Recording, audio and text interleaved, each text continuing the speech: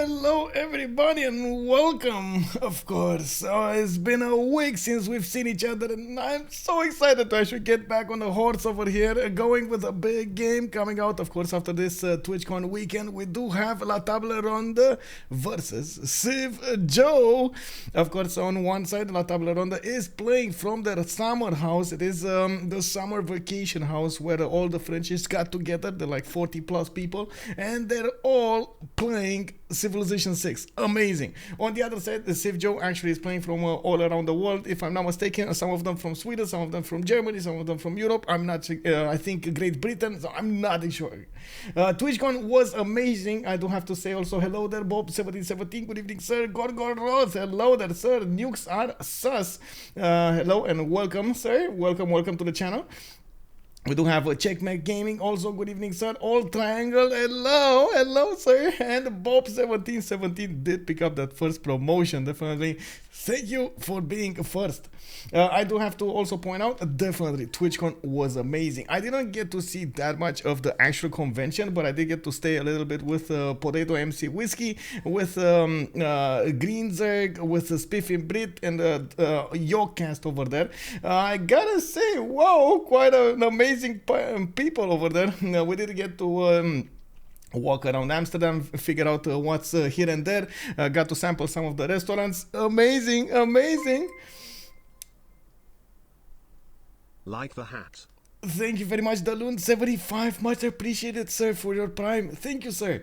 And of course, there were quite a few things at TwitchCon that I'm still gonna talk about them during the stream. I do want to focus a little bit now because we are just entering the pick and ban phase. So as you can see over here on the top right of the screen, we do have them banning the maps.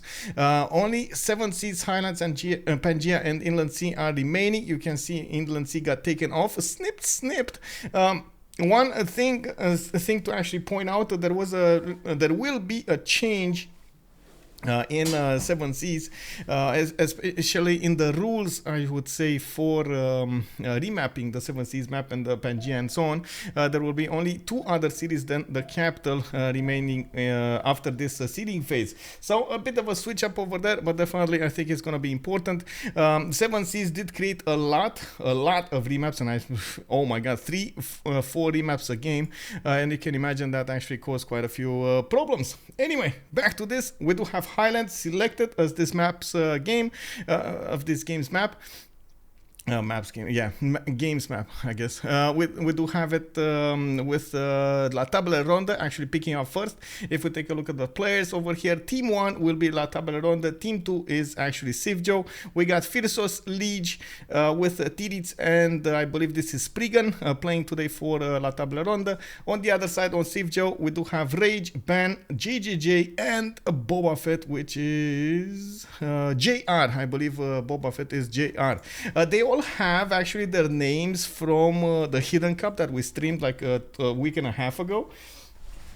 Is it cold in Romania? 35 degrees here, I'm dying. No, it's like I have my air conditioning on almost all of the time actually during the day, and I'm so happy that I actually got the solar power, because during the day when you actually have to put a lot of air conditioning, I don't actually get to pay anything, because the power of the sun brings the light upon us, and so on and so forth, all of that good shit. Hello there, Nuke Sas. Thank you very much for the follow. And also, I do have to point out, this is the reason the why it's so hot. I didn't actually put my Twitch thing on. I only got one of those, how to say, not sweaters. How do you call it? I think it's sweaters. Yeah, I think it's sweaters. Because I definitely liked them during the winter, and I had so many t-shirts that I thought, okay, maybe not with a TwitchCon, I'm gonna get it next time. And well, it's too hot to actually put it on. Hot. We do have a few auto bans, as you can see over here. Maori, Mapuche, Portugal, Babylon are all of them actually auto banned, and the players did go into the ban phase. Starting up strong with Russia and Mali. It does feel like, of course, they are banning civilizations that can go for those victory conditions, Russia being one of the most cultured ones. On the other side, money, a lot of gold, bling bling on the players. And of course, I do believe Canada would be also a targeted pick over here, or a ban, because Lege, man, it's unbelievable how strong Lege has gotten. Also 38 degrees. Wait, are you for real, bro? Did you just say 38 degrees? Oh my god, right now, bro? Or is it, or was it down like during the, because right now is like what, 7? Oh my god. When was the last time Peter was the first band? That's a good question. I'm not sure. But I do believe I've seen it in the first 3, in the last something 3 weeks or a month or something like that. 42 degrees in some place in France. Oh my god. I know I shared the picture with my card saying it's 40 degrees outside. Oh my god, man. Rafifi, bro.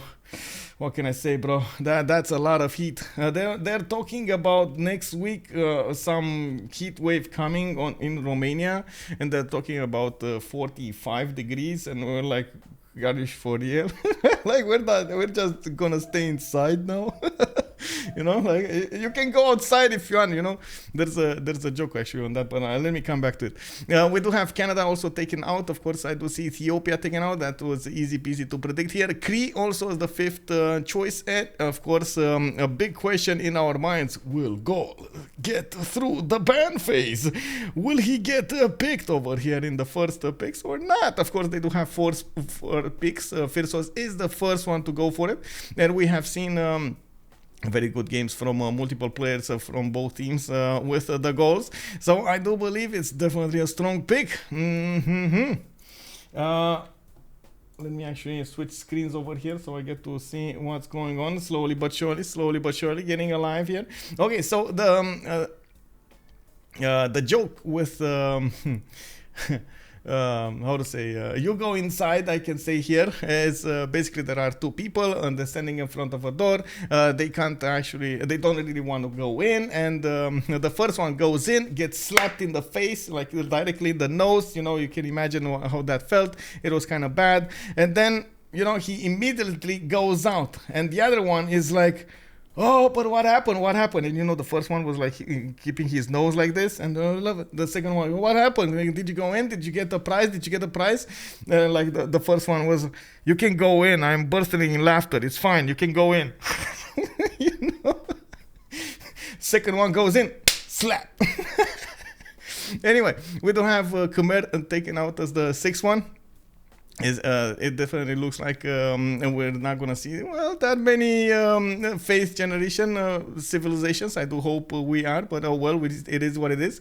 And Biorix did get picked up first, and Phyrsos did realize it is allowed right for the taken here, with Rage going for Philip II and Ben, but better going for Rome, Trajan.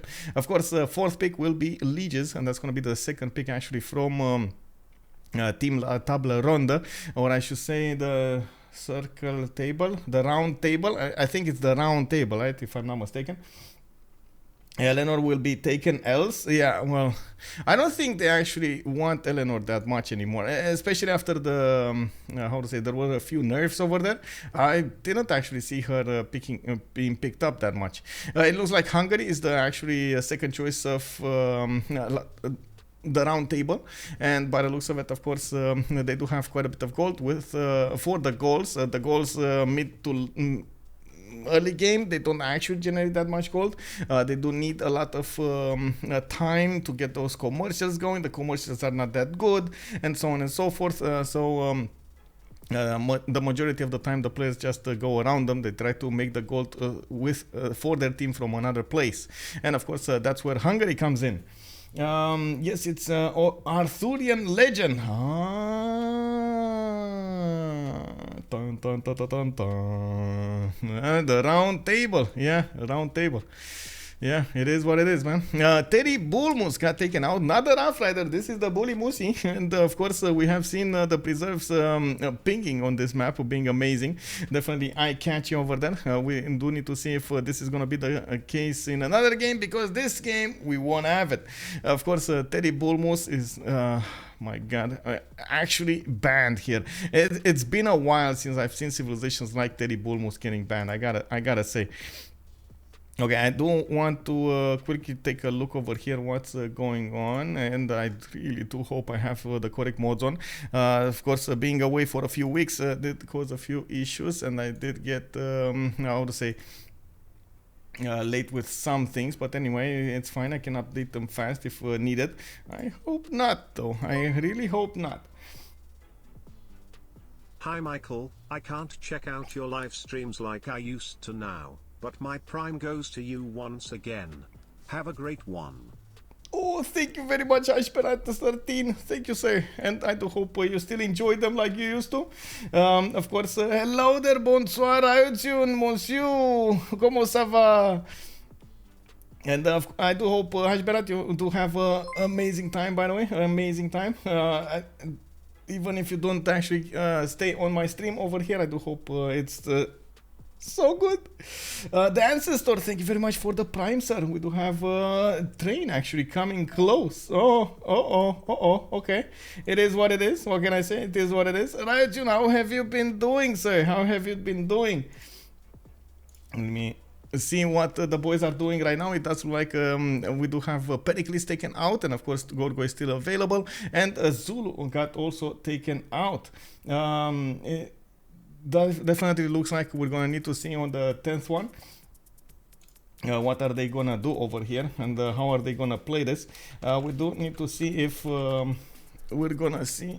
Oh, wait a second. Okay, there we go. We do need to see if they're actually going to take out Gorgo, or if they are going to try to go for something else. I'm trying as much as possible to not, how to say... Oh, man. No, I need to wait. No, I need to wait. I was thinking maybe not wait and say... No, I need to wait. Let's go. Aztec actually got taken out as the 10th choice. Oh my, okay. So this is one of the things I definitely wanted to say. It's most of the time it's something that we've seen in previous versions, switches of course the BBG, the Better Balanced Game, and it is. We got a meta changing right now. We got different bands, we got different choices for the civilizations. Some of them, you know, it's like they rhyme with the other ones. You still see Rome, you still see Gaul, you still see Spain, depending on the map. But it does seem like this these extra bands that we're adding to the games over here in the CPL Premier, they do have quite an interesting effect. Definitely, they do have quite an interesting effect. Definitely want to see how that will go over here.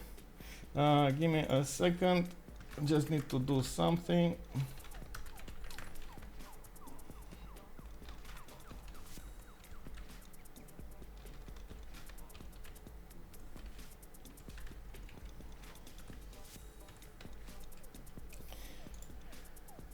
Okay, so now they're going for the picks. Looks like JJJ did figure out Gorgo is left right for the taking. We do have it over there, and it does feel like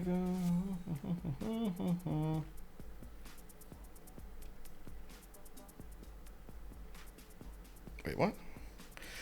We do need to see what Titiits is gonna pick.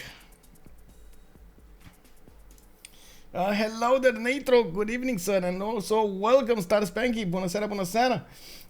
We do have, yes, I am alive. Indeed, I am alive. I'm sorry. I am, what can I say? Bro, I'm alive, bro. I'm alive. Vietnam for the last one. That's a good question. If they're actually going to go Vietnam, I kind of tend to think they don't need that much gold on the second team, so maybe Vietnam would definitely be a good choice. Do think, of course, Titiits going for Eleanor of Aquitaine over here. There might be an interesting, how to say, endeavor for them to go for a lot more towards the culture, but with Canada and Russia banned, oh my god, it is what it is. I'm actually quite curious. We don't see something like Congo. I believe Congo will do quite well even on this map, especially right now with all of those buffs. You don't really need to actually get the first ones, but it will compete so much with Matthias Corvinus on commercials. Oh my god, it's gonna take all of them. Tan House, good evening, sir. The extra bans are good because you don't have to ban the strong saves. You can more easily target, say, all but one of the culture saves and take the last one yourself. Many more options, which is nice. Yes, It kind of looks like it added a very nice and needed, how to say, Choo choo. hey, Bob, thank you very much for the 100 bits. Thank you, sir. We actually have a train going. Woo, choo choo. The extra bands did create a bit more diversity, which is amazing. And of course, we talked about this for quite some time in the organizational part. If we should add more bands, if not, how we should do that, and so on and so forth. So it does look like the auto bands, maybe changing auto bands from season to season, asking the community what they want banned, like a maximum of 4 or 5 civilizations. It might end up very good for the health of the games and so on and so forth. We do have the last pick over here. It is actually going to be Gandhi, and as you can see, we do need to actually open up the lobby so everybody gets to pick their actual civilizations. Now, usually what the players go through is they first of all try to get their civilizations in order, of course, with the higher priority above, and then you do see them switching around a little bit because they do want to put more priority on the special people, the great people, at the same time those wonders and so on and so forth, and the higher you are in the slot, the higher your priority will be. Now it's time to actually see them do just that, and of course we'll probably see also the lobby open up. Please check tournament off. Okay, there we go. Gandhi is back. Yeah, you gotta send the nukes. What can I say? We gotta send the nukes.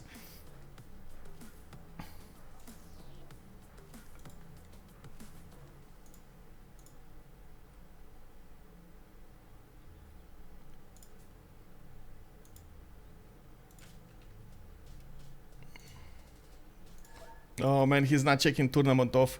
The thing that I'm waiting right now is for him to actually take off the bans and picks, because unfortunately, if they don't do this and they start the game without this, oh my god, this is okay. There we go, he did. There's a extremely high probability of the game having some issues, and the issues are kind of problematic because we need to re-lobby. It's because some players just lose their UI, their user interface. That's what it means, like totally lose it. It's not something like, you know, half lose it. No, it's like everything goes away. It's like poof, you know, and that is, of course, you can imagine, unplayable. You can't really see any kind of information over there. Hey, Horse V Tower, good evening, sir, and welcome. Thank you very much, sir, for the kind words. And of course, I do believe you're gonna have a good time with us today as well on the live stream. Why does no one pick Sweden in teamers? Actually, we do have quite a few Swedens. I'm sorry, I didn't actually answer the first question that you asked, Sarum Yanas. Good evening, sir. And of course, it takes me a little while to actually get back, you know, to my usual self. Multitasking over here as much as possible with the chat, with the game, with everything that's going on, and Discord. Okay, so with that apology out of the way, talking about Sweden over here, Sweden does require a bit of a certain strategy to play, and yes, it's good sometimes in, for example, games like this in Highlands, because you can try to go as much as you can for those diplomatic favor points. You do need a certain build order, you do need the support of your teammates and so on and so forth to actually get everything going, and you also do require most of the time to get certain wonders, like for example Oracle at the beginning. It's very important for Sweden's game. Unfortunately, the players do not think it is that consistent, and at the same time, it kind of requires a bit too much for it to be one of the first 8 picks all of the time, or 10 picks all of the time. So if they have like a certain strategy in mind, or something that they wish to counter another civilization or another player, they will go for Sweden. If not, it's just something out there that is possible, but a bit out of the way. Matt still says TBD. Yo, thank you very much, sir. Thank you, sir. Thank you, sir. Let's put Highlands over here. There we go. Thank you, sir. Good evening, Benjamin Oblique. Hello there. And indeed, Rage did return to the 4v4 scene. And of course, we do love to see him back. Now, let's just into the door. Good evening. And thank you very much for the follow, sir. And welcome. Thanos, thank you very much for that reply. And of course, let's actually take a look over here on the map. Let's start pinging around. So, we do have Boba Fett as the... I think this is Spriggan, if I'm not mistaken. No, this is actually JR. It's going to take a while for me to actually get, all of the things going. So, JR does have possible 2-2 base. He could go actually for the cattle tile over there. And I would assume he's actually going to go for the stone, see what's around him, then actually move to the cattle tile. Very important to get the extra food in your capital city. And of course, you do see that he does have quite a bit of land to go for, to the west, to the southeast, and so on. Actually, he has an enemy over here to the southeast. That's Eleanor. And I do see he has an ally to the west side. That's India. Definitely a big boy over here that can take care of himself. I don't believe actually Eleanor is going to be that big of nuisance for him at the beginning of the game. Maybe mid to late game, that's totally different. But at the beginning, early mid, it's fine. We do have Titiits over here with London. He's going builder first. He does have 2 fish tiles to improve. And I do see he settled on a 2-1 grassland hill. It is what it is. It is what it is. We do have him with quite a few more cities on this lake. Unfortunately, he doesn't actually have a good connection to the southwest, and as you can see over here, he's going to need shipbuilding to actually get across. He still has quite a bit of land to settle inland on the east side, a lot of rivers for his fresh water, and I do see relatively good food from the bananas, from the spices. To the southwest, I did also notice we got Gorgo over here. This is Rage. This is again going to be an enemy of Eleanor, a friend of Rome over here. So they are kind of setting a line. If there's going to be a fourth civilization from CivJoe on the west side, well, it kind of looks like this is going to be a east versus west, but with a line in the middle. And whoa, this is Hungary, boys. This is Dark Vador. Of course, this is actually, wait, this is not, this is Spriggan, Dark Vador. And we do need to see where he is gonna pop out of his I would say land over here to try to go against his enemies. I guess India is going to be his first choice. We do see also the Gauls, Phyrsos. Definitely we do need to see if he's going to have what he needs for those Opidums. And it does look like he does have a few very good ones. I would actually expect him to go on that Niter tile with an Opidum, so he gets the extra 3. Of course, the horse and the 2 stone tiles. He does have one to the southeast for between those iron mines. And I do see a lot of stone to the west side that he could definitely benefit. He's on the marble continent. Oh my god. Oh, very nice, very nice. This is gonna be nice for him, like very nice. Not a lot of marble though, that's actually quite a bad juju, but I guess he does have a lot of stone. It's fine. Duatoka over here does have also a lot of land to develop in. Looks like the freshwater is mostly based southwest, so the east side is going to be a bit tough to go for. Definitely can aqueduct these cities and keep going. Fluffy Dragonfly, good evening. And Polush, hey, bienvenue. Hello there. Good evening, ma'am. We got Salty Capybara. Hello there, hello there. Good evening, and welcome back. We need to see where. Oh, yes, we do need to see more. Wilhelmina. We do. Another safe match indeed. Every time I see orange, I am like Dutch, never Dutch. Wait, Dutch, never Dutch. Oh, I see what you're talking about. About the goal over here. Yeah. Well, it is the ING line over here. What can I say? Okay, so let's go forward and see what's going on. We do have Spain, BamesJong, and by the looks of it, of course, JJJ is James over here. James is gonna get his city on a truffle tile. He does have a fish tile also to get some extra food from, and some bananas. This is not a lot of production, I have to say. This is a bit awkward for him. Of course, he could get some production going from those 1-2 hills, and maybe some production going from his 2-2s, but that's quite far away. He's gonna need to buy the sheep tile to the northeast, and maybe stay on 3 maybe possible. Let's go for 4 possible workable tiles. Not really the ideal scenario you want to be in. Anyway, he's still gonna have a 2-2-3 base. That's quite a bit of gold accumulated. He can settle another one on the ivory tile. He does have a continent split, triple continent split. North America. We got Azania, and we got Congo Kraton to the west side. That is amazing. Pauline in the house. Yes, we do. Hello. Rafifi, let's make the potato great again. One day I want to see Brazil on Highland. Yes, Brazil on Highland, definitely. Hope all my European people are surviving all right. Yeah. Spain also no allies and in the middle of enemies. Wait, is he? So we got to the northeast Japan. Yeah, it does look like it's gonna be a hard time for him. Does he care though? Like with these amazing trade routes, does he actually care that he's not gonna have allies? Now he does have England to the west. Yeah, that's like 4 enemies around him. All around him, it was one to rule them all. The Spanish conquistadors.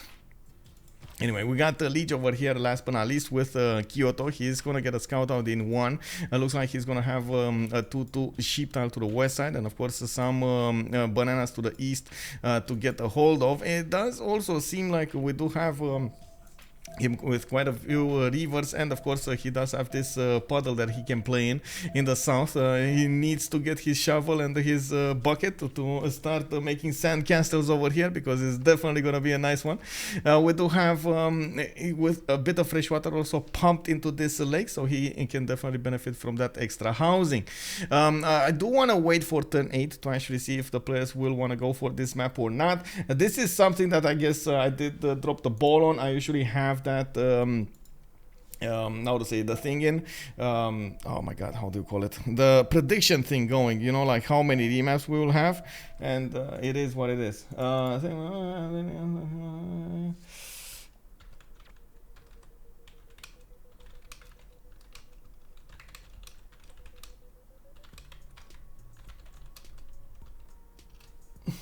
Okay, there we go. Depends on how Spain will defend. That I'm not so certain everybody's going to be incentivized to go against Spain over here if you're talking about Bames. It does seem like it's going to be a bit of a hassle actually to go to the south. Gaul does have a long road. England does have a long road to the east side, and it's all about where Spain is actually going to settle his cities. If he starts settling south for the next one, and I do believe he should actually settle at least one south, maybe on that rice tile, get the food, get the 2-2s going, get of course those double yields in your empire, and then the third one you put it on the ivory tile, you get all of those other treats over there, and of course benefit from two traders that could go and get this one to the south. Well, maybe, what can I say? He's gonna do it differently. Maybe he's gonna go for the ivory first. I guess this is debatable because it's all about the timing of which you actually get your trade out to benefit from everything. Of course, benefiting from the double yields would actually make sense for the south if you do manage to get it right on time. If not, you go for the north. We do have turn 8 right now. We do have also a relic found by Monsieur Boba Fett, and I believe that was that was Rome, right? So he's gonna get, yeah, so you see Rome did settle on the cattle tile, and of course he did manage to get the 3-1 going. He's gonna get in 3 turns another one of these settlers, and it does seem like we do have quite a few droughts here over the map. I saw at least 2 of them. Oh my god, no, this is Abu. This is the big Abu. Habub, I should say. I missed that. It's Habub. The big Habub. Habub, when you see Habub. Anyway, the isle below Japan has no continent. Wait, is there? Oh, yeah, because it's a terraformed island. That's why. Yeah, I'm sorry. It's a terraformed island. The less remaps, the more I can watch before sleep. Pizza Lord, good evening, sir. And indeed, the less remaps, the more fun. What can I say? And the Nays have it. Highlands wins again. We do have, of course, one map to rule them all. I do want to say good luck, have fun over here in the world tracker. We do have another one of those relics. Not sure where it did pop on, but I guess we can take a look at really quickly at the yields tab and see who actually has 4. Oh, it is Eleanor who has extra 4 faith a turn, and of course he is definitely gonna want to eyeball that God of the Sea over here for the extra production. It does have a few resources. These tiles will be amazing. The 4-3-1s, of course, you can imagine these are gonna be quite good. Okay, so now that we have the map, we got 3 things to go for. First of all, we need to go through all of the spawns, see their strategic resources, see how they actually use their first turns, how and what they're maximizing on. On the other side, we need to put the team names on the screen over here, so you guys get to know exactly who is who. On the left side, we do have CivJoe, and of course popping up right now. And on the right side, we do have La Table Ronde, which I believe it literally translates into the round table. And I know it is a mouthful, but it is what it is, and it just popped in. Prediction for the win. Indeed, I do hope actually you guys are gonna, you know, abstain yourself until we actually get to know exactly who will do what and so on and so forth. You know, that's why I put it 30 minutes, so you actually get to know what's going on. That was actually the next thing, the third thing that I wanted to point out. So let's see, La Table Ronde, CivJoe, I guess 30 minutes, start production.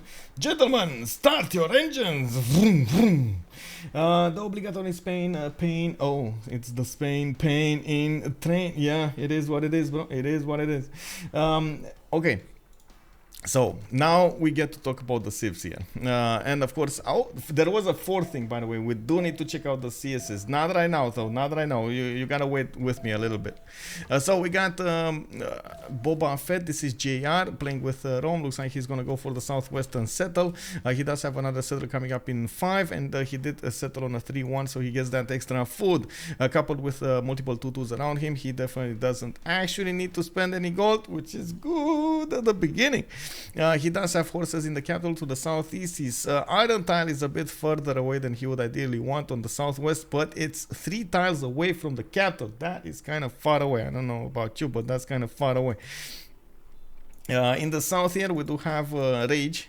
He's gonna go for, oh my god, he's gonna go for the spice settles over here. Like, I'm thinking right now, is he going actually on the spice, or is he gonna settle next to the spice? It kind of feels like he's gonna settle next to the spice on the 2-2, but man, I would have been triggered, or I would have definitely been, you know, split in half. My mind would be like, settle the spice, and the little voice on my left side would have been, no, get it improved, get the extra 2 gold, bro. You know, it's like the how to say, being comfortable with being greedy. That's what's happening over here. How do you split this up? Being comfortable or being greedy? Did Relic get Relic 12 faith? Yes, he did get a relic. Yes, he did get a relic. We do have 4 turns for another settler coming up from Sparta. Did also settle on something with extra food. That's a honey tile, and I do see him benefiting from an iron tile to the southeast. No horses though. I see there's a clear lack of horses in his first tiles over here, in his first 3 rings. He would need to actually settle the south or go non-freshwater to the east side to actually get one of these horses going.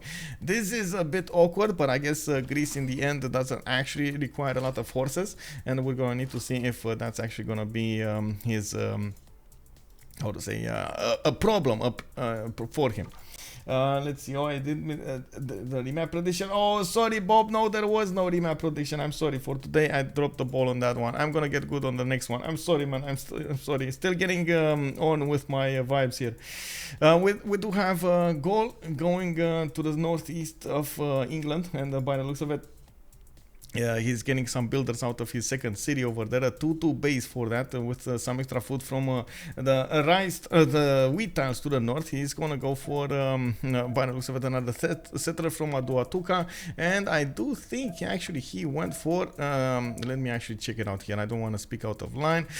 No, he didn't. He's going directly bronze, so he definitely wants to upgrade and, of course, see where his iron is and so on and so forth. He wants those oppidums going, and I'm actually quite surprised. Maybe somebody's gonna tell him. I think somebody's gonna tell him about this horse style. This is what separates him from having an awesome oppidum here. Maybe he's gonna put it on the 2-1 or maybe on the Niter. I think the Niter is better.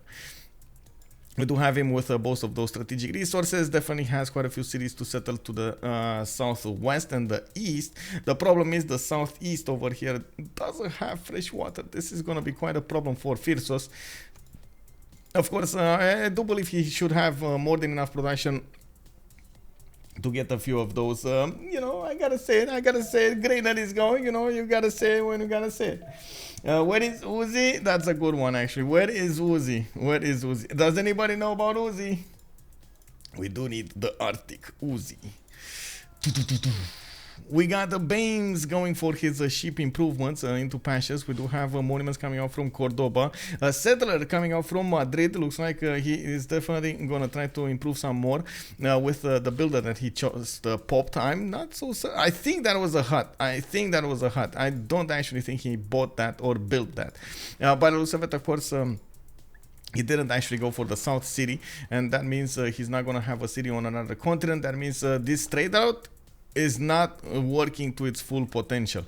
Unfortunately, it would have been different to place it here, but oh well, it is what it is. Maybe we're gonna see the next settler coming up over there in 2 turns, and we're gonna need to see the next trader being sent, or at least the next trade route being sent. Anyway, we do have quite a few tiles that need to be improved in here in Madrid. As you can see, unfortunately, he doesn't have the builder going the correct way. He has 4 population with only 1 and a 2 and a 3 and a 4 tiles to work. That's not something ideal that you want to see happening with your city. You want all of your tiles to be amazing. You want to get as much return on investment as possible from that population growth. Oh well, it is what it is. We do have an iron tile to the northeast of Madrid, 3 tiles away. Horses are again missing from the map, which is kind of a bummer. There are quite a few impactful things because of horses lacking, but not on Highland. I wouldn't actually say Highlands is that impacted from the lack of horses, just because who's gonna rush on Highlands? Like, it's gonna take you 10 turns to get to your nearest enemy. Really? I mean, that's in the best case scenario. Maybe it's on average like 15 turns or something like that. Nobody wants to handle that. Like, by the time you get there, they're just, dead. Or out of technology. Flying Kumquat, good evening, sir, and welcome. Hello. We do have also Japan over here already with his holy site opening coming up from Lege. Of course, definitely liking that faith game. We do have Fukuoka settled on a 2-3-1 on an ivory tile, and he's getting those monuments now. I'm actually quite curious, what is he going to go for a prophet here? What is he going to go for a religion? He is the only one in the game that is generating a religion. And yeah, that's what I wanted to see. Is India not going to get one? He is, but he's not rushing it. Okay. We got Kyoto with a horse tile already accumulating in his territory. We do see the horse resources right underneath this holy site. And there is an iron tile to the southwest as well for that strategic resource. We do need to see on the east, okay, Hungary coming up with Dark Vador. Geothermal between him and his second city. That's going to be very nice, allowing him to actually get good campus going, or maybe some kind of setup over here with his government plaza, with his other districts, even though I do believe he actually settled his cities in a way that he can't actually make the most out of his bonuses. Buddha is settled nice, Pex not so nice. He does have that Pearl of the Danube bonus that works on districts on the other side of the river, like directly on the other side of the river, and you see Buddha can do 2 of them while Pex can only do 1 of them. I guess the extra food over there did make up for the lack of the bonus. Now, we do have him with horses also to the west side of Buddha. At the moment, they're not worked. He is trying to get a settler to the east side. And I do see Ben is trying to get there with some scouts to see what's going on. At the moment, the 2 scouts did meet each other. I do see, yeah, there we go. They do know about each other. And the Slinger is actually quite a weak unit on the defense. it can be triple tapped sometimes by the scouts. You have to be very careful with your slingers. Of course, one scout can actually even give his health away to take out the slinger. Anyway, that's gonna be an issue. He does have both strategic resources. He is actually quite close to India. This is gonna be one of the battles that we're gonna see during the game. I do believe them being so close to each other is definitely gonna create some hotspots, or I should say some sparks flying, and we're gonna need to see how Dark Vador is gonna deal with Ben over here. Ben on this side, he did manage to put his holy sites into production, getting his monuments out from the second city. His second city is settled on a T-tile, so he's generating some extra science from it. Not a lot, you know, just a tiny bit. He does have a spy style in the capital city, allowing him to grow quite fast, already with his third city out, and it doesn't look like he actually wants to prioritize getting the prophet that badly. We do have actually a bit of accumulation of relics here. Oh my god, this would have been amazing Congo game, by the way. Let me take a look over here on the, where is it, Ilstab. We do have Japan 9 faith a turn, and he just got a relic, I believe. Wait, did he? Oh, they're starting to trade the relics. That's why I was curious what's happening over here. So Rage has the relic, and I believe there was another relic. Like, didn't they get 2 relics? I know I saw 2 relics. Anyway, we'll see what that comes out with. Oh, there we go. Phyrsos has the relic. There we go. Okay, so Phyrsos had the relic. On India, I do see him benefiting from Nirental to the northeast. Horses are going to be in his third ring. Again, a bit of a problem, but it is what it is. We do have also him trying to get some pillages, maybe some scouting done on the Hungarian borders. There is a weak builder sitting just outside of the city, but it might be a bit too far away for that scout. I'm pretty sure it's too far away for the scout, just because of this march tile. The march tile actually, as you can see over here, is blocking that movement. It takes 2 movement out of you, so basically leaves you without breath. We do have Ben trying to delay the settle of Hungary for a little while. I think he can definitely do it for 1 turn. That's the most that he can get it out with. But it's fine. 1 extra turn is going to be fine anyway. I don't think it's even 1 turn. I think this scout will die next turn. Like, he needs to get out of... He has a promotion. Okay, he has a promotion. Maybe he can actually get the promotion through. We'll see. Okay, let's keep on watching the battle over here, and I do want to take a look at the city states and then come back to the chat. Hungary a lot more often lately, quite cool. It can be a very interesting gameplay. Definitely a chaos generator over here on the map. We like that. Hungary will bring a lot of genes, will all his Levi Strauss. Yeah, indeed. Okay, so it looks like Ben didn't want to take the chance of losing his scout. He just moved out, and of course he's gonna allow Hungary to settle where his scout was. In the meantime, he does need to get out of there, so he can make the most out of these scouts, maybe figure out what's going on in Japanese land. We do also need to take a look back on all of the players for their pantheons, but first I do want to take a look at the city states. Taruga with Bologna, we do have them with scientific bonuses. It does look like Candy with Vatican City and Armagh will be the ones for religious benefits.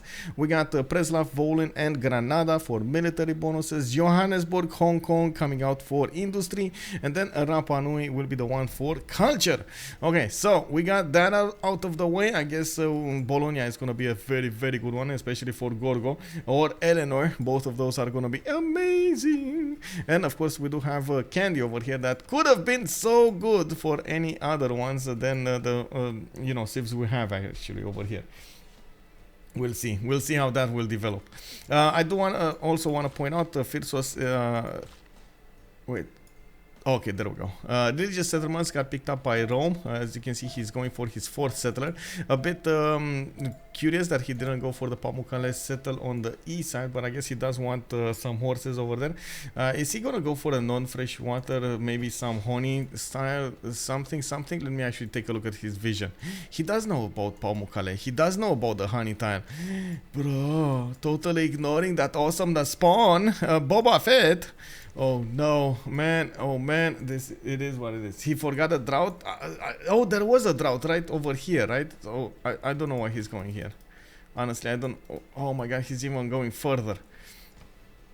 Anyway, it is what it is. I guess it was the closest city that he could settle. 1, 2, 3, 4, 5 turns. While of course settling Pamukkale would have been actually 1 and a 2 and a 3 and a 4 and a 5 and a 6. So. It was 1 turn later, but Pamukkale, but the honey tile, but all of those bonuses. Oh my God, man. Oh, okay. I guess I'm gonna go crazy during the game when I will keep thinking of how good Pamukkale was. Anyway, we got the Lady of the Reeds and Marshes coming off from Rage. She's gonna get the extra production from those floodable terrain tiles, and you can see Athens, Sparta are all very good cities over here. We do have settlers coming off from Phyrsos. We do have Sparta going with Magnus for those internals, and another settler coming off from there. Looking at Eleanor, did go God of the Sea as predicted. Very nice 431 fish tiles going for his Royal Navy dockyard, so he gets some more bling bling. And of course, I do see him getting closer and closer to Rome. This might bring some sparks to the game here. Definitely. We're just waiting for them. We're waiting. Taking a look at the goals, we do have him with stone circles. Of course, a lot of stone tiles that could be improved. Didn't actually put his opinion. Oh, there we go. He knew about the horse. Oh man, no. He just put 2 of those opidons. Wham, bam. And now he's gonna get a lot of production when those will finish. You do see the builders are also moving around to actually improve some of his mines. He's getting those extra culture points. And oh wait, oh no, he actually, well, I guess this is a +5 anyway, but why would you give that to, oh, whatever. It is what it is. It is what it is.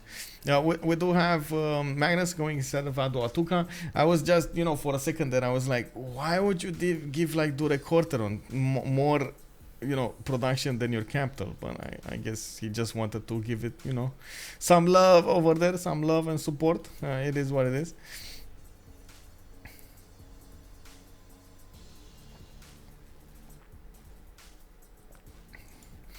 On Spain, we do have City Patrian Goddess, as Spain is trying to get his 4th and 5th settler out. No holy sites yet. And I gotta point out, actually, Spain over here will have an amazing time against Japan if he figures out, first of all, Japan is near him, and second of all, that he needs to get a religion. Like, having that extra +5 against your opponent because they're of another religion, it's so good, bro. Oh my God, it's so amazing. And then you do have to take care of all of your other bonuses, getting missionaries on the same, radius and your units, near the conquistadors, I would say. And then you do maybe get crusade or defender. Like, oh my God, all of those bonuses can actually matter so much when you're going on the offensive over here. And of course, Japan going for religion would actually be quite a godsend for BamesJong over here. I'm actually quite curious. Why is he calling himself? Wasn't that JJJ? I know I went into the chat and it was JJJ. So I guess they're just making fun of the name. Okay, I get it. Let's take a look at Japan. Japan went for River Goddess as a pantheon. He got, all of his holy sites. I didn't see this river. All of his holy sites on the rivers. He's getting that extra amenity and, of course, the extra, I would say, faith coming up from the shrines, adjacency next to the river. We do have some extra housing also, which is good. Going for the 4th settler to the north, didn't look like he rushed it that badly. Of course, India is actually trying to get some projects in, and I do see him realizing that he's not going to get the first profit. Japan is just going to passively get it, so he stopped doing it. We do have on Hungary. He's going he went for fertility threats as a pantheon. He got a free builder and some extra food from these rice tiles. Of course, I do see him going for more builders and trying as much as possible to deal with the scouts that India is sending against him. There's opening with campuses here. Of course, he does have a +2 next to his capital city. He does have one next to PEX, and we are expecting what Egypt is gonna do. Usually, it's Hungarian style is, of course, to go for campuses plus commercials over here. You do want to get them as soon as possible, and that's exactly what Vador is doing here with 2 tons for currency, 1 ton for state workforce. Population will be important. How high it will be? Of course, he does need the 7th in the city that he's gonna put a government plaza from, and we do need to see how fast that will be. Japan is role-playing Khmer. Yeah. Japan is definitely role-playing Khmer over here. Definitely want to check that out. Oh, by the way, guys, I need to share this. They gave me this. We spent... okay, so now that we went through... I have one more, I'm sorry. One more. Sacred Path on India. Sacred Path on India. I'm going to keep the screen here. Can you imagine I spent 1 hour to stay in line to actually get this? So before you actually get to the TwitchCon, there's like entrance to the conference, and there was a big tent set up in the middle, and it had lines for each and every one of us, right? You had like community, you got like accessibility, you had like partner, you had affiliates, you had representatives, and so on and so forth, and not even the tickets though. So the tickets were sold out way before. You didn't get a ticket, you just needed to get there and prove that you are who you say you are, you know. Man, I haven't seen this long of a crowd, as in a line spanning around like multiple times around the building.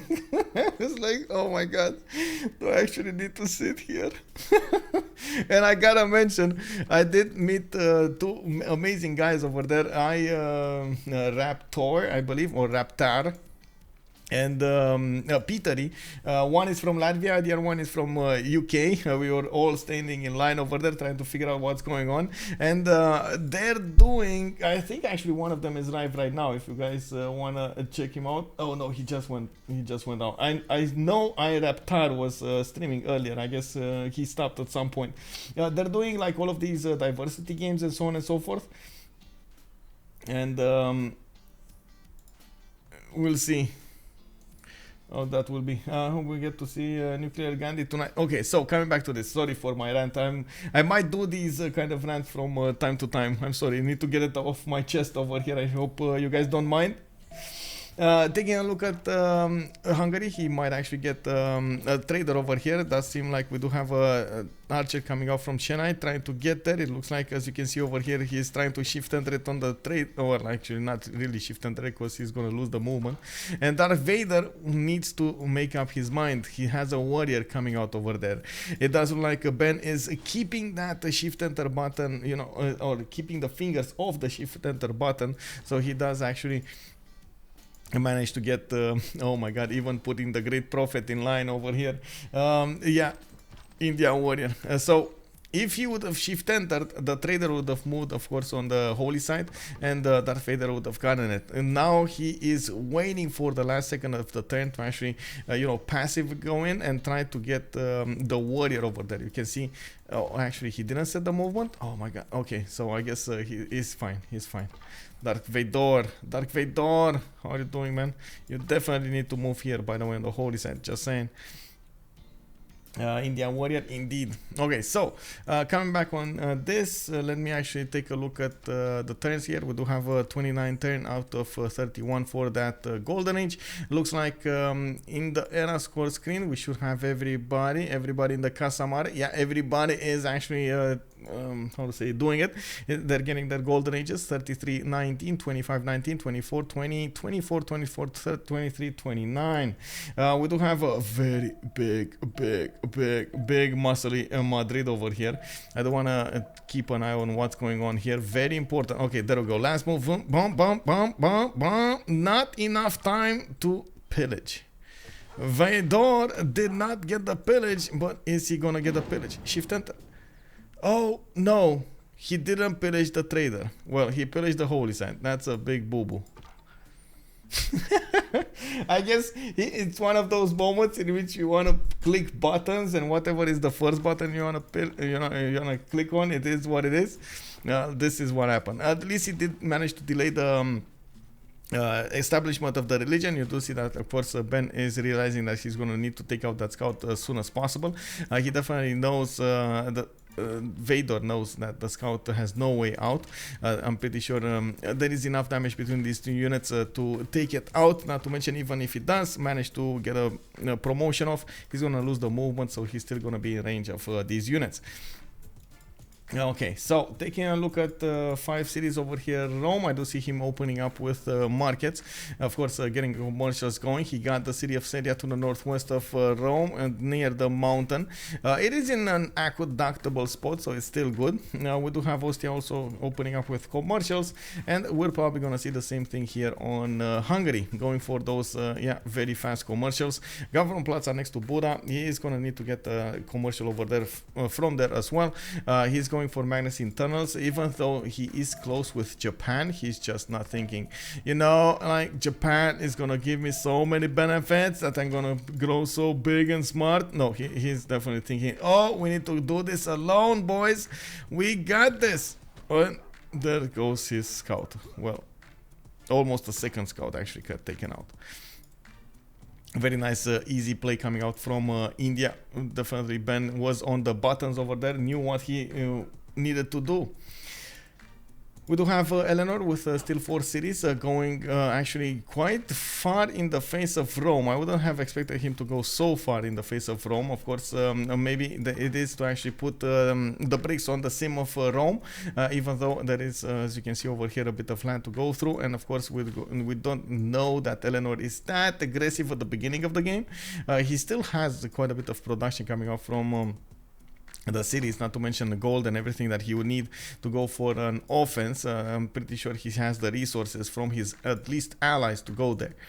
We do have the new age started, and we're going to need to check out their bonuses. We do have Rome here for Pen, Brush and Voice Golden Age, and I do want to keep the eel stab over here in focus, so we do need to see who's running in front. Of course, on one side we do have Rome with 11 and 22. On the other side we do have the biggest. It is actually Matthias Corvinus with 14 and 15. Not much of anything else. We do have Spain also 11 and 12. Did go for Pen, Brush and Voice. So those 5 cities are awesome, and he is getting pillaged over here. Oh no, no respect from Japan, trying to get in and pillage as much as possible. He did stop the government plaza from getting the building. And of course, in the meantime, Bong over here is just gonna shrug it off. He's gonna get a lighthouse. And of course, with that, he's gonna get more of those trade routes. Now we do have him going for. Oh, actually, is he gonna go for the trader to Seville? He needs to. Oh my God, he got Magnus in. No, bro. Aloha fight, thank you very much for the follow, sir. Thank you, sir. I do want to double check, was there a change in Spain that makes it double his yields all over the time, or is it just something that I'm missing over here? Why is he totally ignoring the Spanish double bonus? Major change, civilizations: Congo, France, Colombia, Dutch, Eleanor, Inca, Nubia, Portugal, Spain. Remove bonus production towards harbor buildings. So everything else is still there.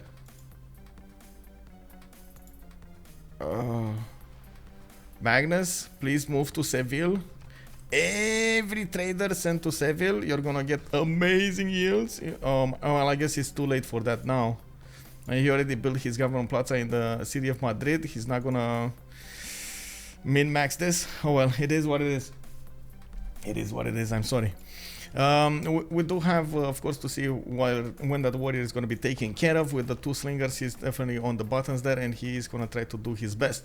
We do have Ben with Gandhi still on 3 cities. He went for his MRD religion. Well, maybe he wanted to say MDR, I don't know. We do have choral music with itinerant preachers and lay ministry coming up from him. Of course, since he is India, he's going to get an extra belief here. And he went for the greedy one, for more faith, more culture coming up from those districts. Of course, getting the shrines out will give him an important amount of culture. He's already on 9 science with 21 culture, starting up with moksha. We do see him trying to get his settlers out, and I do see him already on 47 faith attempt. That is an important amount of faith being generated over here by India 3 cities. We do have also Gorgo, pen, brush and voice golden age, and by the looks of it, Gorgo is gonna need to make up his mind. Is he actually gonna try to help out Rome over here, or what's gonna be the deal? He does have an ally to the northwest in the form of India, and of course his opponent in the form of England to the east side. There is a possibility for him to go through the south with some horses towards Manchester, towards Sheffield. That's gonna be a nice and easy tactic to disrupt over here England from what he's doing in the north. On this side, he did start off with his acropolises, putting quite a few of them on the land, and I do see him going for his government plaza from the capital city, with Governor Magnus established, Lady of the Reeds and Marshes as a pantheon, and as you can see over here, his pen, brush and voice is going to give him quite a few bonuses. 9 science, 19 culture. On Japan, we do have Monumentality Golden Age. Of course, actually, I don't think I actually mentioned on Gandhi, but he did go Monumentality. That's why I mentioned the 43 faith attempt, because he was generating a decent amount of faith for this Monumentality here. We do have another religion over here from Japan. He went for feed the world with a pilgrimage, so he definitely wants taller cities with more food and more housing, and not to mention pilgrimage with the +2 faith following his religion. He's gonna need as much of it as possible. I do also want to point out there was a change in audience chamber. It doesn't give you 3 food now, it only gives you 2 food now, so it's very important actually to the balance of the game and how much your cities grow. Of course, I do also notice Japan is trying to get more of these holy sites going for his theater squares at the beginning, not anything else. And by the looks of it, they might actually try to feed Eleanor into getting stronger and stronger and harder and bigger. Of course, Lege in the meantime definitely needs to grow bigger himself. He's going for audience chamber from the city of Kyoto and upgrading quite a few times in his empire. Is he gonna manage to stay away from fights here? Like I was saying, it is a bit of a danger for him that Spain is to his southwest, especially if Spain gets really good stats, and this is, I would say, ideal situation for Spain here. Like, you want to get the continent split, first of all, and second of all, you want to get a target with a religion on it, so somehow there's everything over here. Japan is just ticking those boxes. We do have Hungary coming up with those commercial hubs. Of course, pen, brush and voice golden is coming up for him. He did go for the extra culture, extra gold from each of these districts with 22 science, 15 science and 18 culture, 10 gold in the bank right now with 7 per turn. As you can see, he is trying to get more settlers out and expand as soon as he possibly can.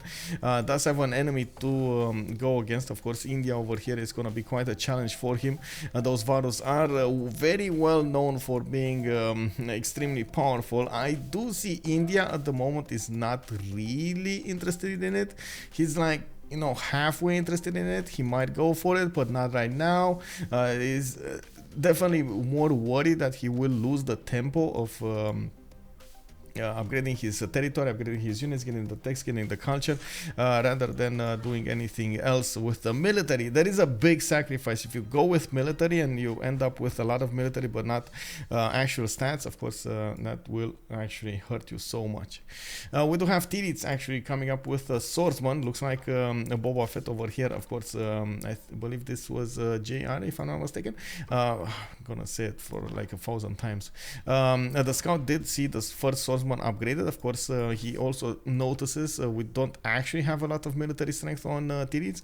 We just have like 91 altogether, so I'm pretty sure he knows like, oh, that's just, you know, a few scouts over there, a few swordsmen, and maybe an archer, and that's about it. Rome is over here. We got 5 cities. Rome starting to get horses out, and of course, if we do start to see him getting a builder and chopping those horses, we're gonna be, yeehaw, brother. Let's go. Of course, Titiits is with a with a free inquiry, golden age, 26 science, and 19 culture. Definitely is chugging along. Harder with the science. We do need to see how is he gonna use that science, and of course how is he gonna try to get all of the other stats. With Magnus established in the first city of London, we do have Newcastle upon Tyne with Governor Moksha establishing in well, actually already established. Getting a theater square for that much needed culture is gonna be the way to go. Actually getting a third one. I'm actually surprised. A very interesting use, by the way, of and of course, this is probably the meta now on Eleanor. You do start off with those Royal Navy dockyards. You do get science coming up from free inquiry, and then bam, you get like a few theater squares here and there for the extra culture and the books that you need, the extra books that you need.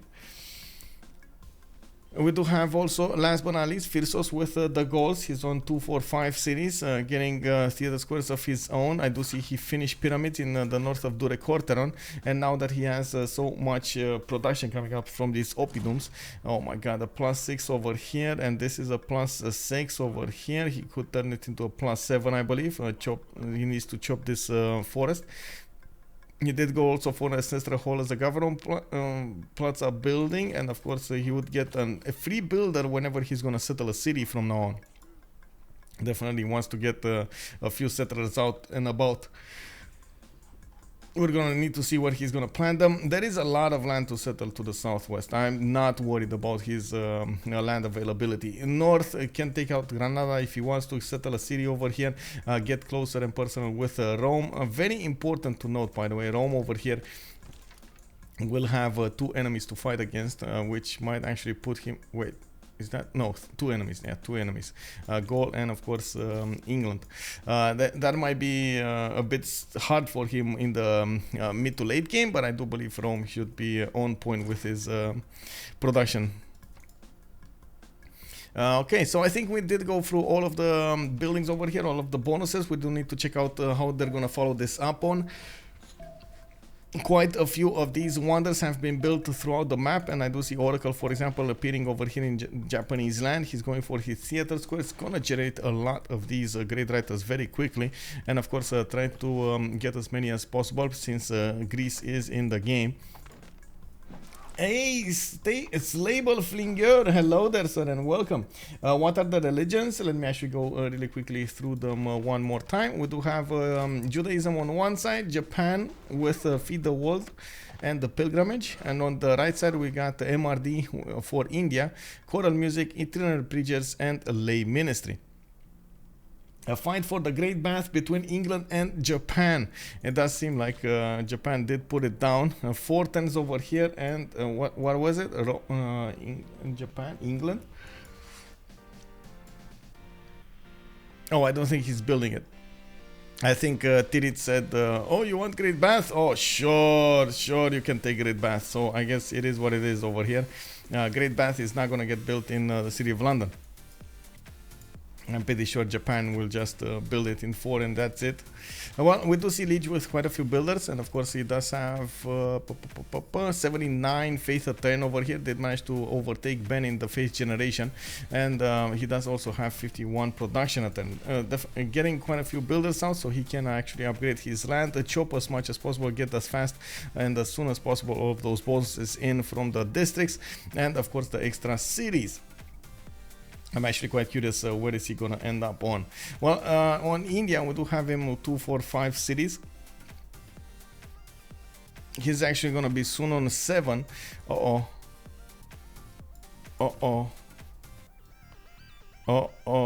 Hungary. Oh my god.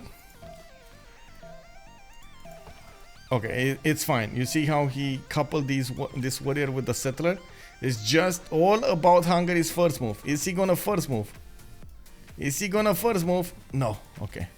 Not fast enough, bro. Not fast enough, bro. It is what it is. Darth Vader had his chance. It wasn't meant to be. Japan didn't actually build it, but please, you have to let it.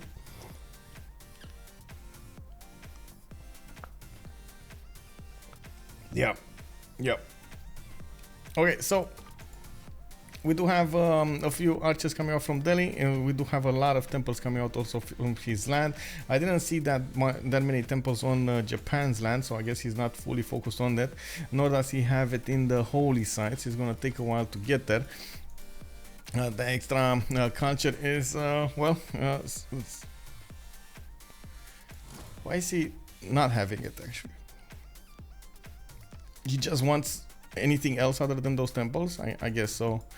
No extra food for him, because I do see Ben is 12 science and 23 culture, definitely lower than 14 and 32 of Lege, 32 culture of course. And since Hojo is in monumentality golden age, I'm wondering, oh, that's a lot of culture. Those theater square must be amazing. And of course we do have a +5 over here, another +2 over here, and I do believe we do have another +2 over here next to Okayama.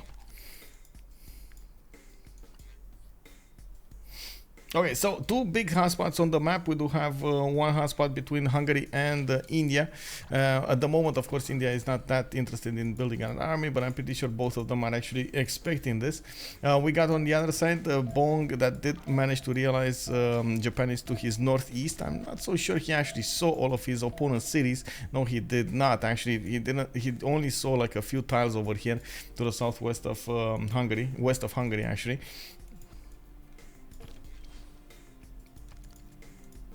Not really enough. He is trying to build hanging gardens from Cordoba, and I do see he put one of those campuses between Madrid, and of course he's going to get all of the adjacency in the other cities as well, in the other districts as well. We do have a horseman coming out from Valencia. Maybe he is out to take Bologna.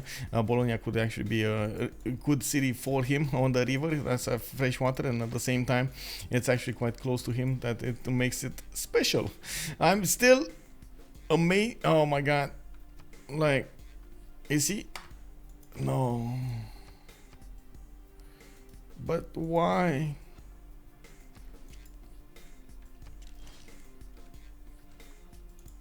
Okay, I need to ask the chat here.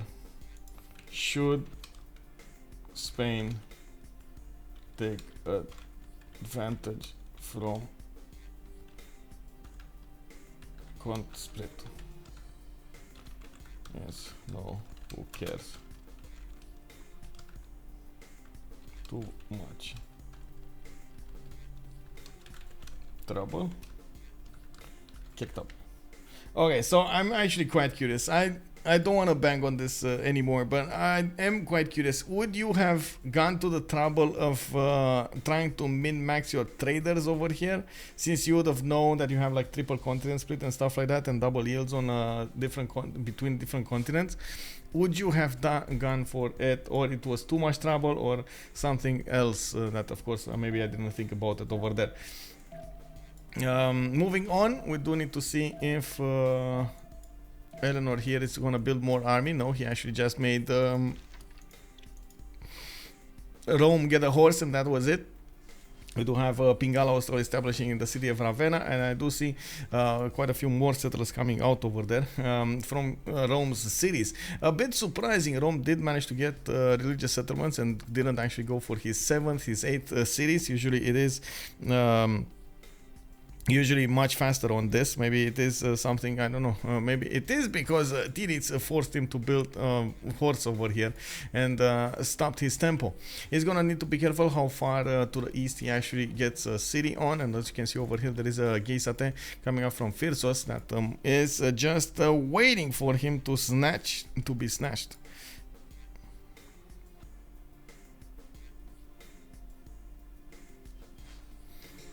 Whoa. Okay. Why choose Spain if you're not going? Yeah. What he said. I'm with him. The Lune 75, man. Yeah.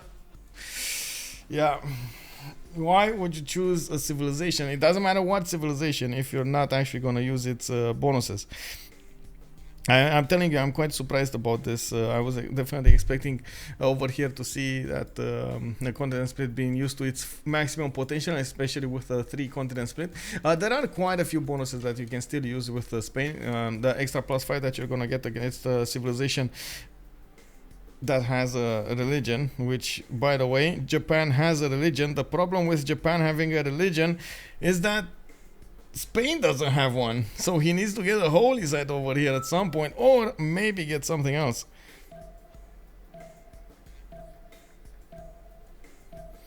Like Stonehenge. Okay, give me a second. I do want to check this out. Okay.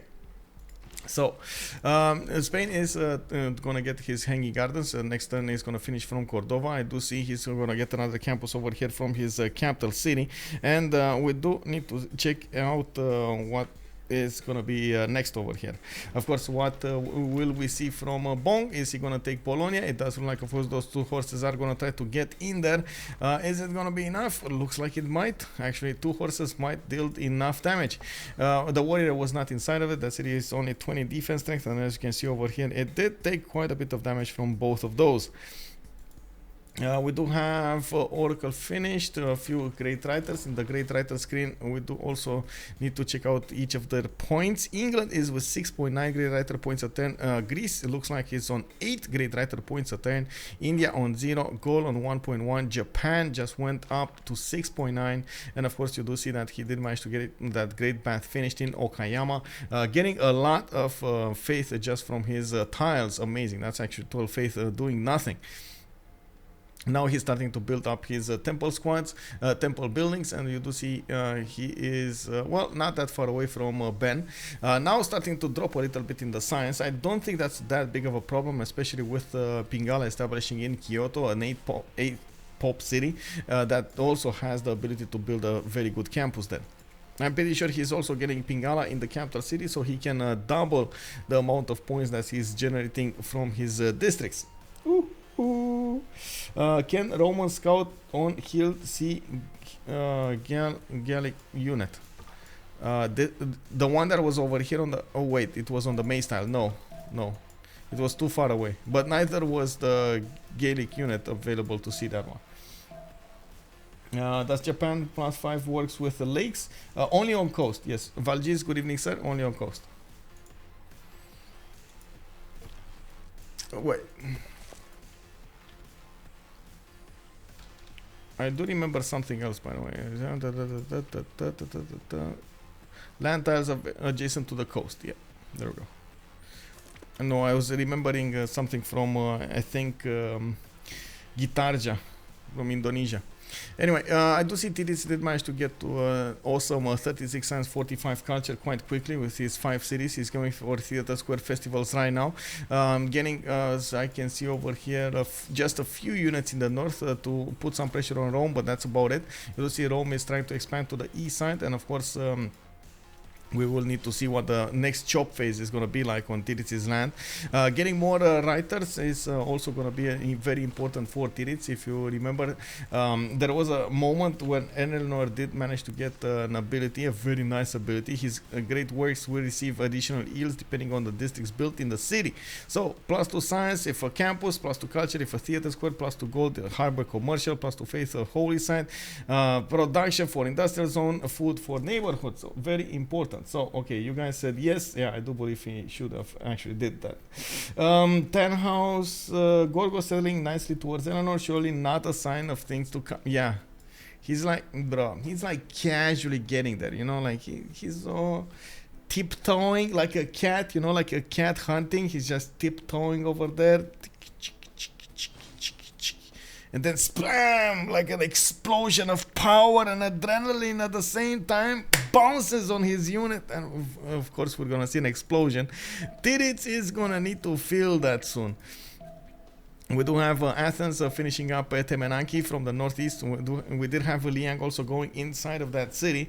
You do see those 241 tiles, amazing tiles to work, amazing. amazing. And of course, now with the new and improved, what is it? Extra farm, extra production on the farms that you get from not the granaries, the other one, the mills. That's gonna be amazing city, by the way, amazing. We do have quite a rush for those early grade writers. They do want to go through as many of them as possible. And of course, you do see that England did manage to get 19 points right now. He just finished a project. He doesn't have another one, but I guess those are all of the grade writers. I think he's going to take the last one. If I'm not mistaken, there were already 4 of them got. 1, 2, 3, 4. Yeah. 4 of them got them, so that's going to be the last one. We do also see in the engineer screen, we do have the goal going for some engineer points. It's going to be quite important for him to go through these fast. First of all, he's going to get wonder. Second of all, he's going to get the extra district slot, which again it's very important for the goals. He definitely needs every district slot that he can get his hands on. I actually got Isodor of Miletus could try to build Padana much faster. From what I can see, he might actually try to do just that.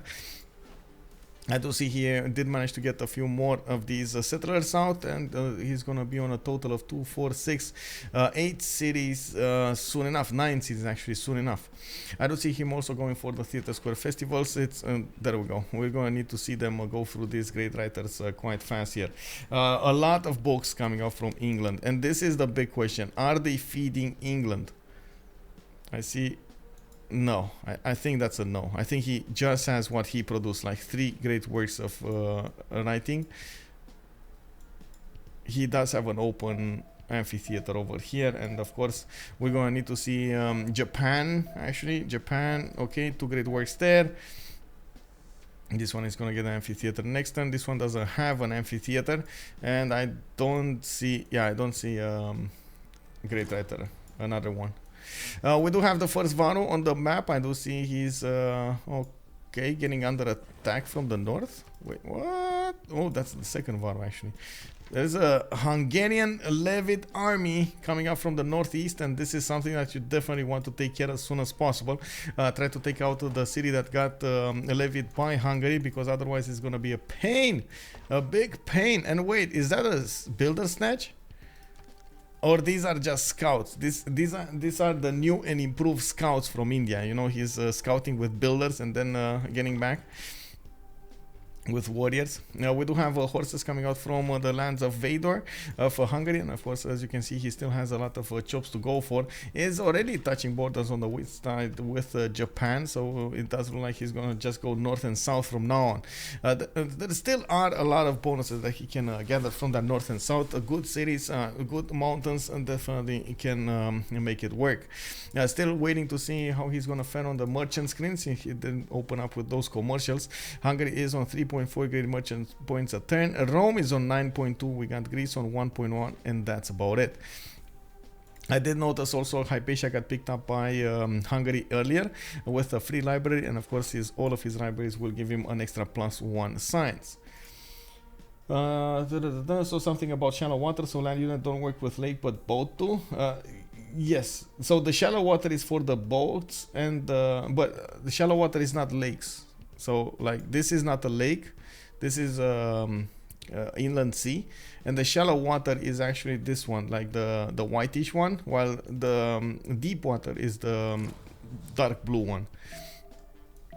This again, not a lake. This is not a lake. Inland sea. This is a lake. This is a lake. You see, lake. It actually says lake. No, this doesn't work. The Crusade on Hungary. Oh yeah, Crusade on Hungary would be strong. You do see that he's starting to get converted over here. Of course, Governor Moksha was a bit far away from the beginning. I'm actually quite surprised we don't see India trying to get the Crusade ability on him. He went a bit too greedy over here. I guess he didn't count on Hungary being that greedy as well, going in his face. We do have Stonehenge coming up in 2 turns, and of course we're gonna need to see what's that. My face is a lake. I'm melting. Oh no, I'm mad that you left us here with no save. Bro, I'm sorry. I know it's been a week since I've actually streamed, and of course you can imagine I would have loved to stream some. I got actually quite conflicted over there, because I wanted to take part more of the event, but at the same time I wanted to meet people that I got to work with, people that I got to talk with online for so long. So doing both, you can't really do both of those things well, right? You need to do either one or the other.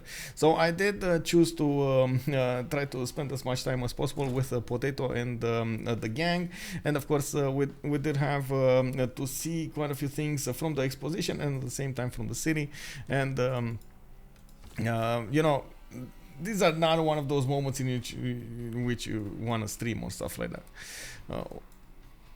There were quite a few people at the event that their whole purpose was to stream the event. And I gotta say, I have nothing against that. Like, it feels amazing, by the way, to see people with all of their setups, with just the phones and the tabs for the chats and so on and so forth, that are going all around places and explaining to their chat what is going on, what's there, and so on and so forth.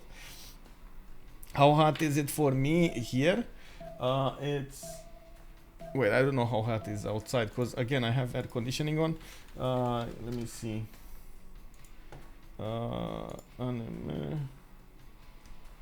Right now it's 21 degrees, but it's how to say, it's 22:43 in the evening. So I guess, you know, yeah, it's 22:43 and it's 21 degrees. But I think that's just the thermometer. I think it's a bit higher. As in, that's the official one. I think it should be around 25 actually. Anyway, it doesn't matter. Yeah, we do have India trying to, of course, to take care of the Hungarian armies. As you can see, unfortunately, he can't really do anything about them. That swordsman did get the fortify ability and the +3 combat strength from the Raven trait from Hungary, and we do see that Boba Fett is also bringing Ciri from the east side, trying to get closer to Volan. We do have Rome needing to build a bigger army to the southeast. Of course, England might actually be on the target, since we do have him trying to get a few more campuses going. He did get his economy quite good, and in the meantime, as you can see, he's trying to get that science up. 26 science, 50 culture return, 31 gold, 108 production.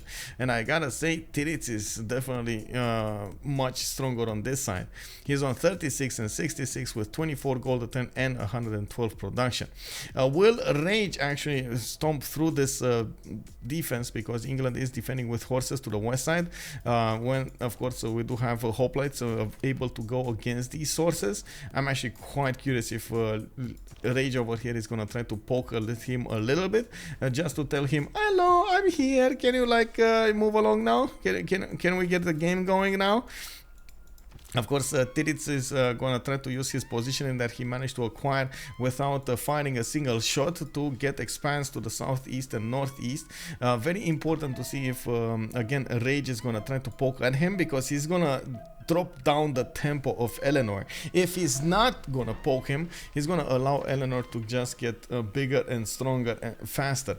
This is definitely gonna be a problem for both Rome and Greece at the same time in the next part of the game. You do see that there aren't that many settlers coming up from Rage.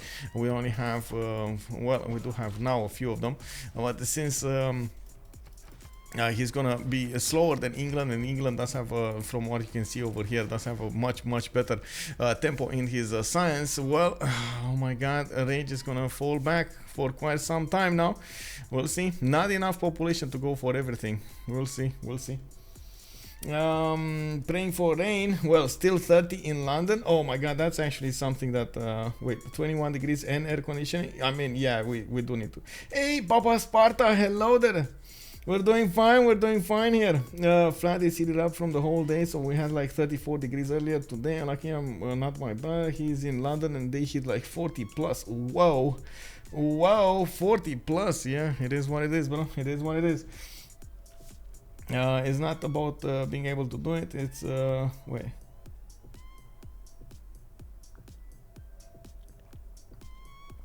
wait, bro. Why are you throwing that at me?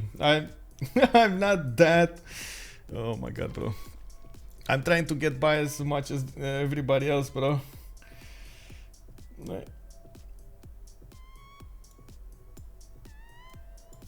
the thing is, without air conditioning, it's not livable.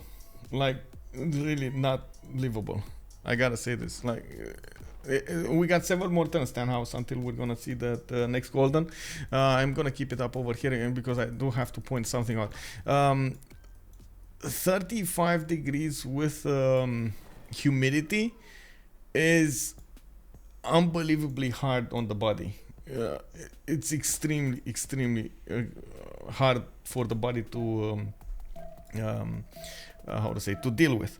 If you don't have that much humidity, maybe you have some how to say, winds and so on and so gas, that will help you out.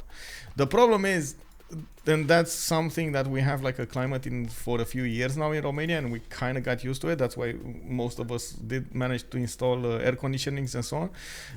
And energy wasn't the problem until this year and last year. It was like the price on energy was, well, almost non-existent, I would actually have to say. It was heavily subsidized. So we didn't have a problem with that. But now, oh my God, everybody's struggling. Like, whew. Oh man. Anyway, coming back to this, I do have to say we are just a few turns away from getting that era changed into the medieval one. We got 6 more turns. Looks like Rome is going to have a hard time getting there, and he's going to try to get Temple of Artemis in Setia. He's getting a few more of these markets and libraries. Maybe they are going to try to pressure Volan.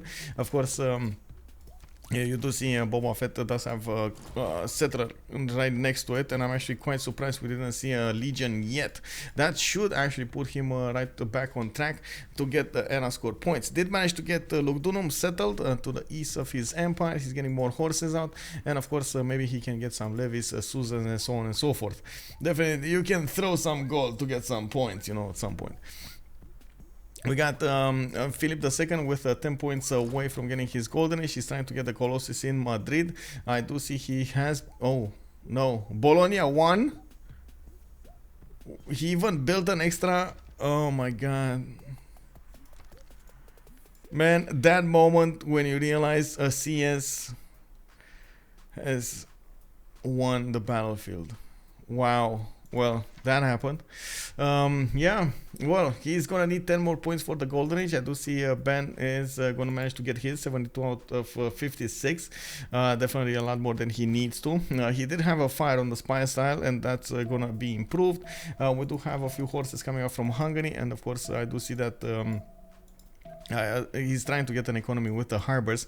Did manage to also finish Stonehenge, and I do need to see what he did finish up with. Pagodas.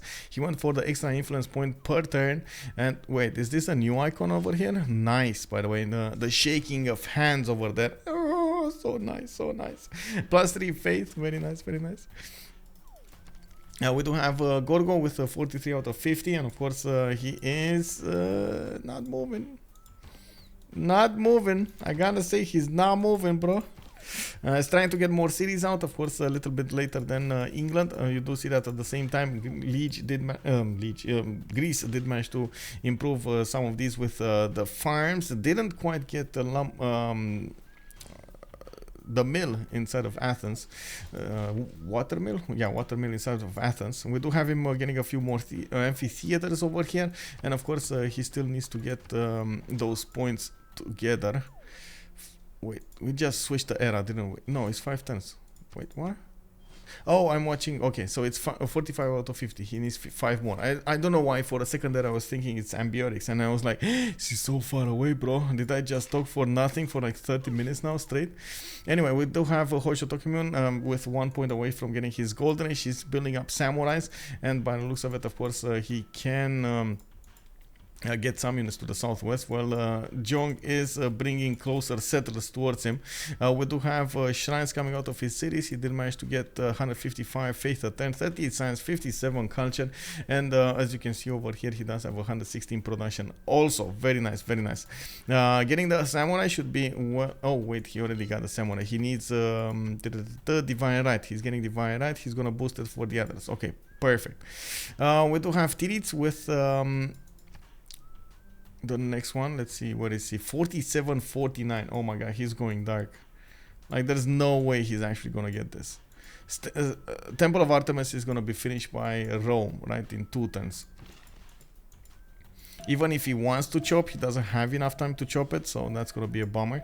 We do see him with feudalism builders probably from everywhere. He's gonna get the divine right boost, so at least he's gonna get that. But that's a lot of points that you need to get there. That's like what, 13 points that he needs to get to actually get to the next golden. He has a boat, he has an admiral, he has quite a few great people already recruited. He did build how to say, quite a few theater squares. Some of them I believe there were +3. We did have splendid campuses also from here and there. Well, did he build any theater square +3? Because honestly I don't see any of them that could actually be +3. No, there's like +1s and so on. He never built a, well, I guess he was much more concerned about Rome to the north, and that might be his demise here. Oh well, 12 more points to get there. Vador with 44 out of 44. He needs 55, so 11 more points to actually get to the next golden. Unfortunately, it does look like he's also going to have a big problem over here getting it. He should have a unique unit, the replacement corset. Is he going to get it? 5 turns? No. That's a big no. I do see him getting it defined right, and of course he's trying to get castles, but his science was just not there. Trying to get a few horses in the meantime. Maybe he can get a few levies, a few Suzes, and of course he's still gonna try to get the points going. Gandhi, 2 points. Okay, he already got the horses. Does he have a swordsman? No. Maybe build swordsman? Oh well. He does have a few builders. Maybe he can chop the +3 campus, but I think he already had a +3 campus in the capital, if I'm not mistaken. Yeah, so oh well. Anyway, on Ambiotics, we do see him 54 out of 64. He did manage to build Apadana, going for Colosseum from Ratumakos. That's gonna be a 1, 2, 3, 4, 5 cities, maybe 6, 7 cities at some point. Colosseum, of course, the Colosseum did get nerfed a little bit, but the big thing, the amenity is still there. The +2 amenities per city center in the 6 tile radius of Colosseum is still gonna give so much to this thing. Wait, I think I got pinged over here and I don't know from whom. Oh right. Wait, what? Oh, I see what it is. I see what it is. I'm sorry. Sometimes I get distracted. I'm sorry. Spain just having one of those days, it seems. Yeah. It's one of those days you can't focus on anything. I do want to see if Phyrsos is going to get the golden, which is going to be extremely important for him to get the golden. So 3 points Colosseum. He's going to get a Jebel Barkal. That's another 3 points. So he's going to be on 6. He needs 8. And of course, you do see that he's going to get a theater square. This theater square definitely needs a +3. That's it. He's getting it. That's it. So he should be getting it. 2 turns. Is it? Yeah, it's right on time. So we do have a Phyrsos over here and managing to get that golden ring.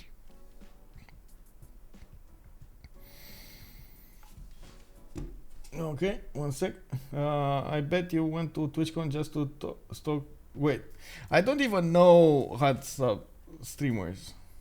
I guess it's a thing. I'm pretty sure it's a thing because we see the numbers also, but I didn't actually go there. There were quite a few people that I didn't get to meet, and on this side actually from Escape from Tarkov, for example, I didn't notice some of them are coming, and I didn't get to actually meet them. It would have been nice to meet them, but oh well, it is what it is. There's gonna be more TwitchCons, there's gonna be more opportunities, and in the meantime, we'll see how the scene evolves. I'm not sure if you guys saw Gamer Rant's how to say. Gamer Rant's article on we need Civ 7. Did you guys see that? Let me take a look.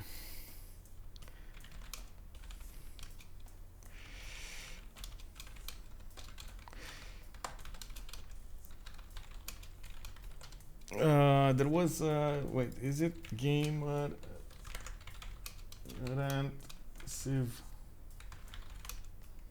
7? Oh yeah, it is. Look at this. He was like, Wait, what? We don't have a Civ 7 anymore? Well, what is this? Phyrexis is slacking. If you don't know where do you get your feed pick, well, my feed picks are exclusive, sir. You need to do a hot stop stream or just a grill in the backyard stream. Oh my god, man. In the middle, you know, I could have actually done that. In the middle of the hotel I was staying, the hotel had 2 towers. In the middle of those towers, there were like 2 hot tubs. 2 big hot tubs. I could have just gone there. Anyway, I believe it was a bit awkward. I especially with like both of the towers just looking down on you, it was so awkward. With the hat flow, oh, yeah, that's a good one. Okay, so let's see what's going on over here. We do have Rome 1 point away from getting his golden age. It looks like we do have Spain 6 points out. Ben is well over. We got yeah, he's just 1 point there. We do have a rage 50 out of 50, and look at that, right? You did already get how to say oh my god, nothing suggested to eat a pizza. That didn't come out right. So what was it? So he saw your name and then he got inspired. That's the word I was looking for. Inspired to get a pizza. Let's see, 2, 4, 6 cities coming up from Japan. I do see him managing to get it. 67 out of 59. Titiits 57 out of 60. This is a problem. This is a problem. And what is this industrial? This is a +1. Oh, okay. I mean, that's not going to be a splendid. Can he get the next 3? What do you think, guys? It's 2 turns. Can he get the next 3 points in the next 2 turns? Can he sue something, levy something? Does he have anything levied? That's Titiits, right? So he has Granada, for example, as a suse.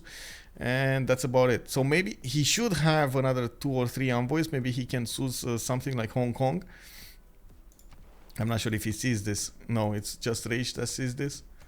Maybe he doesn't know about the city-states. Ooh, that's gonna be bad. That's gonna be bad. Juju.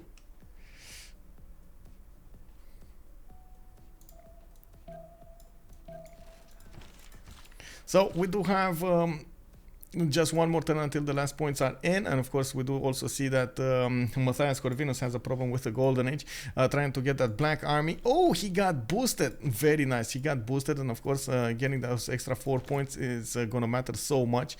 Just needs 2 more points to get this going, and at the same time I do see that he might actually try to use the black armies to go against India over here, maybe do a sneak attack. Well, an attack. I'm not sure it's called sneaky at this point. We do have quite a few of these raiding units, very fast units, 5 movement speed, and they could have been 6 with general. And in the meantime, India doesn't have that big of an army. He is going for his own pagodas. He's getting his libraries going, trying to go for Mahabodhi temple here in the city of Chennai, and going for a forward settle. This city he might actually lose. So the moment Ben is more banking, making a bet that Dark is not going to come against him.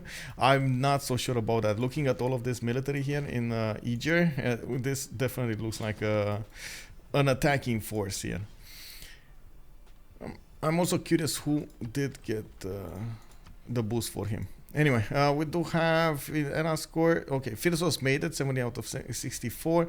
Darth Vader is still 2 out. Oh no, he's still 2 out, boys. No. Titiits made it, Lege made it, we got Rage made it, we got the Bong not making it, actually. Oh my god, and Boba Fett. I definitely thought it would go down differently. Okay, we got 1 more point for John, 1 more point for Boba Fett. There we go, Boba Fett just got it. Okay, casually got it, you know, like the flick of a finger. You know, you grab on my strong finger. Nay, wait. What was with the nay? The nay?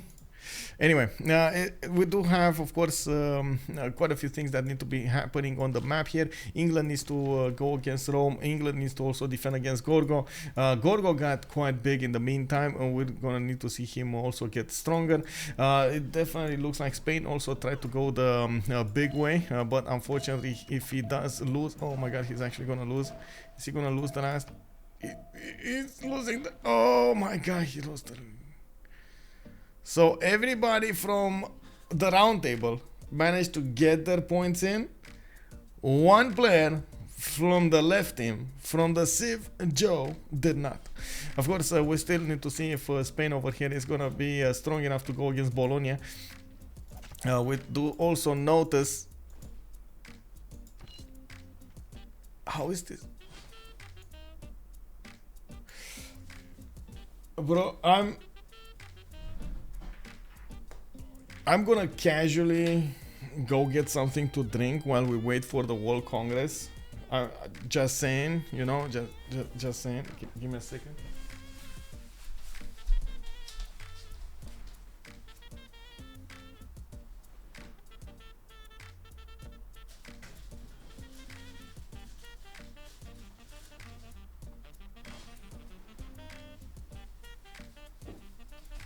What did you do, bro? Okay, I'm sorry. I had to get that out of me. I had to get that out of me, man. I had to do it. I had to do it. Hey, Lumpego, good evening. Hello there. We got Ox Daniel also in the house. Aquarius Wolf, hello there. Hello there. Still king. Yeah, I'm still king, bro. Good evening, sir. Hello there. Can't beat the samurais. Yeah, well, it does look like they're posing quite a bit of an issue here. Lumpego, how have you been doing, ma'am? I see you started some more streams over there. Definitely keep it up. Keep it up. Keep it up. When escape from Tarkov, Lumbego? That's what I want to know. When escape from Tarkov? Spain in quite a pickle? Oh, I think he's deeper than a pickle right now. I think at this point, Spain not having a religion. Oh, did he just buy a general with faith? Well, it is what it is. He's putting down a camel from Valladolid. Maybe he worked the card for a few times. Maybe. I hope. Fingers crossed he worked the card. No, he didn't. Anyway. Yeah, that's no pickle, bro. That's no pickle. We do need to see what's going to happen in the World Congress session. Of course, it's 1 turn away. We got Lege over here with 4 samurais managing to do a serious amount of damage to the city of Barcelona. BamesJong does not have his ability to buy units with faith. He did not go monumentality. He doesn't even have a golden. Oh no, no golden. The religion on Spain, bottom city. Wait, what was this? Spain. Oh, he did. Oh.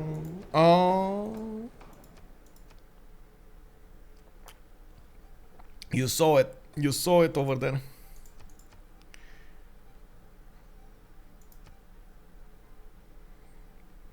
Okay, let's. Oh, I'm pretty sure actually they're gonna go for city center. They might go for. Can you imagine like taking out the? How to say? Yeah, let's go digital. Let's go preserves, and let's go for me. And I do have to point out, I think the most impactful thing that they can do is deny the walls. Like if they do manage to deny the walls, Spain is gonna go down relatively. As in, we're gonna lose a few cities here and there quite quickly. Okay, so he did manage to get Islam over here in the south. That's Defender of the Faith with Zen meditation. And by the looks of it, it's not activated, bro. It's not. Oh, it is. It is. Never mind. His archers. There we go. There we go. He did manage to get a +5. That's fine. The only problem is he doesn't have any units. So he has a +5 against opponents that are, how to say, following another religion. No units, though. BamesJong, well, this is an inspired. I'm not playing this. James, oh my god, we gotta hear from the man himself. James, do you want to come into the post game chat over here to talk with us a little bit about the imposter? Look, I just arrived in post game 1. If you want to join us, he's no James Bond. He's the BamesJong. Yeah, he is. Good evening, sir. It is indeed. What can I say? Well, it is JJJ. I did mention it at the beginning, but it's so hard to actually, mix up the names when it is what it is. Vote for him. He needs the help. Yeah. Religion on Spain. Yeah, it is correct. Fluffy Dragonfly. Let's see those samurais. Indeed. Okay, let's see. Well, it looks like James Bond is not coming. He's not coming. He doesn't want to prove the truth over here that somebody else is playing Spain. We do have more samurais coming up from Shizuoka. Looking at the session screen, it looks like they're gonna go for the last 10 seconds here. Definitely, they are trying to make the most out of their points. And 3, 2, 1. Oh, Dark Vador might have not actually gotten the points in. It's only a 2-pop city. Yeah, who needed this city anyway, right? Who needed the city anyway? Like, come on. You gotta do what you gotta do. We got Rome over here with a second pen Russian voice Goldenish. He went for monarchy. I do see him on 60 science, 70 culture. Looks like Philip II, 64 science, 40 culture. He's getting quite a bit distracted by the samurais. You can see how much damage these samurais can do, and of course that city is on the receiving end of all of that hate. We do have Gandhi also about to be pushed heavily by these black armies. Looks like he's trying to protect the cities with the Varus, trying to deal as much as possible. Unfortunately, the Varus cannot push into the black armies, even with the -5 those Varus apply on the black armies is just not enough damage. 3 turns for Grandmaster Chapel to be finished. Unfortunately, that tile is right next to a black army, and I'm pretty sure Dark Vador over here notices it. And this is Spriggan, if I'm not mistaken. He probably notices there is a bit of a easy way to get the Governor Plaza to the northeast of that first black army. I would have assumed Mahabodhi Temple would have been delayed so he can get another unit here. Definitely needs some unit to go over and defend his Governor Plaza while he builds that Grandmaster Chapel. The Grandmaster Chapel will allow him to convert that faith pattern into units, which will be amazing. Wait, it's an army, but sure. Okay, I'm sorry. Yeah, it is what it is. I'm sorry. That.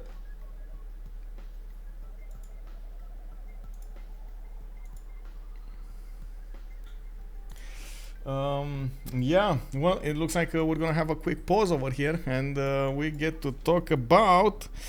Oh man, I'm gonna share something over here. I'm gonna share it. Where is it? I need to figure it out where it is. Oh, there we go. Let me share it in my Discord. I need.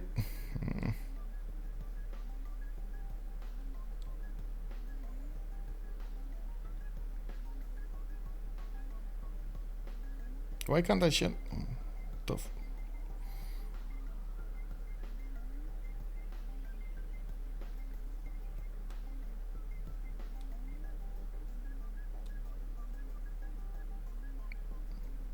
Man, how is this not working? What is this? Let me actually get something over here, because this is not happening, bro. Not real. Okay, there we go. So if I go like this and like this, sometimes, man, these apps, they do updates, and honestly, I swear to God, some of them think like this. They're trying through a hat to scratch their left ear. You can see it's not happening. I'm not reaching. This is what, you know, sometimes these apps are doing over here. Would definitely love to see some improvements.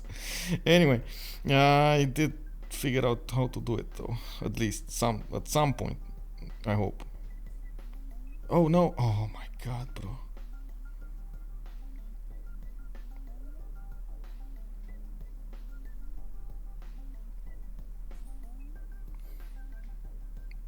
Why can't I?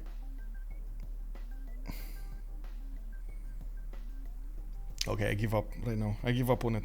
I'm gonna have to wait and see what's going on there. Pet the cat, yeah, it's wait, what happened in Congress? Can I open? I can't open it right now. It's label finger. I'm sorry. We're gonna need to wait for the post to end so I can open up the screen and see what's going on. I think I know what's going on with this also, but I'm like so confused why this happened. But anyway,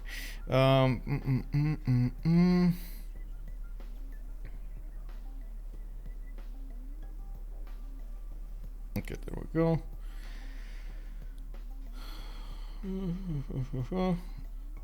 So we do have a pause going on. We also have 2 words at the same time. I'm actually interested to see if it's gonna be a third one. as you can see over here, we do have, okay,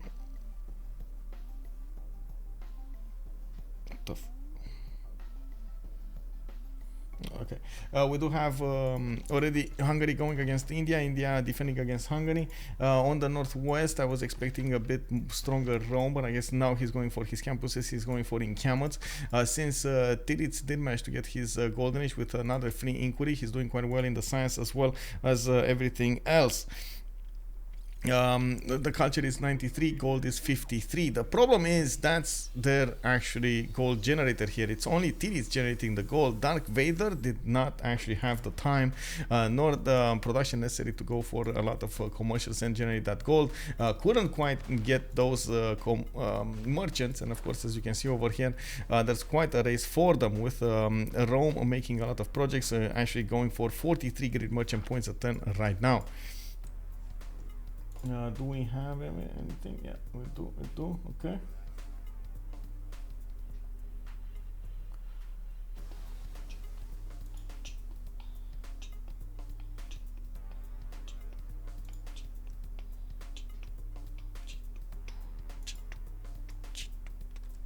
Okay, a horse coming off from Delhi will help him try to get the horse over here. I'm actually quite curious if we're gonna see a Dark Vader go for the Governor Plaza immediately so he can get... Oh no, he's not gonna go for it. It's gonna be saved. That means the horse will... manage to get out, will probably move on the Government Plaza, will defend for a little while, especially until that Grandmaster Chapel will finish. It's really important for that horse to remain alive until the Grandmaster Chapel finishes. Of course, that actually puts us up to another question. Will the horse have enough strength to defend against the Black Armies? 2 attacks of the Black Armies. Now, I'm not so certain. I'm going good luck with the heat wave. Sleep, yeah, I mean, can you actually sleep during the heat wave? Oh my god, I don't know why, but I can't sleep. I'm like, oh yeah. What do you say, guys? What do you say? Put some more effort on this. Check this out. Since we do have a pause on, I get to play how to say, dress up here.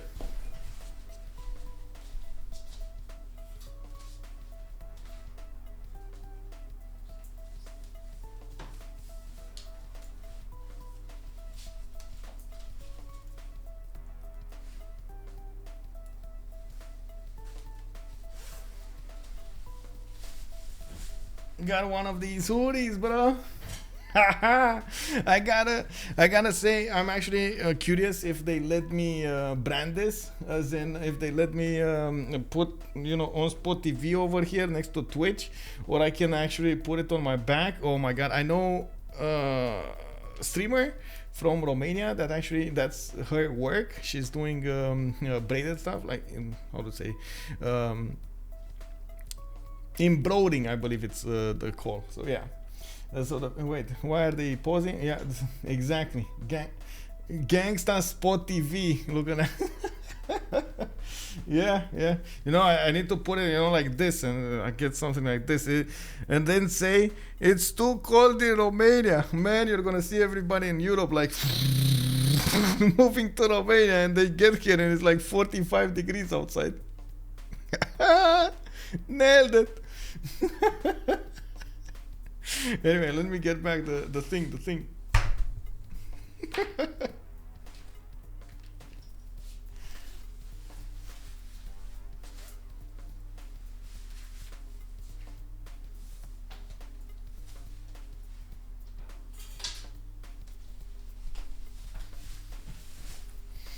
32 degrees. Yeah, and I mean, I was extremely surprised about what's going on in Netherlands. Like the last, I don't know, 9 times, 10 times that I've been to Netherlands, every time there was at least one day in which it rained.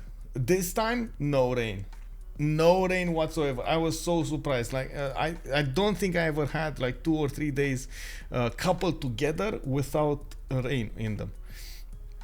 Of course, a lot of high temperatures. I was also this is another thing that I felt conflicted on. This was, so they have in Netherlands, there was such a temperature in which you didn't know where to go. you went outside at the beginning of the day, you didn't feel that how to say, the warmth already, right? So usually you would go outside with maybe some long pants, or maybe you wanted to get some sweater on, like at least a sweater on, and then the sun started to shine a bit brighter and a bit brighter, and it got hot. But it was hot when you were standing in the sun, not actually hot when you're not standing in the sun. Quite the opposite. Whenever you're not standing in the sun, it was quite breezy and cold. So it was one of those things in the middle.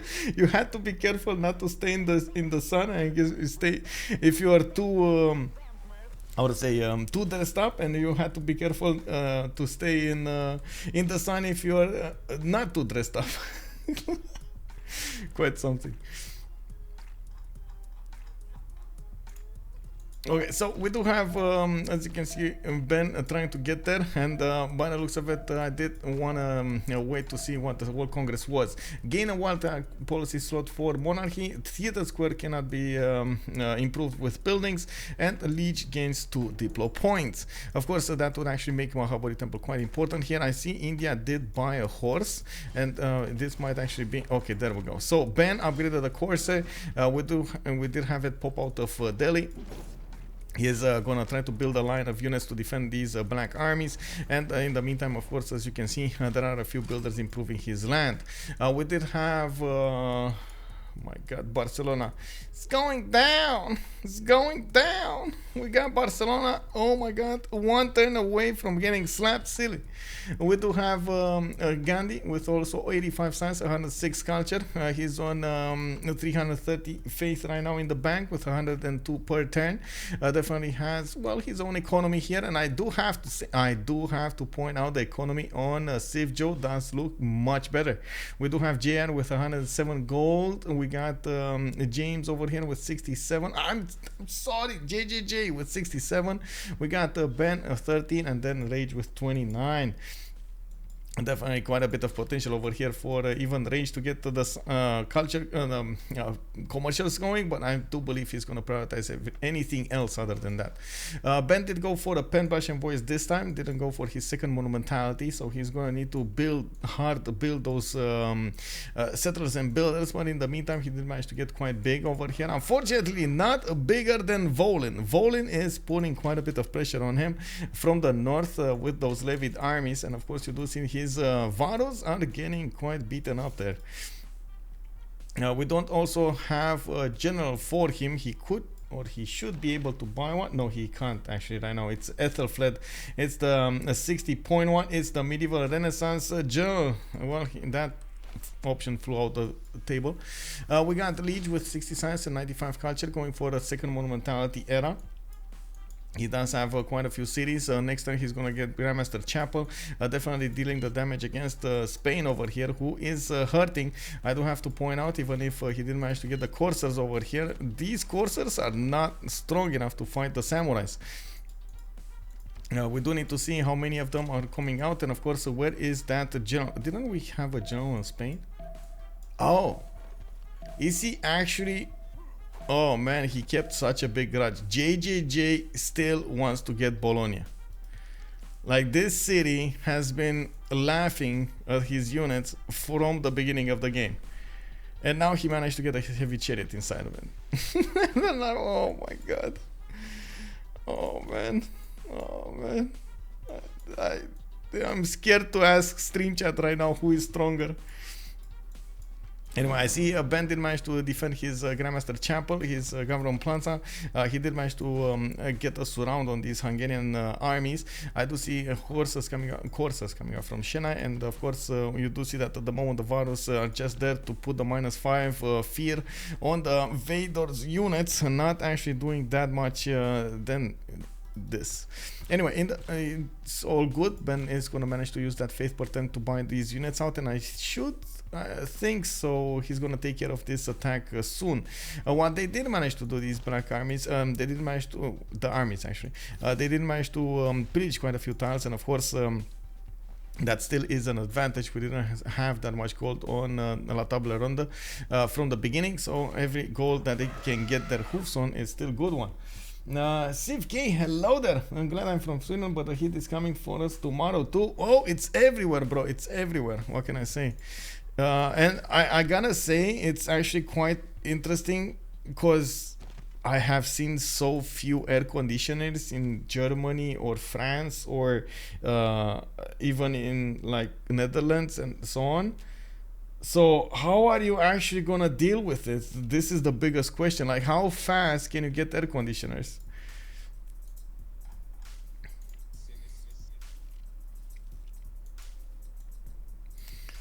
On Rome, we do have him managing to get his foreign ministry in 5. I do see him starting up his university count, and even if he did put a few units towards Volin, didn't quite go the full 9 years here to take that city out.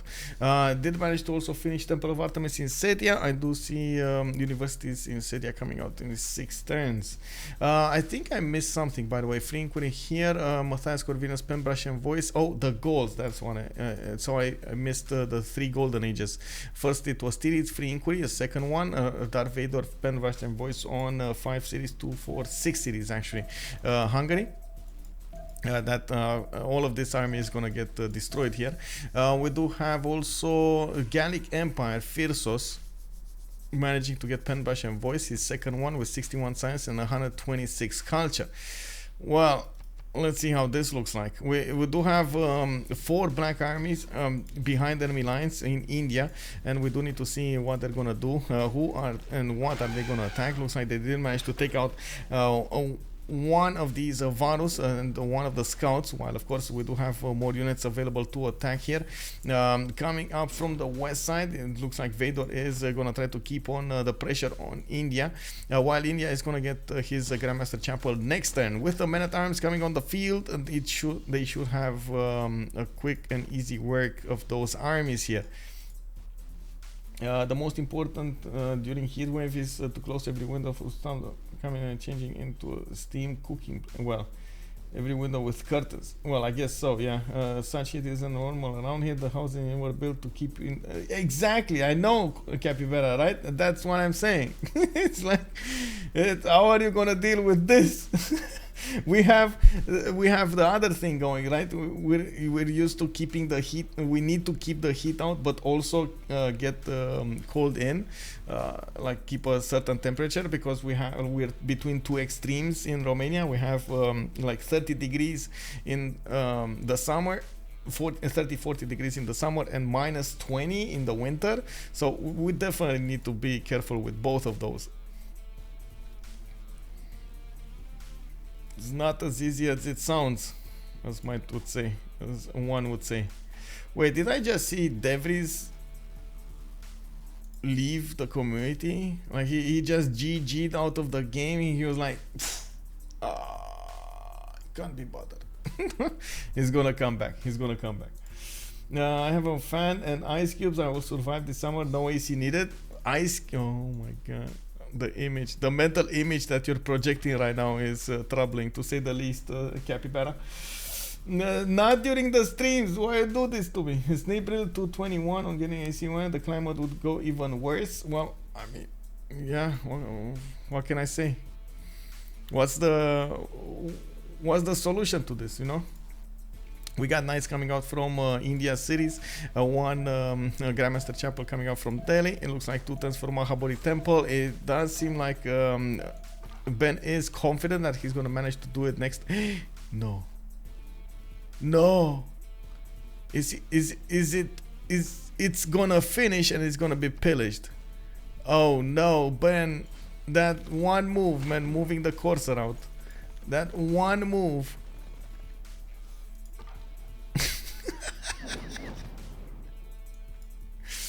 Oh man. Oh man, unbelievable. The army actually stood tall and pillaged 2 times. It pillaged the audience chamber and the Grandmaster Chapel didn't get to finish. I'm moving to Iceland. Every year it gets more tempting. Oh well, it is what it is. Let's check out the attack here. We do have Japan managing to get those units on the offense. It does seem like James did manage to take care of some of the samurais on the west side, but then of course the samurais, some of the samurais of Lege did go to the southeast. I don't think he actually did anything here. Honestly, I think he just withstood this and that was it, as in, you know, lost the city and then got a few attacks on the courses, and that's about it. Because honestly, his courses are dying attacking into the samurais with all of the bonuses on them, so I don't think he can actually handle this attack. Definitely Lege is doing quite well, going for Zaragoza, a much weaker city with a few courses, two courses on the defense and archer as well. It doesn't have that much production, and of course we do see there is a builder over there. I'm actually a bit surprised we didn't see the builder move for the forest so he can get those walls dropped. We do have a catapult coming out from the main city, and by the looks of it, Lege is gonna keep on buying units to send them to the south. Is using the whatever it's called, veterancy card or something like that for the extra amenity in his cities, and of course I did manage to build quite a few scouts to get them in there. We do have returns for spy coming out from Kyoto, and of course we do need to check out what's going on over here on the other front. There we were expecting some movement. Actually, initially I was expecting a lot of movement coming out from Rome and England, but it looks like both of them actually just stood there. And I guess at the same time this is kind of a trap. If for example England go against Rome, Gorgo will push into him, so he doesn't want to end up in this 2v1. If Rome pushes in, he needs to be strong enough to go through the one tile chokes, and I gotta say this is actually an unbelievably good land for him to push through, because he has a tall forest on hills, managing to attack the city of Hull with catapults, and then the two units will just smash it down. So I'm actually quite curious, when is Rome gonna think about going on the offense? He has two of these encampments down. I do see a third one being built in Lugdunum. There are a few levied armies here and there, so that might be an issue. And I do see, ooh, no, Ben losing Ahmadabad. Oh my god, is it gonna happen? It looks like that city is under siege. It takes a lot of time. I don't think he's gonna get the walls up in time. There's no Valletta in the game, so it's not gonna be an easy buyout. And of course he needs to recover. Unfortunately, he did lose his Grandmaster Chapel, and as you can see over here, his audience chamber is gonna need to be rebuilt, while he's gonna need to also get his Grandmaster Chapel built. One thing that I was expecting was also Japan to manage to try to get that Mahabodhi temple. It looks like he's still going to be finished on Ben next turn. Next turn is going to be finished on Ben. This city is not going to be safe though. This city looks like it's DEAD. Scotland, move to Scotland. Yeah, that could be a thing, you know. Ireland, Scotland, yeah, definitely could be a thing.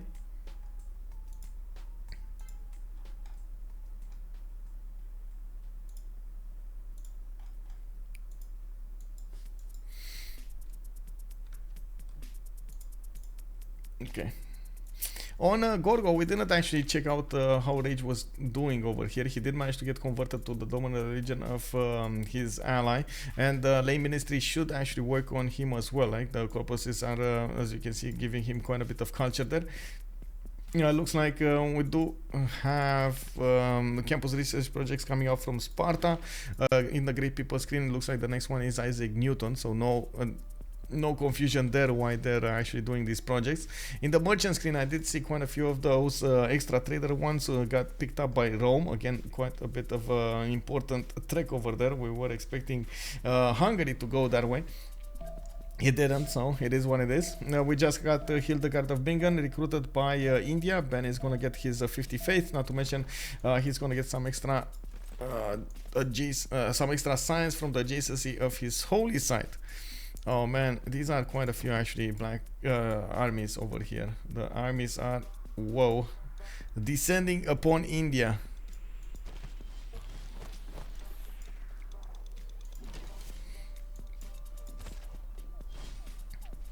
Okay, so the biggest question is he gonna be able? No, he's not. Like, no.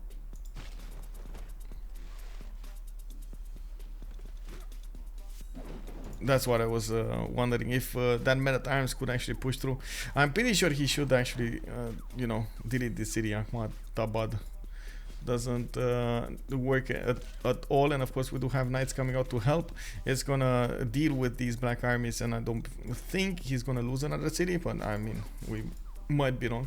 We do have Grandmaster Chapel coming out next turn from Delhi, and of course all of that faith in the bank that he has right now, 842, he can use it to buy those units out and push back. I don't actually believe Hungary has a lot of production, but I do want to see. He's only on 6 cities.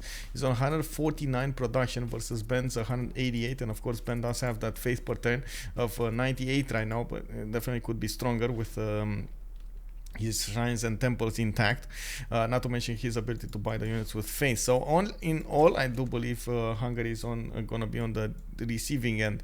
One thing that India definitely needs here is general, just like Hungary got one, and I don't see an encampment that he could get one easily with points, so I'm pretty sure he might want to be thinking about something else, wink wink, maybe a faith buy, even though yes, I do know it's extremely expensive right now. He should have bought one of the first 4 ones, but it is what it is.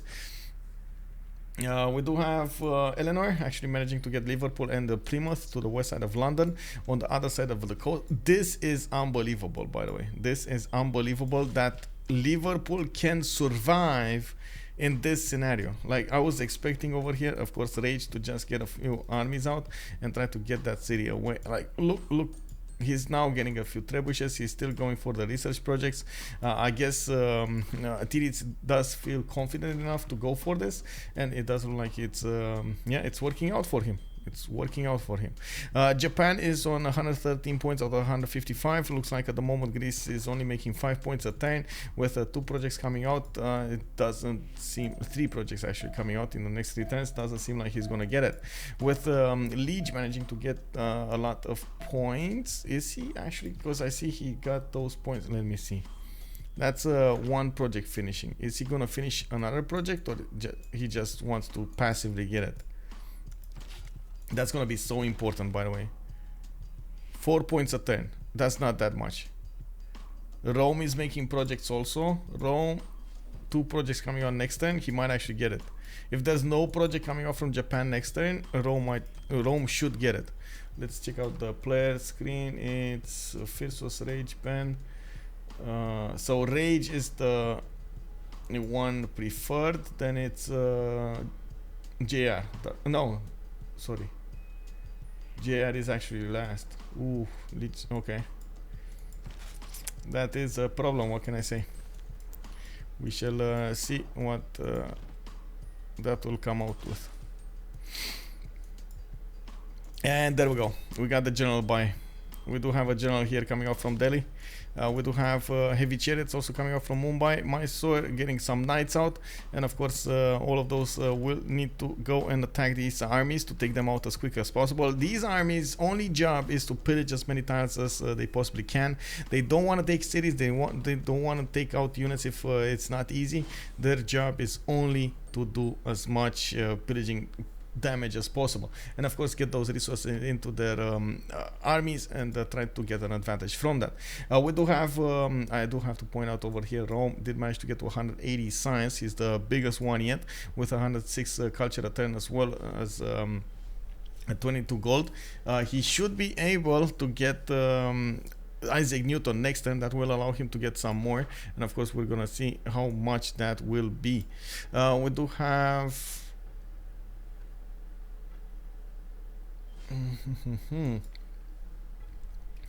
Ben over here with quite a bit of science and culture. He's on 92 and 140. Not to mention, he definitely has his own economy. If you compare that to Hungary, it does look like on a 1-to-1 he should be able to not only withstand the Hungarian attack, but also beat him back and maybe take a few cities. In the meantime, it doesn't seem like Hungary is going to be interested to build some more.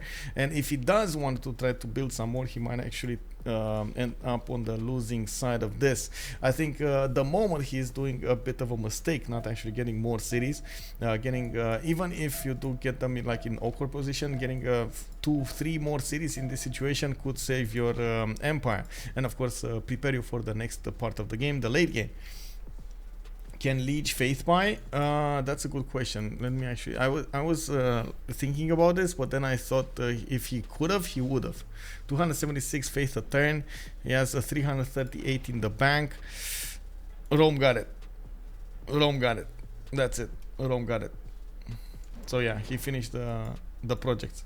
I don't think he could have bought it last time. I don't think there was enough faith in the bank because he spent a lot of faith on these Japanese knights and so on to push through Spain. So I don't think he got it.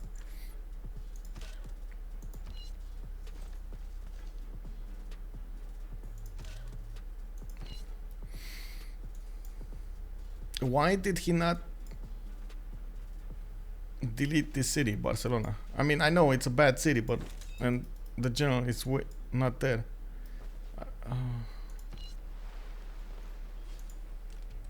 Gandhi and Spain are having a hard time, but Rome and Gorgo seem to be booming very well. Yeah, Rome and Eleanor are just not caring about each other. They're just not caring, man. Like England is doing seeming stuff. We do have Rome doing the same, just not doing it.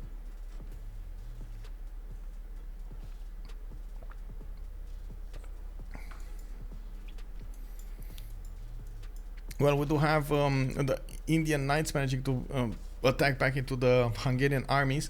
As you can see, they managed to clean up quite a few of them, and now they're going to probably push back. We do need to see if India is going to get to Queen Asias quite fast. He will get the printing, he will get the nationalism also in 2, which is going to be quite important. We do see that Vador is barely on humanism, and he's going to get boosted to nationalism, but with his 74 faith culture turn, he's not going to get there that fast. You do need a lot of units to actually get into the core ability of your units, and of course at the moment I don't see India managing to benefit from that, but he did manage to recruit El Cid, which is going to be amazing.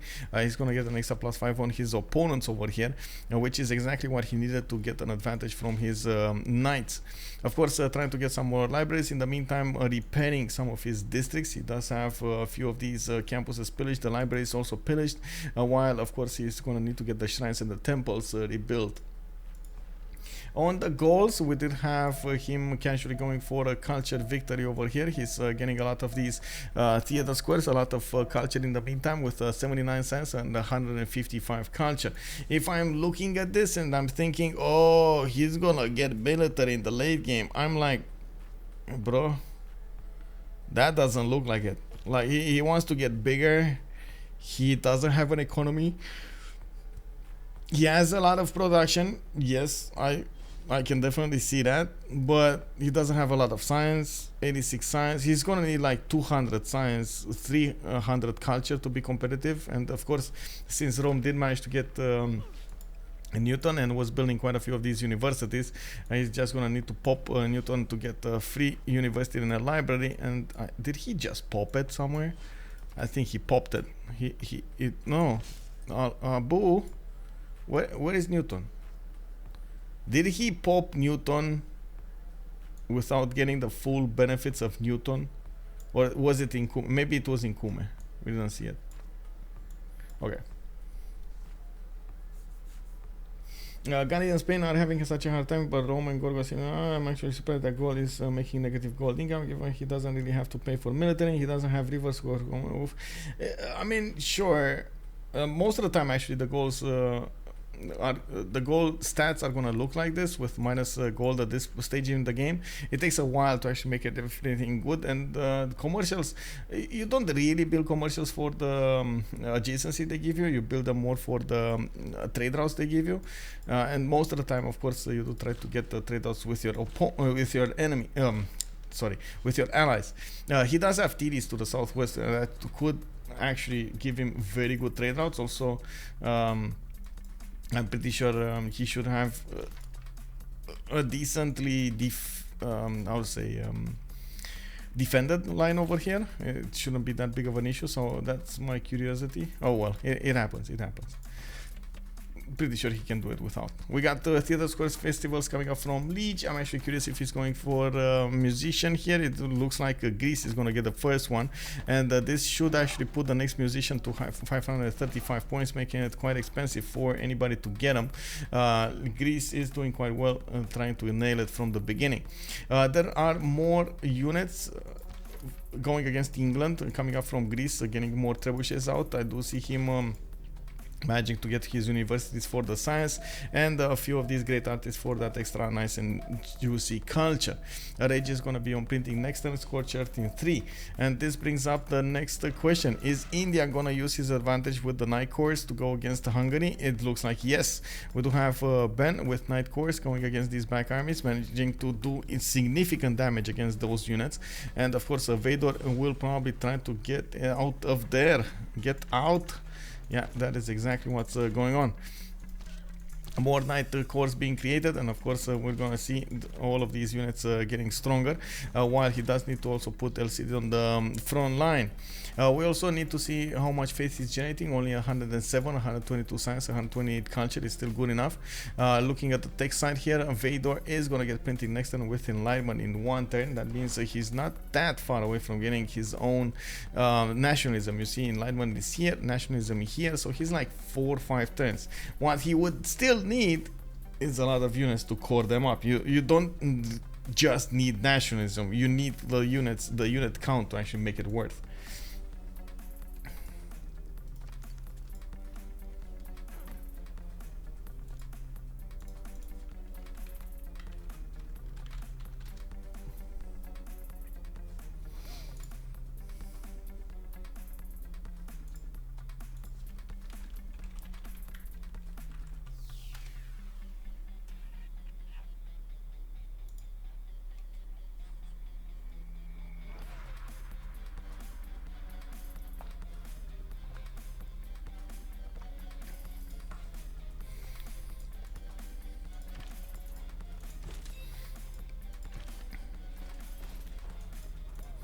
Okay, so let's see the moves here. Next turn we're probably gonna see these Hungarian units getting attacked or moving back, one of the two. I'm actually curious. I think he should be able to move back. He's not gonna get the heals. Yeah, there we go. He's moving back right now. He knows he's gonna be on the defensive side, and he wants to put the spearmen on the front line.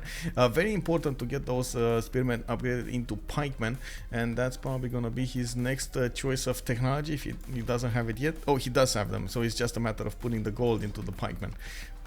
He does have at the moment only 35 gold in the bank, with Phyrsos having 69 and Lege having 60, so both of them actually could give him the gold.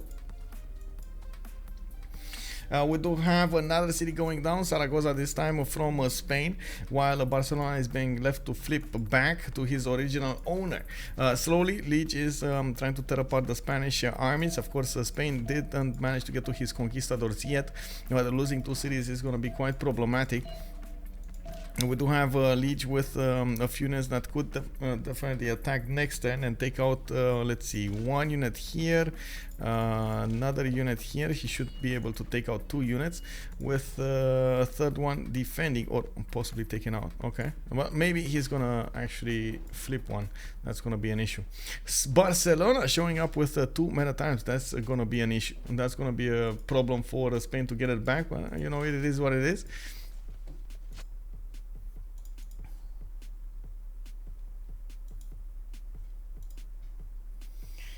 Poor Spain is getting hit hard, yeah. Oh, Vador attacking with muskets from the south. That is where the conquistador is at. There is a conquistador over here to the south, and it looks like Zaragoza might be taken back. And BamesJong did manage to do a significant amount of damage to that city. I also see the samurai that's benefited from crusade ability. It does look like, oh my god, this feels like a pun. Japan did manage to upgrade with the crusade and stupas. He's getting, as you can see over here, he wanted to put it in the city of Zaragoza, but James did come over there with a missionary and took it out.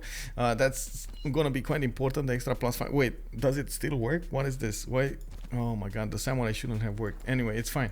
We do have Bannock's coming up from Shizuoka. He's gonna get Imhotep over there for some, I don't know, wonders. It does look like industrial zone logistics are coming out from him because they do want Filippo Brunelleschi. Japan is well on his way to get that next turn.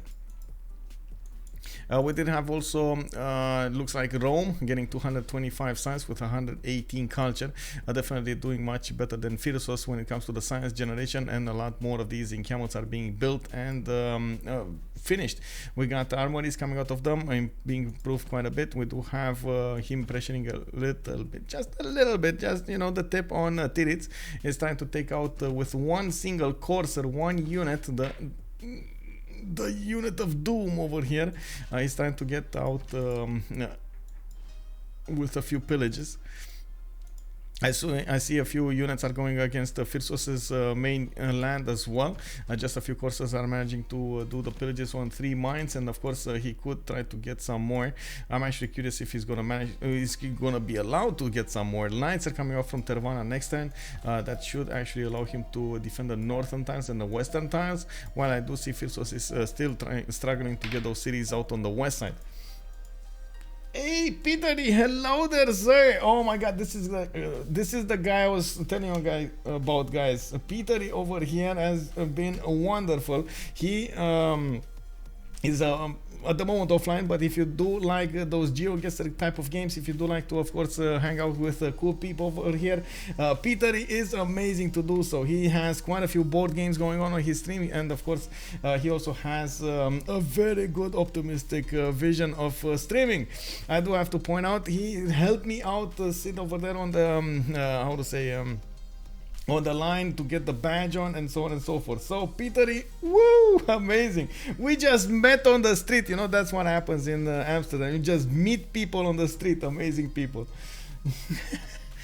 We do have over here, of course, on the east side, that raging war between India and I do see Hungary. At the moment, Ben is waiting to do his moves to move against, of course, Hungary. You can see that without stronger ranged units, he can't really take down the units of Hungary that easily, especially across the river and especially in the defensive position that they are on. We do need to see when India is going to manage to get that, first of all, the general on the front line. Second of all, get stronger units and probably get bombards. He does have the science, he does have the culture advantage. I do believe Ben over here would do quite well to go for this. It does seem like at the moment he's more interested in maybe going and defending the Diplo victory, going for civil engineering, going for the top 3, rather than actually taking down Hungary at this point. Does he think Hungary is irrelevant? I think that's a trap. Hungary is 122 science, 84 culture. He does have 52 gold a turn. I don't think he's irrelevant. He has 2 turns until nationalism. His only problem is the production. He just doesn't have the production, the same production that Ben has. So if they go against each other, it's going to be an advantage for India right now. I'm not so sure if India is going to be able to keep that advantage later on. So I guess that's the main concern. And in the meantime, Hungary will be able to put that power, apply that power all over the map, and of course cause more issues.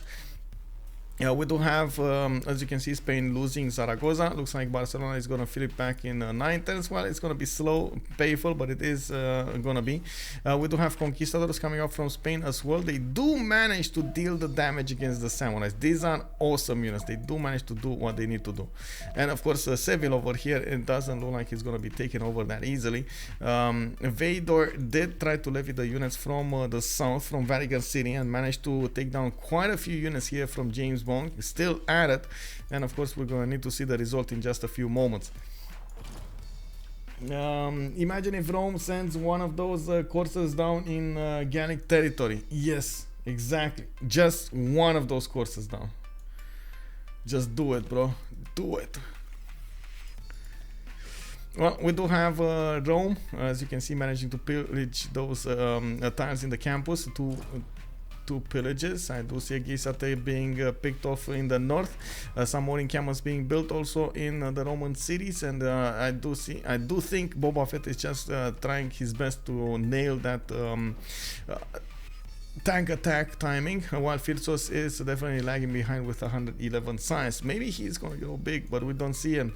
He's getting his campuses going, he's getting his universities in his campuses, and we do need to see if when he's going to put more cities, what is he going to go for? More campuses, more culture, or more gold? We do also need to see what Gorgo's response to this will be. He did have, I believe, the future of England in hand. We do need to see if that's going to be also his go-to strategy here. Lege is 113 science, 211 culture, 34 in gold per 10, but he does have 256 production, so definitely a good productive empire. It is a bit of an issue over here with his science, though. I do have to point out he's getting his Alhambra for an extra point of damage. And one of the things that I guess I do need to point out, man, these units of Gorgo are amazing. Whenever they're gonna get that damage in the fascism era, with that extra +5 is gonna do amazingly well. Two builders and etc. roaming around defenseless. How did La Table get their science up so much so fast? Lukang, good evening, sir, and welcome. They did go for campuses relatively fast. I wouldn't say it's that fast, so up that fast. Of course, Eleanor here, for example, has been in free inquiry golden age, and now he started building up his campuses. We did have Gaul that prioritized going the culture way, and of course you do see that actually shows up over here. He doesn't have a lot of science. On Matthias Corvinus, I believe he did manage to get a city state of somehow. Let me see, Darth Vader. No. So not a city state. He finished some of his campuses and universities and so on, maybe for that extra 40 science that he was or put a card on. That could be the why he got this, but he still is on 6 cities, and this is, I think, what's gonna break him. Sitting on 6 cities while your opponent is just getting bigger and bigger is not the way to go here. 2, 4, 6, 8 cities coming up from India. He did lose one of them to the west of Chennai, and I'm pretty sure he would need to get another one, but I guess we're going to need to see when he's going to do that.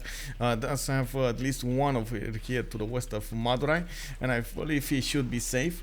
Wait, what's this? 9 turns remaining. Is this enough time? 9 turns remaining. Is 1 and a 2 and a 3 and a 4 and a 5. Oh my god, this is not enough time. I think they want to take Taruga out. Taruga is CivJoe's, and you can see that's the only city state in the game that gives them some points of bonus in the science screen. Well, I mean, sure, it's 5% science in all cities for each different improved strategic resource they have. Okay, sure, you do need quite a diverse science advantage, but the problem is with these kind of city states, they do get the passive bonuses. These ones, all of them get them, the +1 science in a capital in every library building. Woo!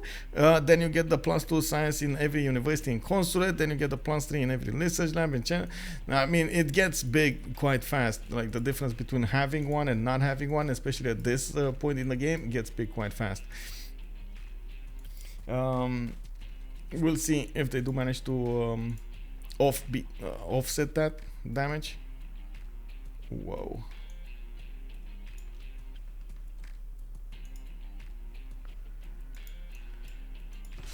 Ibn Khaldun. Okay, Ibn Khaldun. Imhotep. I notice Lege just, you know, did his job over here, stopped Spain from actually doing any kind of simming, and now he might be incentivized to going back. I'm a bit surprised he didn't keep on attacking the Spanish units here. Of course, keeping Seville in check, forcing him to defend the south is going to allow him to get the north much easier.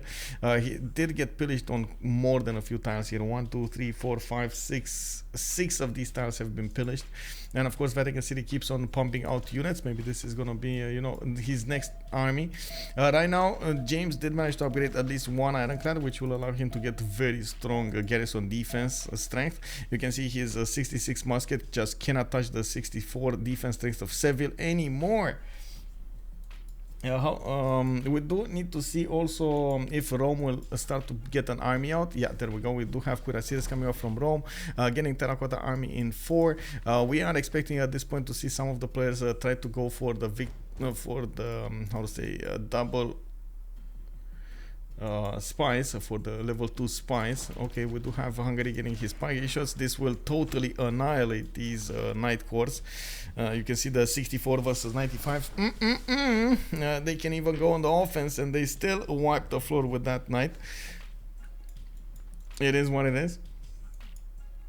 On Spain, I do see him managing to get more of these missionaries to get his religion into his cities. Of course, keep away that crusade ability of Japan. While we still don't actually see him managing to nail that timing to attack Japan back. That should have been the case here, but unfortunately it wasn't. We did have Japan actually attacking back on Spain, not waiting for that attack. And as you can see over here, we do have 2 of his cities taken out. Boba is saying bad things over here, bad words. Why is he saying bad words? Did he lose something? Did he find something? This is basically like poop. No. Well, it is what it is. He turns for Forbidden City to finish in Antium. I do see 4 turns Terracotta Army. On India, we do see a few more heavy chariots getting to the west side. And of course, you do see him building a line of units to try to defend against a possible attack from the pike shots. Would need melee units to defend against the pike shots if those ever come his way. In the meantime, I do also notice Ben is more interested to getting more science, more culture over his opponent rather than rallying himself into Hungary here. And of course, we don't actually see the same coming up from Hungary. He's more worried about his next door neighbor, getting more units out, getting his spies going, getting more commercials, and not getting Statue of Liberty. Cause he died. But he did not, I don't think he managed to get an engineer. I'm pretty sure he didn't get an engineer. Oh my god, is India gonna be allowed to finish that? I'm not so sure. Lege does have 140. He's 2 turns away from civil engineering and he does have Emotep. Just Emotep? Okay, I need to put this now. There's a big one, guys. There's a big poll coming around here. Is India going to finish Statue of Liberty? Yes. No. Kick the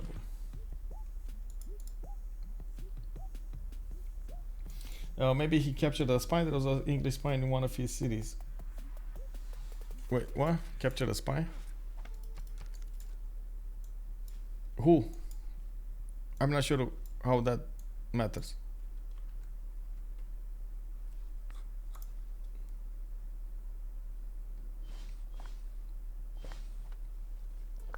Oh, Boba Fett. Oh, I see what you mean. I see what you mean. Yeah, maybe that happened. There was a spy in Gallic cities or Eleanor cities, maybe. And he doesn't have one. Maybe he tried to do one of those missions. Oh, he does still have one in Manchester. It's just doing listening post. But this is gonna turn into a +2. Maybe he lost the one in Gallic land that was needing to turn into a level 1. He does need to get one more. Let me see. Can he get one? Where is his Victor? Does he have Victor 2nd? In Lugdunum. I don't think he has Victor 2nd here. Or 3rd actually, Victor 3rd, I'm sorry. This one, this Embrasure. The military units staying in the city start with a free promotion. It does give you the extra free promotion on the spies.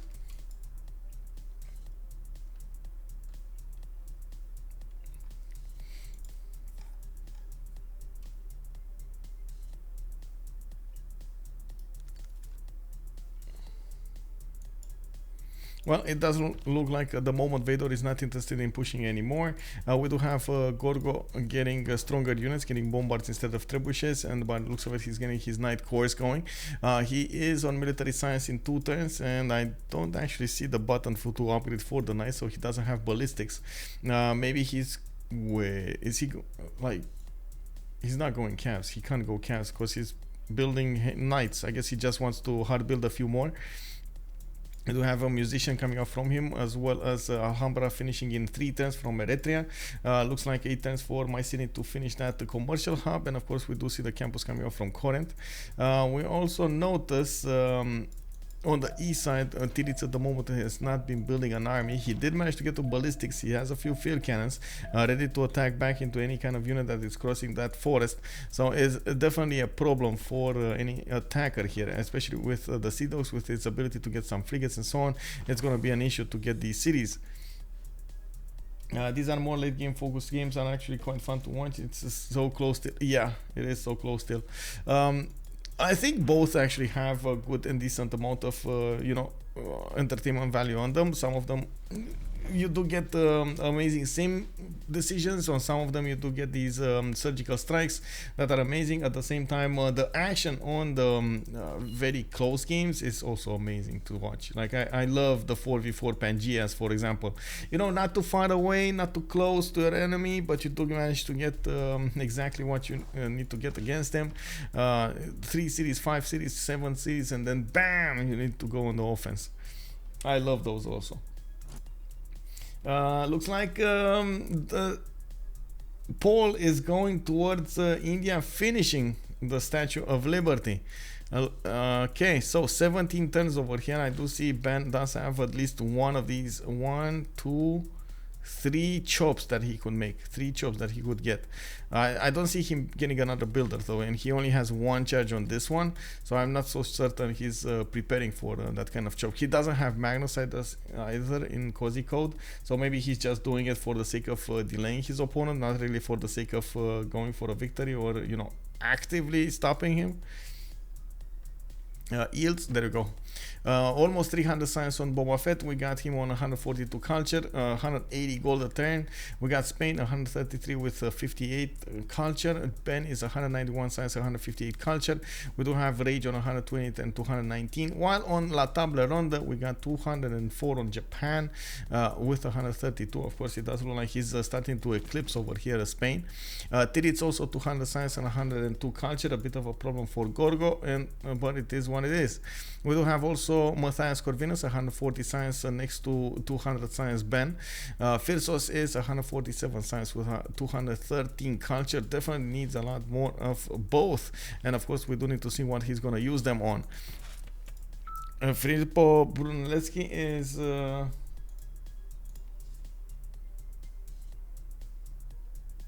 wait, what?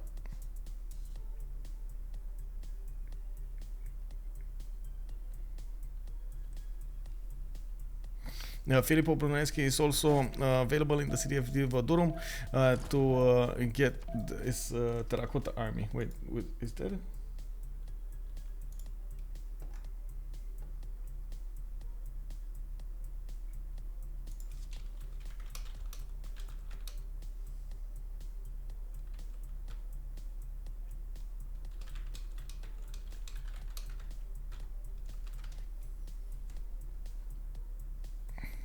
Okay, got it. I probably clicked on something that I shouldn't have. What the Japan production got big really fast, Lege stepping up for his team. Yeah, for sure. 476 production. Well, it is what it is. Most of the time, Japan is a quite productive nation, especially if you do manage to get those industrial zones. You do get electronics factories and so on and so forth. It's amazing, and you can see the extra GCC starting over here. If you need to get them between your districts, if you do manage to get some of those aqueducts going, it just makes it so good. 14 production industrial zones. We do need to see if his allies are going to be strong enough to handle this. There's a much more balanced approach to the production on their opponents, and of course we do need to see if that's going to be what they need to do in the next era, because that production coupled with tanks and artilleries and so on and so forth is going to make quite a bit of a splash over here. I'm pretty sure Spain is going to have a tough time defending against this, but at the same time I do also want to point out the extra +5 that Spain is going to benefit from on his opponent might be what saves him. At this point, I don't think Lege can actually attack until he hits tanks. With his production, he should be well on his way. I'd also... Wait a second. I see why he has this production. He went industrialization. Oh, I see what it is. And that's why you see... Okay. Well, it is what it is. We got electronics factories finishing over there. He's gonna need to go back on the bottom three and get to tanks now. This might give a chance to James to get his own tanks in the same time. Oh well, it is what it is. Now let's take a look over here on the east side. We do have quite a few Indian units managing to just sit there. Looks like he's building a spy in 2 turns from Delhi. He did get a spy on him, Pascal from Hungary. And the moment I do see Rome helping him out to take the city of Poland, did manage to take that city away from his opponent. And of course, God made himself with an extra free city. On Eleanor, we do have him managing to spot a few of these armies on the west side. Did manage to see those hoplite corps just sitting over there. They don't have actually a unit next to them. They just cored up. And of course, we do see that Greece is bringing more military equipment slowly but surely on the front line. Usually the players do try to spike really quickly, so there is a chance that their opponent is not actually going to get to see them. If you spike slowly, definitely 100% your opponent will notice that. So you need to be extremely good on your attack to not give any chance of to your opponent to defend himself. We do have workshops coming off from Titiits. I do see to the northeast the Gauls did manage to get a defense screen on the west side of Tervana. They did also manage to plant Lege, and at the same time, of course, Boba Fett over here, even if he then managed to get a few cuirassiers, didn't quite pressure enough the Gauls to actually make him build an army. We did also see, Terracotta Army. Oh my god, he finished Terracotta Army. Kek W. He got it. We do have Phyrsos managing to get Terracotta Army away from Rome. Woo!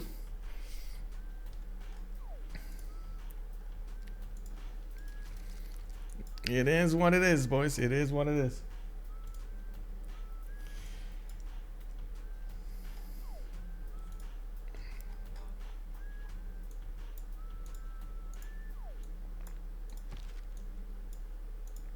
Wow. Okay, I like this, by the way. With Okali being built in the lake, the starting lake of the Gauls, you can see he's getting a lot of amenities, not to mention a lot of culture and yields out of this. On the recorder alone, he should have 47 production with let's see this 0 amenity. Oh, there we go. Wait a second. What is this tile? Is this the capital or not? Oh, that's why it's Atuka, so that's why he's getting 6 over here. We do have over here also, let's see, 32 production and 0 happiness level, but Atuka is banging, plus 6, amazing. Of course, did manage to settle a few more cities on the west end and got all of that Colosseum bonuses on them. Unfortunately, the cities don't actually have fresh water except the one to the south, so he's going to need to spend some time to get the aqueducts going. In the meantime, of course, he did manage to get some granaries, and I do believe he should be building an army now to defend against a possible attack from Rome. Rome losing that ability to get a level 2 spy on, especially on Eleanor, is going to hurt his military endeavors. Now, of course, he's trying to get these cuirassiers going, but honestly, it doesn't seem like he's going to have enough production for the tanks if push comes to shove. We do have to see the next. Okay.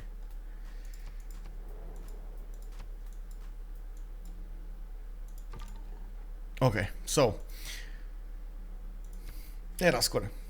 Boba Fett on Dark Age, we got Spain managing to get the Golden Age pen, did go normal, and the Rage did go dark. On the other side, we got Lege in a normal age, Titiits in a Dark Age on Vador and Phyrsos. So the only one in the game that managed to get this Golden Age, which is not one that you actually want to favor, is of course James over here with Monumentality Golden Age, generating a bit of faith, 73 faith a turn. I guess he's going to buy quite a few builders and upgrade. his tiles, of course. He's getting arenas. He's trying to make his citizens happy. Did manage to get enlightenment for these missions to come out, and of course, all of these missions are amazingly good on the other continent than the purple one. So he needs to build them on the green one. He needs to build them on the red one. We do have him trying to go against Vatican City to the south. Unfortunately, I would believe he would definitely need to get a bombard over here, at least one to tackle the walls in the city of Vatican. But it doesn't look like he has one on the queues. We'll see. We'll see how that goes.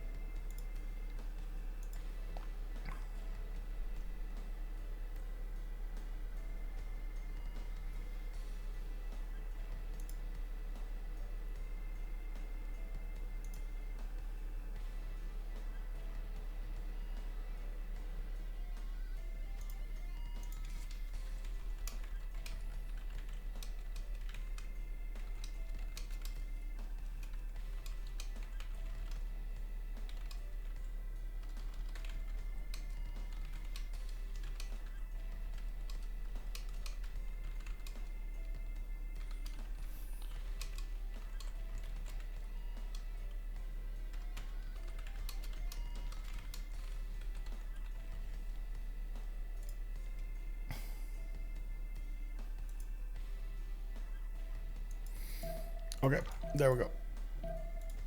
Got distracted. Oops.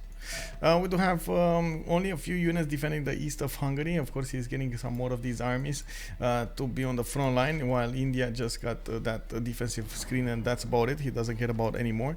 Machu Picchu just got finished in Gallic land, and he did manage to get a few more points of adjacency to the theater square, while of course his oppidums are also going to get some. What are they actually? Are they getting it? That's a +4. That should be a 1 and a 2 and a 3 and a 4. No, that he didn't get a 1. He didn't get the adjacency. Kick W. Anyway, it would have meant quite a bit of adjacency here. Let's actually take a look at the session. 20% faster population for Gorgo. Players will not grow via culture for Lege, and Lege did lose 2 Diplo points. In the meantime, of course, we did have India starting up that Statue of Liberty. 14 turns to finish in Cozy Code, while I believe Lege is going to start it soon. Looking at the total points over here in the Diplo victory, we did have Ben on 7 out of 20 Diplo points, and then we do have Lege on 3 out of 20. So they could definitely try to make a run for that Diplo victory. Of course, if they do manage to take out one of the players in the next 2 congresses, they're gonna have an advantage. The big question is, can anybody take out a player over here? Because we do have opposing units coming against each other. On one side, Phyrsos is probably going to face off Boba Fett's armies, and you can see that Boba Fett at the moment doesn't have actually that big of an advantage, except the science doesn't have the extra production he needs, doesn't have the old generation, doesn't have the tank technology. It's going to take a while until he gets there, and he's going top 3. Oh, kick W. He's going industrialization in the meantime, mobilization in 7. Looks like he might actually be waiting for fascism, which I believe in this scenario is a mistake, because of course Gauls over here, the Gallic Empire, will probably get a lot more science in the meantime. They do have the production on him to make it shine. Actually 457 production.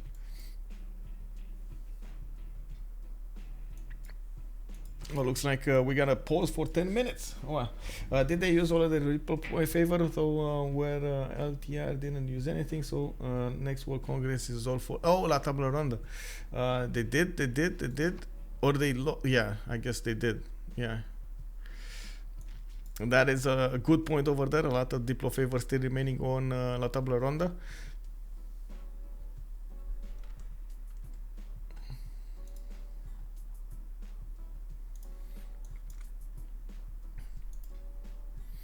Okay, so I'm just gonna do, since I do have 1 minute, I do have 2 things to take care of. First, let me see if I can actually share that picture. I really want to share that picture, man. Where is that picture? The picture of doom. Okay, this one. Well, not really of doom, but you know what I mean. Oh, don't tell me I need to. Oh my god. Kick W.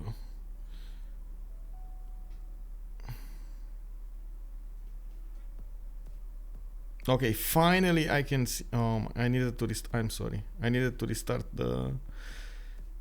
Okay. The Discord app on the phone. Okay, let's see. On the screen over here. Let's put the game to work and places to see.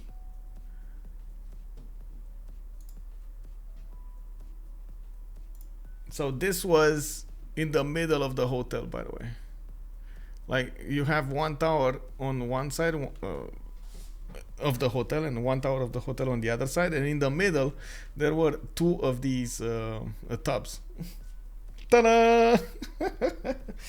I don't know if next World Congress is a big one, but it's gonna be a nice power spike. I'm pretty sure they're gonna try to make the most out of it, as in they're gonna definitely try to get as much as possible some benefits from it. Even if they go minus on it, like they go minus on themselves, they could big brain it and try to get some points out of it. Of course, we do need to see what will happen if they're gonna be any series liberated, if we're gonna have some extra something over there.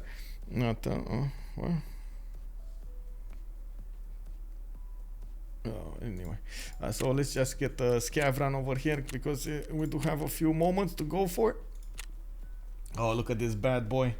In-game battle simulator. Yeah. Oh, Ryojin, I do have to ask you, by the way, do you like Escape from Tarkov?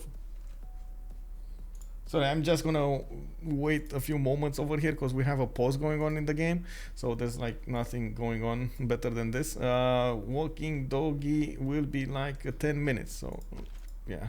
Ben is you don't like. Okay, okay, well, I'm sorry, you know what it is though.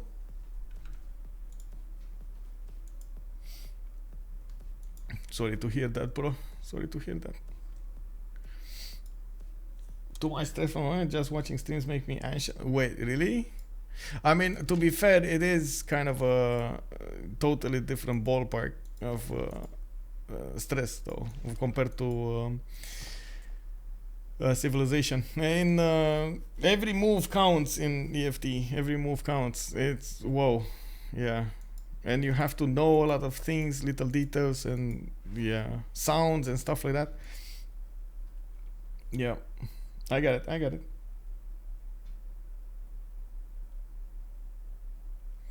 Oh, interesting. Is it? I don't think it's. Is it framing? I don't think it's framing. Anyway, we'll see. Loading loot. Usually I do these, by the way, because there are two ways of getting money in the game. Is one, you run the these scouts, whatever they call them, scavs. And these are basically like NPCs that sometimes get controlled by other players. And if you get out with the loot that you have in the game, just ignore everything else in the game and just get out. You do get to keep them and sell them and so on and so forth. Get an advantage. Oh, there's a guy. Hello. Oh, you can see I can even... Hello. And that guy killed the guy. Oh my god, bro. What did you do, вот bro? тут кореш мой бывал точно. Anyway, let's see. Do we have anything here? No, it's fine.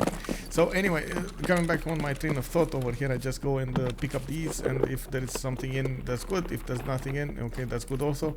I just get out with the equipment, the thing, how to say, the scav has, and get the money from it. You 100% would panic if you got caught by surprise. Oh, you saw that guy? He was like standing down over there over another body. What did you do there, bro? What did you do there? Yeah, it is what it is, man. Anyway, I can do some other stuff on the stream, but let me. Oh my god, I totally forgot to sell this. I don't know if you guys noticed, but there was a change up in the plans earlier. We thought the stream is going to be actually much later than it was. I thought it's going to be 2000 GMT, but actually it was oh no, okay, there we go. Actually it was 1800 GMT, like 2 hours earlier. So I was preparing for the other hour. Well, oh well, it is what it is. I was in another game. Yeah, thank you. Let me see, what do I have here?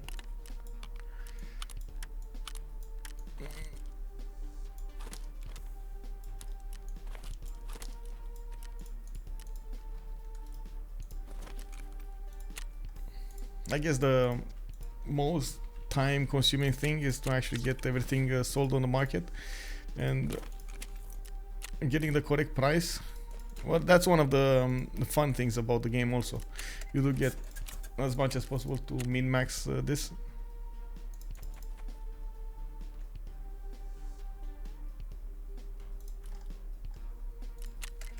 I think I'm missing one.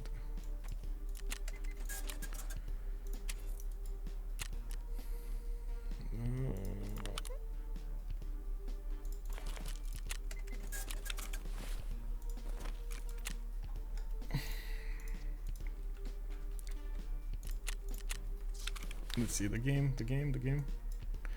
Okay, I can do one more thing. That's. Oh no, still need to sell all this stuff. Whatever, I don't want to do this right now on the stream. Hey, good evening, Ozdemir Berg. Let's see. I think EFT would be such a time-consuming game for me. So wait. I just found. Oh my God, you revealed your. Why you don't want to play it. So it is not that you don't like it. It is you think you're gonna like it so much you're not gonna actually give up on it, right? That's the problem, right? That's the problem. I mean, to be fair, I do have that about a lot of the games, a lot of games actually. I feel like if I start to invest time in it, it's gonna take so much. But at the same time, there are only a few games that I get to play, and I guess when I'm with my friends and so on, I would love to experiment. And the thing is, this multiplayer is amazing, by the way, on it. Wait, what happened here? How are you doing, Ozdemir Berg, by the way? Good evening, sir.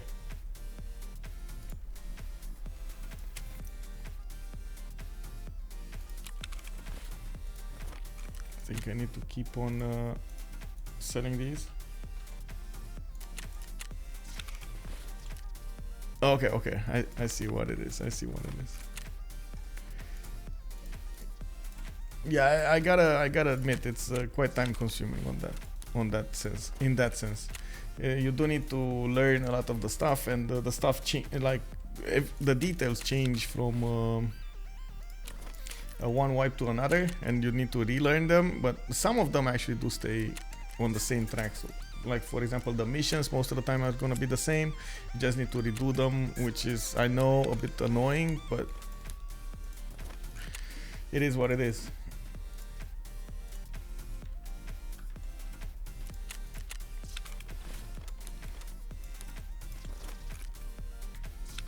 Okay, toothpaste is bad. This one, okay. Did they finish? No, still not. Okay, I'm not sure exactly how much time. Oh wait, I can sell these. Perfect. I'm trying to figure out the best price that I can get for each items, and some of them I get to sell to the vendor, and some of them I don't get to sell to the vendor. So for example, the AWL is good to sell to the vendor, and I believe actually the H2O and this one also. While the bleach, it's much better. Like this is the bleach. It's much better to sell it on the market where it's 1100 instead of 3000. So there are like a few differences, and these are the details I'm talking about. Most of the time you will wish you learn them, so you know what's coming. Okay, personal opponent is more and okay. So I guess we're coming in. We're going back into the game. So this is inventory simulator 2 minutes, 1 minute running, and then yes, Fluffy. I agree with that statement. There is a way to play the game in which you don't do that much inventory simulator, especially if you just start running waves after waves of raids. You do try as much as possible to just get new equipment, put it on you, and go in another one. While on my way of playing things, because I don't have a lot of time, and I do try to get the most out of each raid and so on and so forth, like every 10 minutes counts. Getting the min-max out of getting as much money from the market, getting as much value out of each raid and so on, it does matter quite a bit, if that makes sense. But I do lose a lot on versus the people that are actually doing the raids in the long term, because doing the raids does help out your character a lot. Your character can level up in strength, in vitality, in endurance, in even mental capacities and so on, like perception, to hear people from further away and so on. So all of these advantages, especially if there's like you get to a very high level, 50, 60 and so on, do turn out to be quite deadly to their opponents. If there's a level 50 versus a level 20, well, yes, the level 20 has some chances if it's in a correct position, but most of the time the level 50 will have quite a few advantages over him because of those strengths. Like he can live more, he can jump more, he can run more. All of those things combined, if you do know how to use them, do help you quite a bit. So right now the second thing that I can do is just run. I don't have time in the pauses though.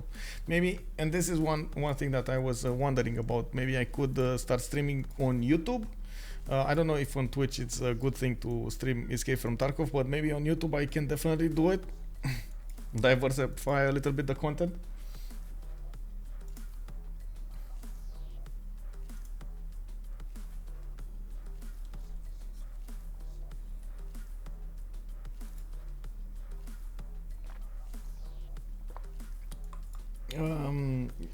He was running a scav. Usually runs are much longer. Yeah, so the scav is usually like you stay 5 to 10 minutes in a raid, poof, you're out, or even faster, as you've seen over there, 2-3 minutes.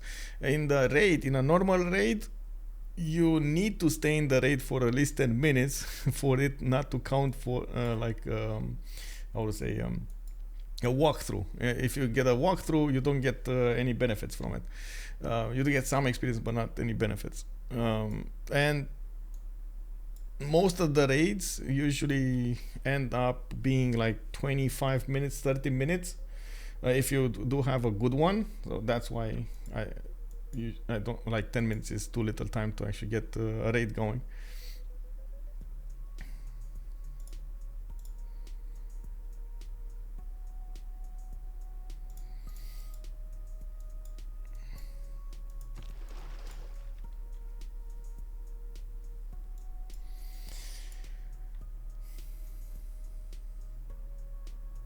Oh, look at that. Look at that. You know all of the EFT,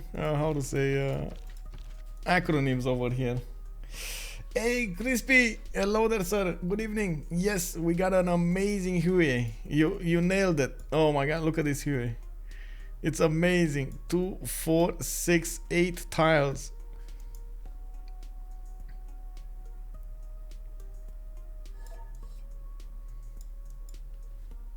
Who did you watch, by the way? Who did you watch play? Okay, there we go. We're back in the game here. We just got through the World Congress. This was the second World Congress. We do have a definite advantage over here in the Diplo screen for Ben, 7 out of 20. He is building the Statue of Liberty. We don't have him at the moment benefiting from any one of those industrial great people, the great engineers. Unfortunately, he's, as you can see over here, he is not generating any kind of points, and of course I don't believe he's actually keeping as much faith as he would possibly need for one of those. He is trying to get more science. He's getting his armories and military academies going for the tanks later on for that oil generation, while he did manage to take over the city of Volin to the north of his empire. We do also see Vatican City is getting under attack by Spain. James is trying to put as much pressure on that city as possible, and we do need to see if he's going to manage to be successful here. I doubt it, because these crossbows just don't do enough damage even against those ancient walls, and of course we do need to see a lot more strength outputted from these units to get in there. In the north, he did have a problem with Japan. Japan did push and take two cities away from him, Zaragoza and another one over here, Barcelona, I believe it was. And also we do see that Japan still has quite a few more units on the defense, calling them up as he goes, and dealing a significant amount of damage against Spain. A nice buy out of two crossbows, by the way. I think he can buy another one if he wants to. We do have coal power plants, electronics factories coming up from Japan, 242 science, 130 culture. Both teams do have a weak spot here. One, of course, is Spain with his 165 science and 61 culture. The other one is Matthias Corvinus on 140 and 62. We do need to see what 6 cities Hungary is going to plan on. I do see hussars are coming out from quite a few of his cities, so maybe another attack on India will be the way to go for him. Of course, India has been getting closer to steel, and of course he does have the cuirassier upgrade if he needs to. That's going to allow him to get stronger units to defend against these spiking shots, and if he does manage to get the field cannons, these spiking shots are toast. 2 streamers, but one post streaming due to the job, and the other one is playing Total War Hammer games. Oh, I see. Well, I can only say there are 2 amazing streamers that you would want. Actually 3. I would recommend 3 streamers, and one of them is a girl, if you can imagine, on how to say, on Escape from Tarkov. So first is Pestily is amazing. He's doing, like, he's adapting and doing amazingly well over there. Second is Landmark. And the third one, I need to look it up because I don't remember her name quite easily. Let me see. Blitzer girl, actually, from England, did manage to win multiple competitions over there. One of the best players in the tournament in the community. It's so good to see girls doing very well in FPS games. Oh my god. Let's see, Electronics Factory is coming up from Sendai. Let's see those production points showing up over here. 588. Well, of course, he's double his opponent's numbers. Boba Fett 335, the most productive out of CivJoe. Of course, we do have Gaul trying to poke in a little bit, ending up with facing Corsairs and Rome's calves on the map, while he did manage to get some pages off from Aquilea. We do have also in Alesia quite a few of these packages coming out of his cities, and of course you do see that he's preparing for a defense here. At the same time, Titiits is doing the same thing, but he is getting pressured in the city of Plymouth by these Greek knight armies. I do notice Olympia is getting flipped. Oh my god. Oh my god. Oh, kick W, bro. Okay, well, I mean, that's a problem. That is definitely a problem. And of course you do know that Eleanor flipping, if it flips your city, it's gonna just automatically convert to English city immediately, you know, and then it flips roads and it keeps on going, and it just takes over your empire one city at a time, and you're like, I can't do anything about this.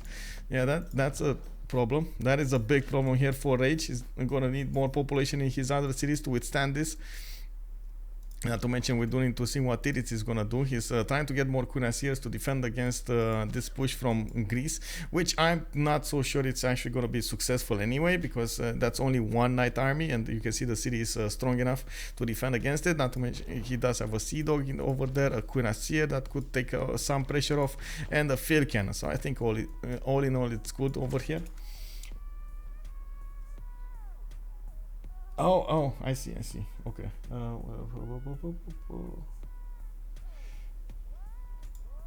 Let me see.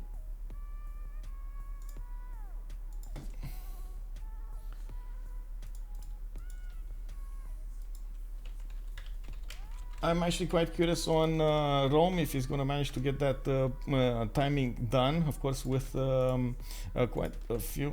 Okay, let's see here.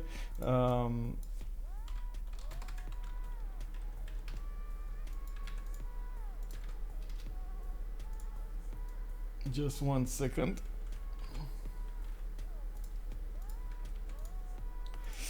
Oh, there you go, Ryotun. Gave them in order of appearance. We do have Lege coming up with more CPS, more production, more coal power plants. He's definitely going to be the more productive than Gaul's. While Gaul is looking like he's getting up for a war, trying to get quite a few of the units on the west side. Didn't put a lot of these, and this is a problem, by the way. Didn't put encampments down, and now he's starting to put a few encampments down, but he's going to need to get to the next population level to be able to put enough of them. And the next question that we would have to answer: does he have enough oil tiles to get enough oil per turn to upkeep a tank army? Oh my God, no, he doesn't. I don't see any oil in his land, like any oil. And this is gonna be an issue later on in the game. Maybe he is gonna be funded by Japan. No, Japan doesn't have encampments either. Hungary, 2 encampments.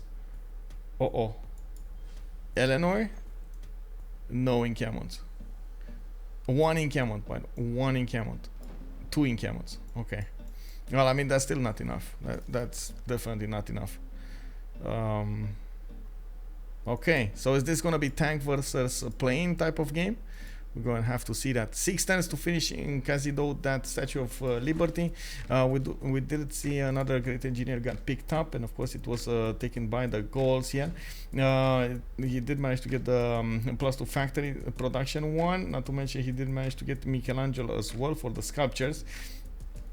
Looking at the moment Japan, he didn't quite try to put the Statue of Liberty on the map here, and of course we're going to need to see if he does manage to get the defense, or they do manage to get the defense going in the next World Congress against their opponents. It looks like they're definitely favored in the Diplo favor screen. 259, 275, 320, 310 points versus 55, 50, 40, 54. That's a big one. Gaul and Japan have a ton of... Yes, they do. How are they going to use that production? So I'm still expecting, for example, Japan over here to push Spain because of the massive difference in stats between them. But at the same time, it kind of feels like the moment Spain is going to be a bit too punishing to push through. He's getting his encampments down. He's trying to get that oil generation going. Even if he's getting spied on, it doesn't look like there's gonna be enough pressure on him. And he's also trying to take down that Vatican city from the south that was putting pressure on his citizens there in the city of Seville. A bit of an issue here for Lege. He tries to get work done on both fronts, on the civic and on the military, while of course we do need to see if he's going to manage to get that technology when he needs it. I'm expecting, honestly, planes coming up from Lege here, because I've seen him multiple times, and he does seem to prefer the planes defense and or attack rather than anything else. Is that meta gonna be exactly what he needs to be doing? We'll see. I do notice India, for example, needs to take care of these hussars, Hungarian hussars. Again, he got caught out of the left field, and he can't really get defense fast enough going here. I don't think he has enough gold in the bank. No, but he does have enough on Rome to actually get the upgrades going. He would definitely want to get the field cannons and want to get more cuirassiers going there, and of course upgrade them to be stronger, withstand the attacks, and at the same time push back. Guten Abend, Justice, hello there. How are you doing, sir? 4 turns for the Statue of Liberty to finish. We do have artillery coming off from the lands of Rome, and of course this is gonna beg the question, where is he going to send those units towards? He doesn't have military engineers. Usually the sign for attacks is coming from the military engineer itself, because okay, now he's building one, because he is generating a road, creating a road towards his opponents, towards his intended target. And of course, that's what I want to know. Is he going to go against the Gauls? Is he going to try to push England? What is he going to go for? There could be a possibility and some strength into pushing alongside Greece over here on the cities of England, especially since Greece is he did manage to stabilize. Okay, it's fine. He didn't manage to stabilize Olympia. It's all good. It's all good.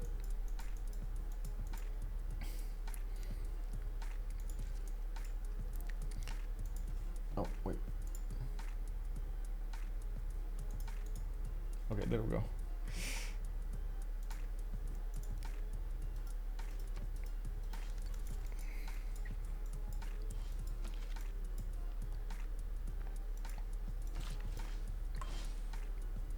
No, we do have more factories coming off from Phyrsos now that he also managed to get the defense going on the west side. He feels safe. He's gonna try to get some more simming done. I do notice CivJoe did manage to get with at least 3 of their players on over 200 science, while we do have La Table Ronde with only 2 of them, 204 and 254. Of course, Lege being one of them on Japan. Hungary doesn't look like he's able to go over 200 science, nor does he really want to. He's more focused on this attack with the Hussars over India, and of course you do see how punishing the Hussar damage is even against the man-at-arm core. India does have field cannons to defend with, and at the same time you do see the core ability on him activated. It's just a matter of getting the man-at-arm to upgrade here properly, so he gets a stronger unit. I believe he should have at least musket technology, since he does have ballistics. I'm not so sure. Does he have steel? Oh, he has steel. Never mind. He has line infantry also. So that Hussar should be outmatched soon by the damage. We do have encampment training projects coming off from India, and of course Statue of Liberty is still being built here, 3 turns away from finishing. They might be surprised by this. I do want to check, of course, what their vision is. They have no vision of this. This is the one of the few tiles there is no vision for La Table Ronde on the lands of CivJoe, and they might think he's not even going for that Diplo. But it looks like he's going to have a bigger surprise here. One of the things that could happen, of course, India could start pushing towards Hungary and manage to take on quite a few cities, especially with his science advantage and the culture advantage. His ability to get to combustion quite fast versus Dark Vador. Not to mention, he should have, how to say, a lot of faith banked up and per turn. Yeah. 1300 banked up, 140 per turn, should be more than enough to actually try to make a push on Hungary. And we've seen this before, if Japan Liege gets pushed from 2 or 3 sides, he's not gonna have enough, first of all, control over his units, time, APM and so on, to deal with all of the attacks, and second of all, time in the game to get a victory condition. That at that moment time runs out. Of course, this would actually be quite a bit of a question over here. Will England do anything? Will the Gauls do anything against Spain? Spain could definitely try to push from the south and take on these Japanese units. As you can see, the conquistadors, for example, do a significant amount of damage against the crossbow. And that's just a normal conquistador, not a core one. Nor does he have a missionary next to him, nor does he have a general over him. That could be like an extra 15 that this conquistador can benefit on the crossbow. So it definitely could one-shot the crossbow on core. It's just a matter of putting all of those points to work, and it does look like at the moment JJJ is again more interested in simming than actually doing any kind of attack phase. There might be later on timing attack between all of them. Like they might actually try to synchronize their efforts into getting one big attack rather than a few smaller ones, and this is something that at the moment we're just not seeing. We can try to predict, oh, they might go for the tank army attack, they might do the helicopter, they're gonna go for the bombs, oh my god. And of course this is something that can happen, but at the same time, it is something that it's relatively hard to predict, because most of the time these players are also adapting to the game as we watch it. So they are taking on the information from their opponents, processing it, and developing a new strategy if necessary.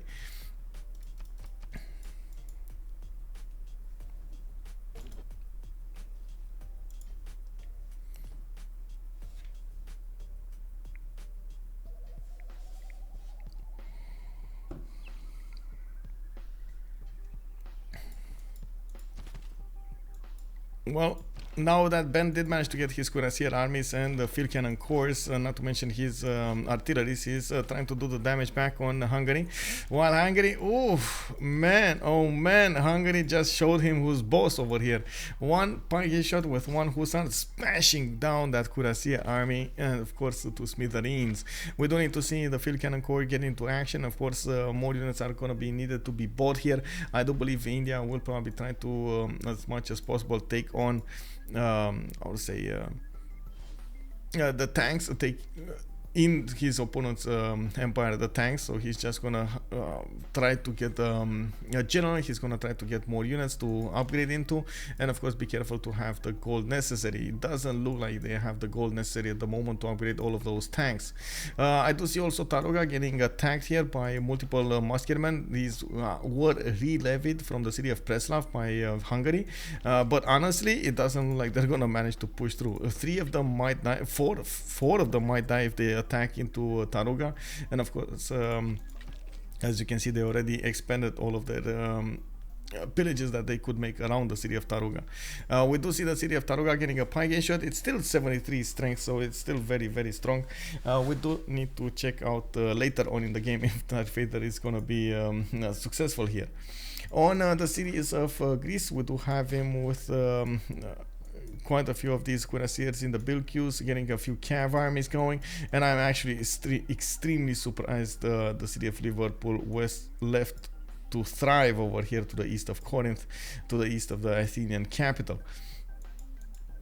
I always play the same moves in chess every game, doesn't matter if there's a piece in my way or anything. No adapting. Yes, no adapting. Like, you know, sometimes that is the way. What can I say? All your nukes belong to us. Yeah, well, it is what it is.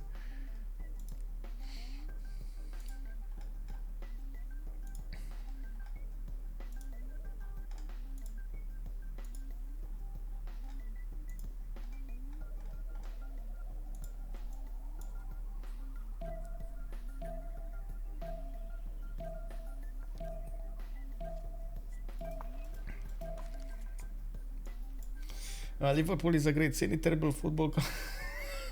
Man, don't tell them that, bro. There are some parts of Liverpool in which you need to run when you say that statement, bro. Oh man, I gotta say, at some point there was a discussion about beers, and I was watching the discussion unfold, and one of the okay, I'm not gonna name any names because, you know, we don't need to name any names, but there was someone that really liked Budweiser, and somebody else that really liked Heineken, and I was like, you know, you always like the beer that is not from your country, you always like something else, like, and he was like, yeah, but I still like Budweiser more than everything else. And he was a UK guy, right? So Budweiser being from America, you know, kind of makes sense that he likes something else. And then I was saying, you know, that's the American from you. And he was like, bro, you want me to like start running? What is this? Don't do that. Like, I mean, it is what it is, man. American TV shows and so on and so forth, they do so much to actually, you know, get their advertising going. That is so powerful, man. Wait, let's see. Eddie Coffin, another way around. Yeah. I'm an Everton fan. They're in Liverpool, and the rival of that red. Okay, Everton. So okay, those are the two big clubs in there. Okay, got it. Oh my God, bro. There must be somebody from Liverpool in my chat right now, just, you know, fuming. Don't do it, bro. Don't do it. We do have Japan with a few units to the southeast. Maybe he's worried about something. I'm actually quite curious what it is, because I wouldn't have thought he's gonna do any kind of units over here. It doesn't look like he's just gonna leave them be, and maybe he's gonna go across the mountains, across the rivers, and maybe try to go another time against the city of Vigo that got replaced by Spain. Looks like at the moment Spain is just testing the territory to the west of Nagoya, to the south of Shizuoka. Do need to see what's gonna happen there. All good. We love our red neighborhood, but gotta have some fun with them. We have no right to brag at the moment. Yeah, well, you know how it is. I do have to say, competition is amazing. Like, usually competition breeds quality, and as long as the competition stays sportsman-like, as long as the competition stays passive, and so on, like how to say, pacifist, I believe. Yeah. Like, you know, like no violence and so on and so forth. That I think it's all good. And of course, I'm when I say violence, I'm also including the verbal violence, abuse, and so on. I believe you should stay, you know, in your in some boundaries. Potala in Nagoya, wait, he's actually getting it. Potala in Nagoya, wait, whoa. So he's trying to defend this. Okay.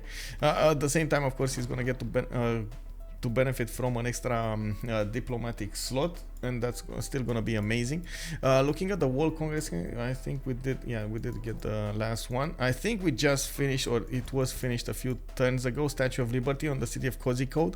Boba Fett did manage to get the first tank. That is Rome getting the first tank, and it looks like by the positioning of these tanks, he's gonna go more against England than he's gonna go against the Gauls here.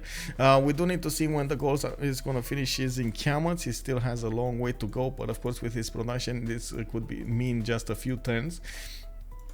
While we do have 1, 2, 3 tank armies coming out from Boba Fett, from JR. We would love to see some more, not to mention he's getting his artilleries in range of these English cities. England doesn't have yet, still he's gonna get it next time.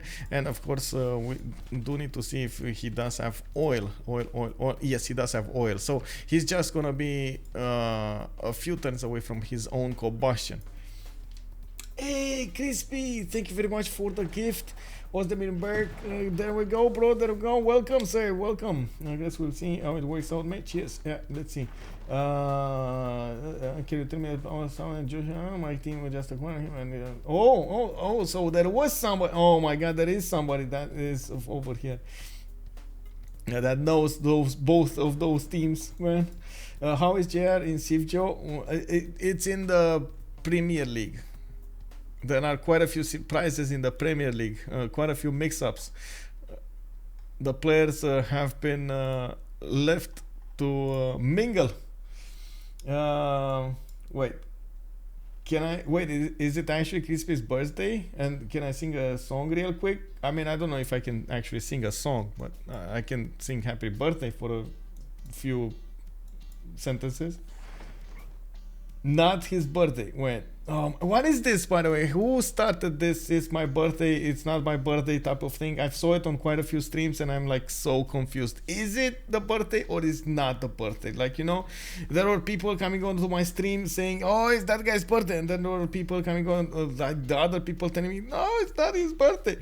I'm like, what do now, bro? I mean, I want to be, you know, polite. I want to say happy birthday. I want to ring that boy and tell him you want to have a lot of years. You want to be prosperous. You want to have all of those good luck and all of the big booms over there. But then if you don't actually get anything, you just end up with like a cold call, you know, like, it's not your birthday. I'm sorry, I forgot, bro. You know?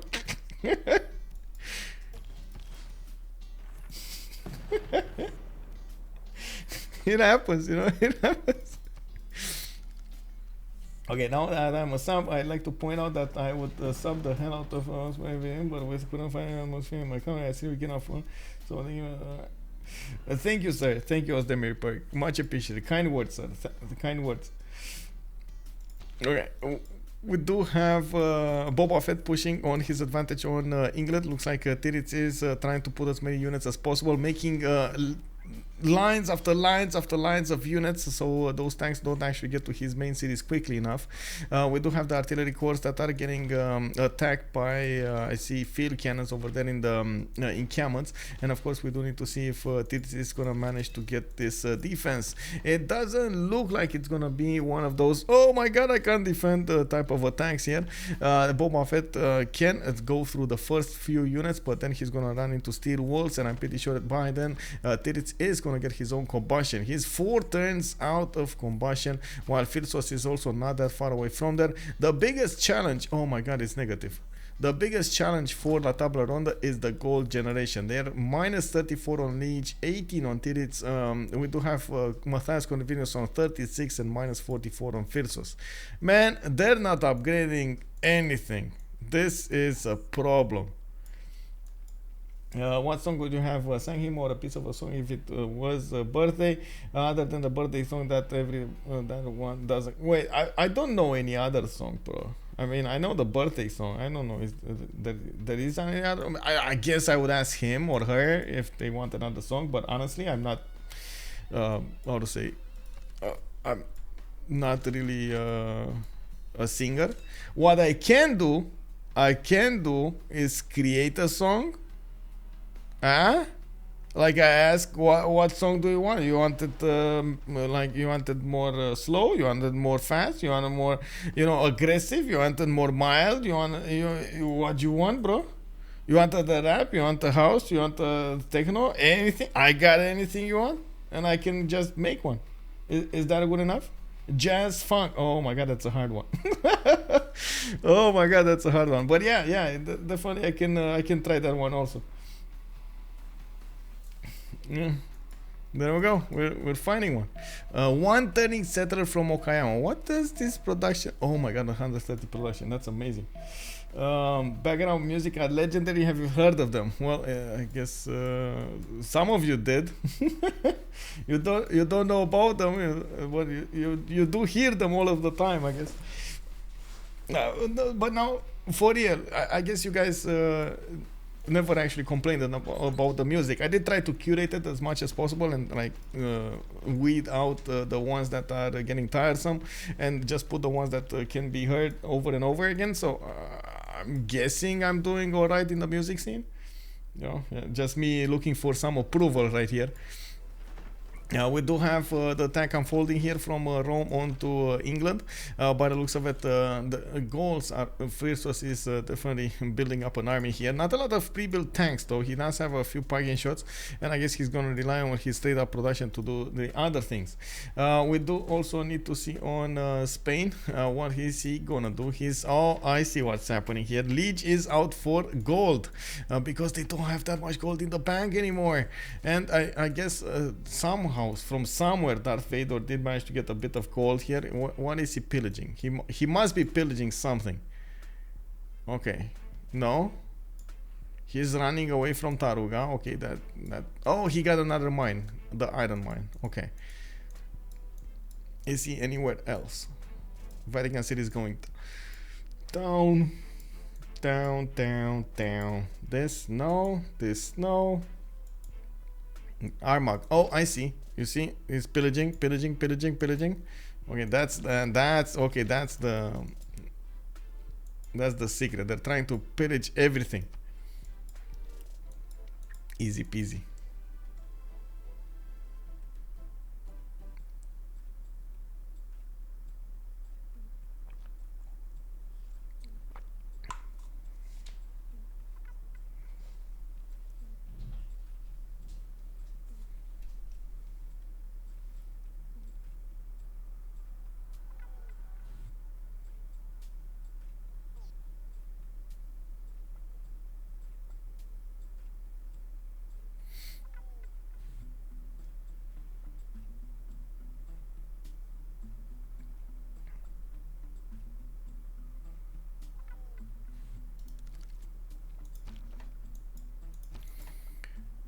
Well, I do believe Titiits over here is definitely going to get his combustion. 2 turns away, mobilization in 2 as well. He does have a cuirassier corps coming out of his cities. Definitely has enough strength to get those going. The biggest question will be, when will Greece upgrade? They don't have a lot of economy either.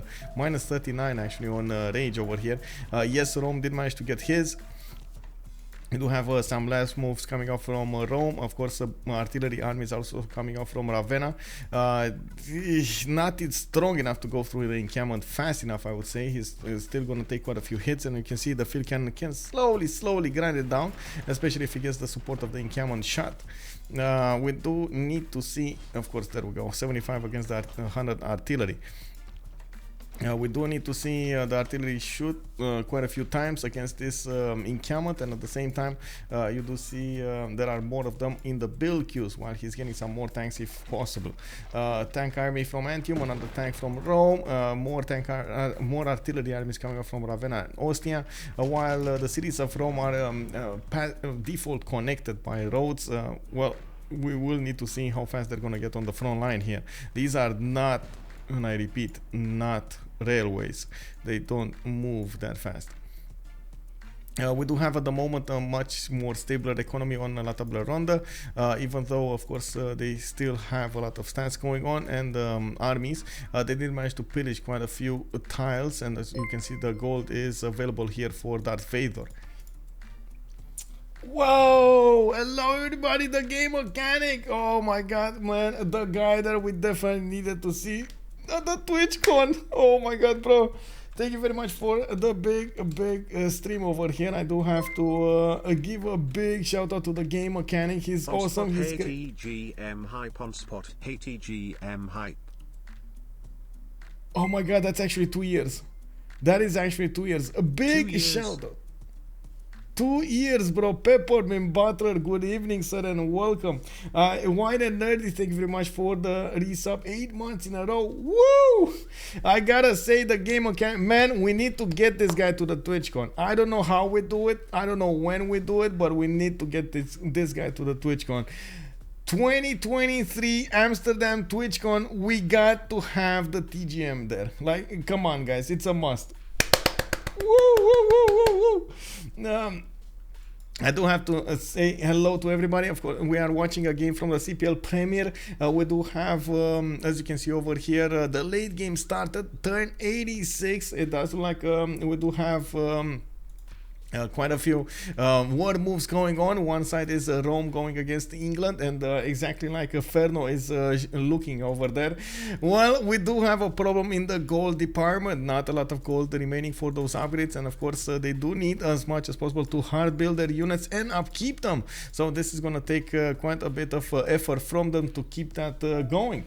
John Capikas, good evening, sir, and hello there, Ferno for 1111. Good evening, sir, and welcome. La Table Ronde has some gold problems. Both of them have, like, honestly, both of them have. At the moment, it's the production that is winning, and of course Lege is the most productive in the game. 861 production on Japan. Definitely need to see what he's gonna go for.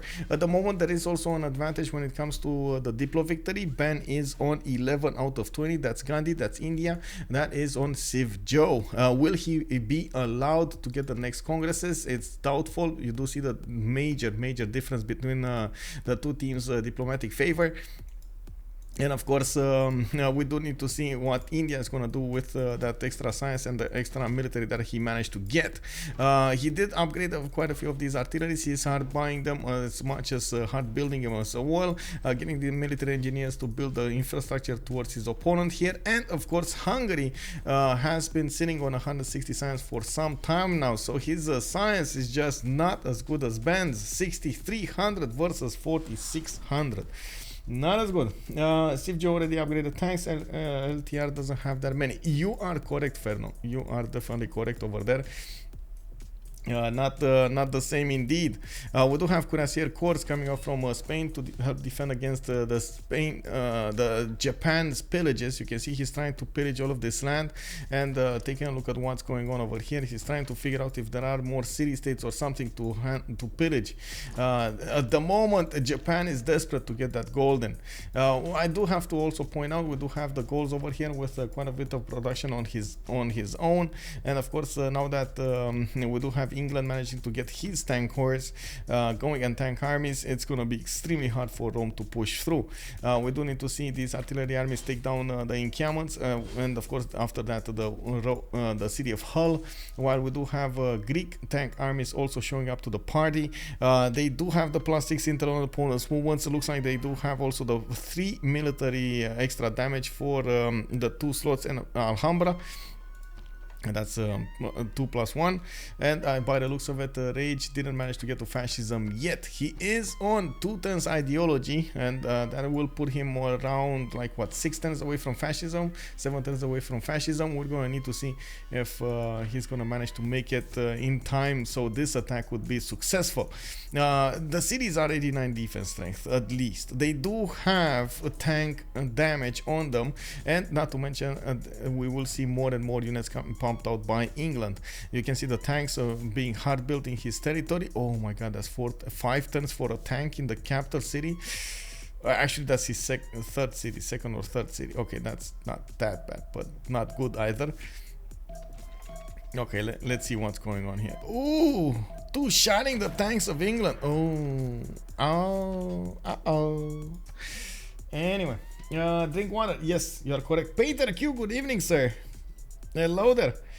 Hope people are having a great summer. Well, we're trying as much as possible to get hydrated. Yeah, indeed.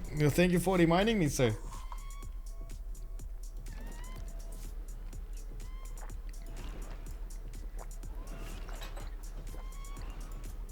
Ooh, there's a tunnel. Wait, the tunnel works both ways, bro. Like, the tunnel really works both. Oh, anyway, I guess Titiits just didn't want to do that. Trying to not melt, but I appreciate the feeling. Thanks. Yeah. Wait, Riot, you know how hot you said it's there? How hot? How hot? How hot? Hot? Is it that hot? Is it that, 40 degrees? Oh my god, I'm serious. That's like trying to move around the house, not touching anything, and trying, to just get by. It cooled down to 25 here. Okay, it's fine. Actually, I'm thinking, since it did cool down quite a bit out of the day, I'm thinking maybe get some running done after the game, so I can, get the energy out of me and do some workout, because honestly, in the day, it's almost impossible to work out. It's... Woo! 35 degrees workout? Bro, you have another thing coming. It's for now the peak is at 36, but next week is gonna be around 39, 40. Okay. You're getting there. It's fine. 43 here. 43 here. I guess we're used to it and prepared. Yeah, I'm pretty sure. In Arizona, it's amazing, right? You know what you have to do.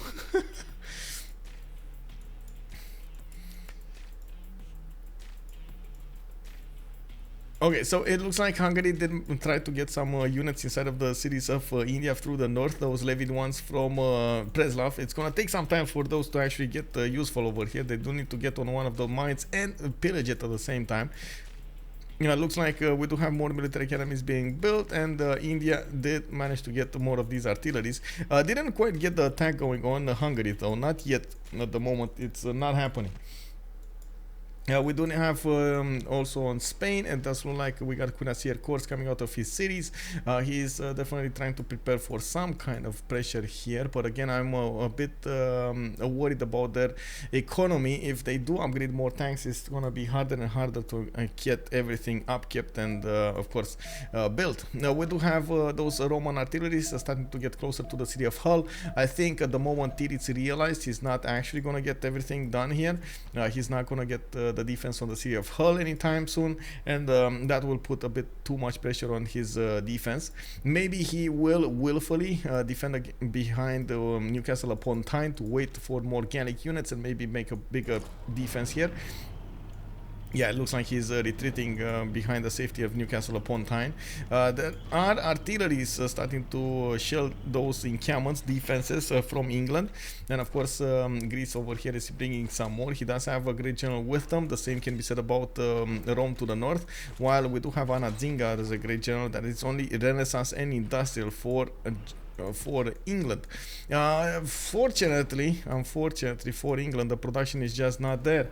Vatican City just got taken out. That was the city to the south of Spain. After 10 turns later, we do have those Crossbowmen victorious enough, and James lucky enough that his corsair didn't actually get wiped out clean from the map by the Vatican defenses. 112 strength encampment. Yeah, it is strong, but I gotta say these tanks are stronger. Usually late game Greece is especially hard to deal with, because of that +5 that he gets from the fascism. At the moment he just needs like 3 more turns to get to totalitarianism, and that's gonna allow him to go through England like butter.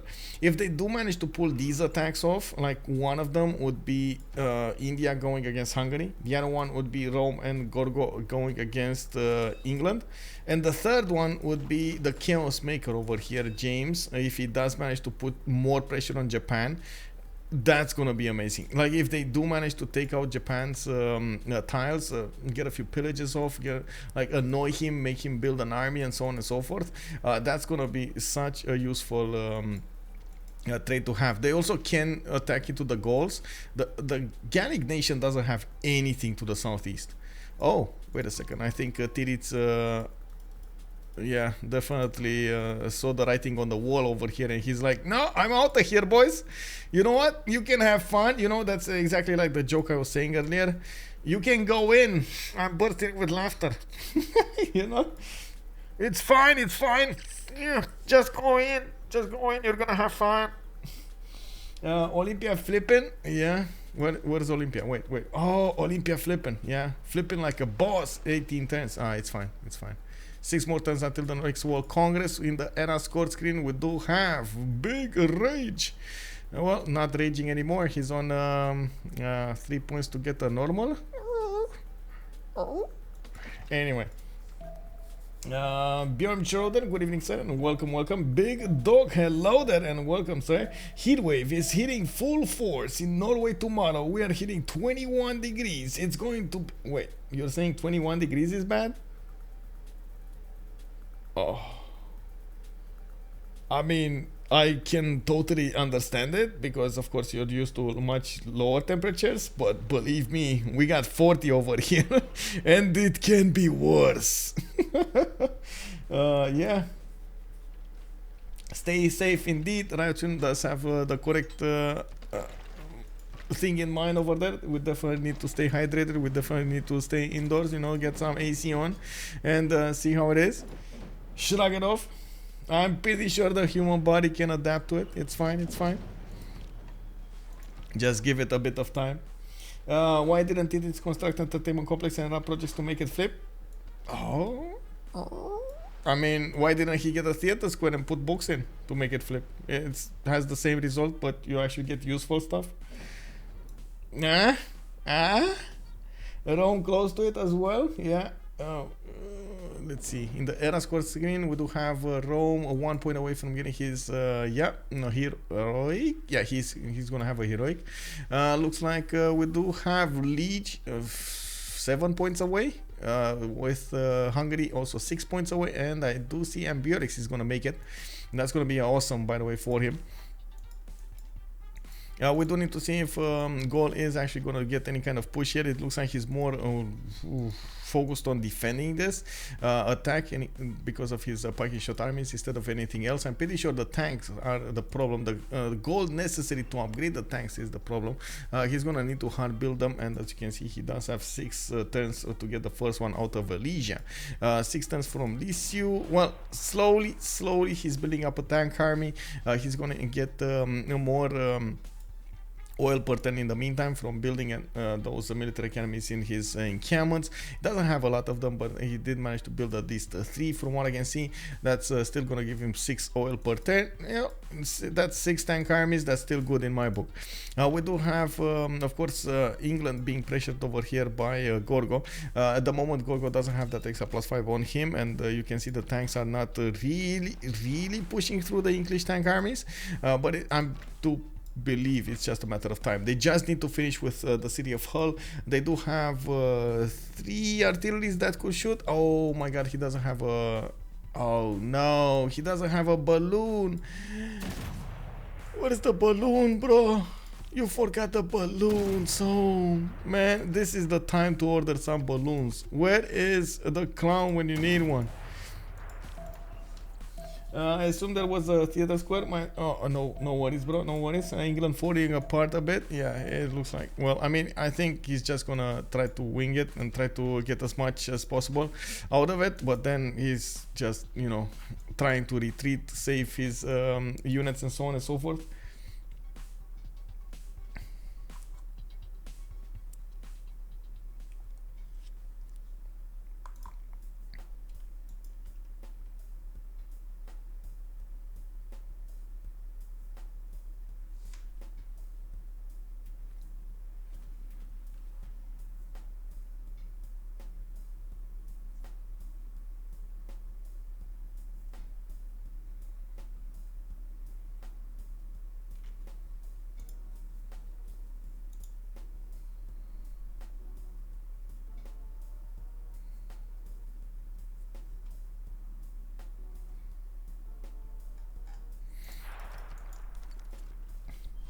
I'm curious if they are going to keep the cities or not, and if they will give them to Rome or Gorgo. I believe in this scenario it should be actually Gorgo who would need to, like Hull definitely needs to be Rome. The ones to the east of Gorgo should be Gorgos. Gorgo just needs to get bigger here. He also needs a stronger economy. That's why he's putting down commercials. It's gonna take a hell of a long time to actually get these commercials built and you know, actually useful. But he needs to start them at some point. And of course, you do see that he's putting quite a few of them on the map here. Getting so close to fascism is also going to allow him next turn to get an extra +6 on his opponent. That's going to be very important to work against his opponent here, against Titiits. I do also notice finally Titiits did manage to get a spy inside of the Greek cities, and that's why he's getting an extra not +6, he's getting only a +3. And I'm talking about the Lege over here. I do see some minus oil though. Is that correct? -5 insufficient oil. Wait. 1, 2, 3. Only 3? Oh man, he needs oil from somebody. Okay, so Spain has full oil. We got Gorgo on full oil now. Okay, it should be fine. I don't know why the minus oil. No, I guess he got caught with his pants down. That's why the minus oil got through. Anyway, we do have Spanish cuirassier corps arriving to the northwest of Valencia and to the west of Valencia. Actually, they're going to try to push against Birmingham. These cuirassier corps are not really going to do a lot of damage. It's more about getting the pillages on. It's more about putting some more pressure on England. I was 100% expecting James to go against Gaul. Like, taking care of Gaul over here, I think would have been a much more important target, to not allow him to keep simming and not allow him to put the protection on tanks and so on and so forth, or try as much as possible to pull the tanks on the east rather than letting them get a decent amount of number on the west side where he could actually affect the war against Eleanor. Eleanor is going down one way or the other, and these Spanish cuirassiers are not going to make it faster if they go into into his land. It's just going to make it a bit more painful for him, but that's about it. There's not going to be that big of a difference.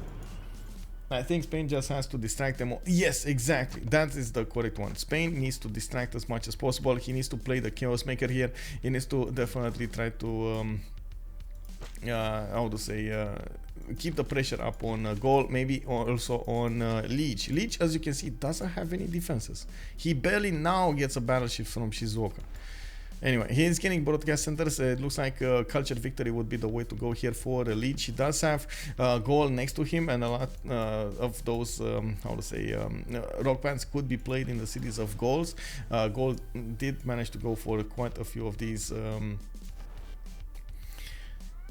wonders. We do have also on Lege 110 tourism per turn. I do see 117 on the Gallic Empire, but he's going to war, so he's not going to actually get to use that anytime soon. In the culture screen, Phyrsos is 16 out of 111 of those tourists, and you can see that it's going to take a while for Lege to actually get to that number.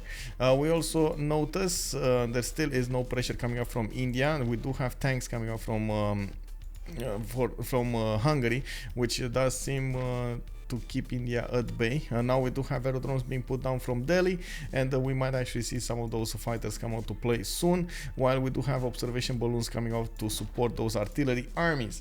The first city of Eleanor did go down. That was the city of Hull. The next city is going to be Newcastle upon Tyne, and I'm actually quite curious if we're going to see a split up of the Greek army versus the Roman army, with Greeks starting to attack Plymouth and Liverpool, and of course Rome going against London, Leeds, Manchester, and so on and so forth, the cities on the east side. Now that the city of Hull did go down, city of Olympia did get stabilized. It's actually growing in loyalty with 1 point, and it's going to take a while until he gets there. 3 more turns until the next World Congress session, 2 more turns until the next era. In the era score screen, we do have Rage going normal. We do have Ben 4 points away from going heroic. No, he's in a normal age actually. That's so cute. Okay, Dark Age. This is gonna be a heroic age. We do have Lege going 1 point away from going heroic. Maybe he can levy something so he can get to 1 point. Oh no, he wants a coal-powered ship over here, and it's gonna be the battleship. Okay, it's fine. That's what he's gonna get. So that's 1 point. We do have Titiits normal or Dark Age, I guess. Hungary going gold and into heroic, while Phyrsos is gonna go it's gonna go heroic. Okay, so quite a few heroics over here. 2, possibly 3 heroics. Oh no, Lege is not gonna be heroics. It's just gonna be golden. It's fine. I think this is gonna totally change the next era's gold because of the heroics. Like at the moment, the only one that could make the gold with reform the coinage would be Rome, while everybody else has a problem with the gold generation. On La Table Ronde, we do have 2 players going for the heroics and 1 player going for the golden, so all 3 of them could get reform the coinage. That is going to be massive. I don't think that's going to be in England much longer regardless. Oh, I guess they do need to go through England as soon as possible. Anyway, the pillage economy is working nicely. We do have more and more pillages. You've seen that 1 mine at the moment pillaged does mean it's 235 gold. That is an impressive amount of gold. And you do see how fast Newcastle upon Tyne did go down to Rage's units. The city is going to, I guess, rebel in 2 turns, but there are a few things that need to be taken care of. We do need to see the artillery armies making quick work of Plymouth, and of course go against the city of London soon.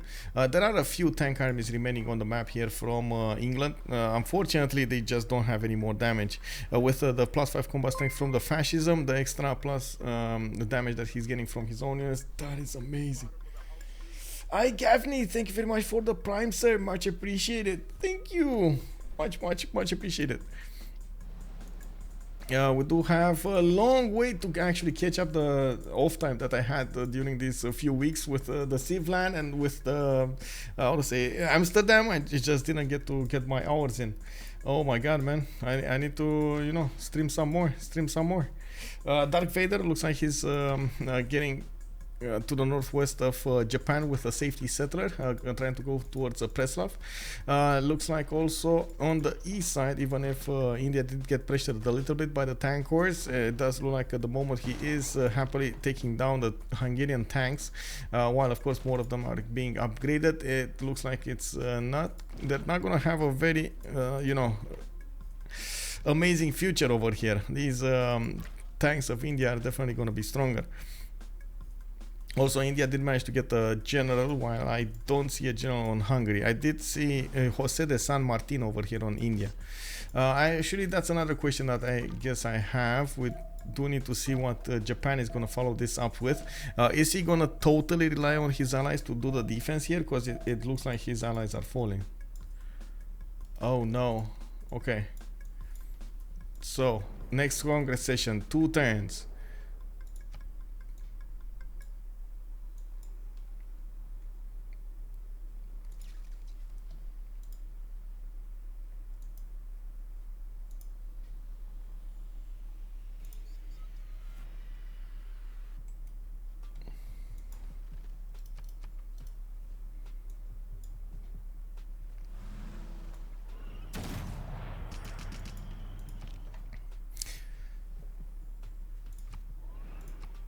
Minus 80 gold a turn. Well, what can I say? Now we do see the heroics starting to get in.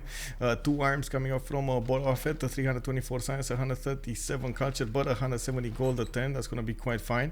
We do see James Bond, Golden Age on Ben. He did manage to get it, so I'm pretty sure he's going to want to go reform the coinage here for that extra gold. Definitely needs to get some of it. He does have quite a few traders going around towards Rome, so they might as well benefit from it. At the moment, he didn't activate the option. You do have him building up that army next to the city of Chennai on the west side, and of course we do need to see all of these tanks get in there on the Hungarian units. He shouldn't be that far away from getting his fascism. There we go, 3 turns away from getting fascism, while Matthias is going to be very far away from getting there. We do have Gorgo with normal age. Unfortunately, he's not going to get any of those juicy bonuses. And oh, he went 2 arms. Okay, Gandhi went 2 arms. Okay, can he afford 2 arms? I'm not so certain. 2 arms does give you that extra plus 10 strength against the city's defenses or defensible structures, I guess. And we do need to see if he's gonna manage to make it. Maybe I'm a bit too skeptical over here, but I guess I do like to see a bit more economy on the players. Anyway, on the other side, we do have Lege with 241 gold a turn. He did go reform the coinage. We do have also Titiits, 16 gold a turn, with Matthias Corvinus going heroic age. He is in 2 arms, Heartbeat of Steam, and reform the coinage. But of course, we do need to see him how fast he's going to go down.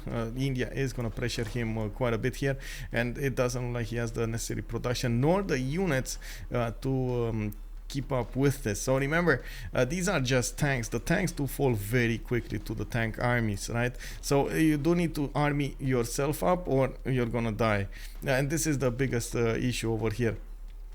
At the moment, there aren't that many army units from Hungary put on the front line to make a difference, and the ones that he's trying to get are just tanks, not tank armies.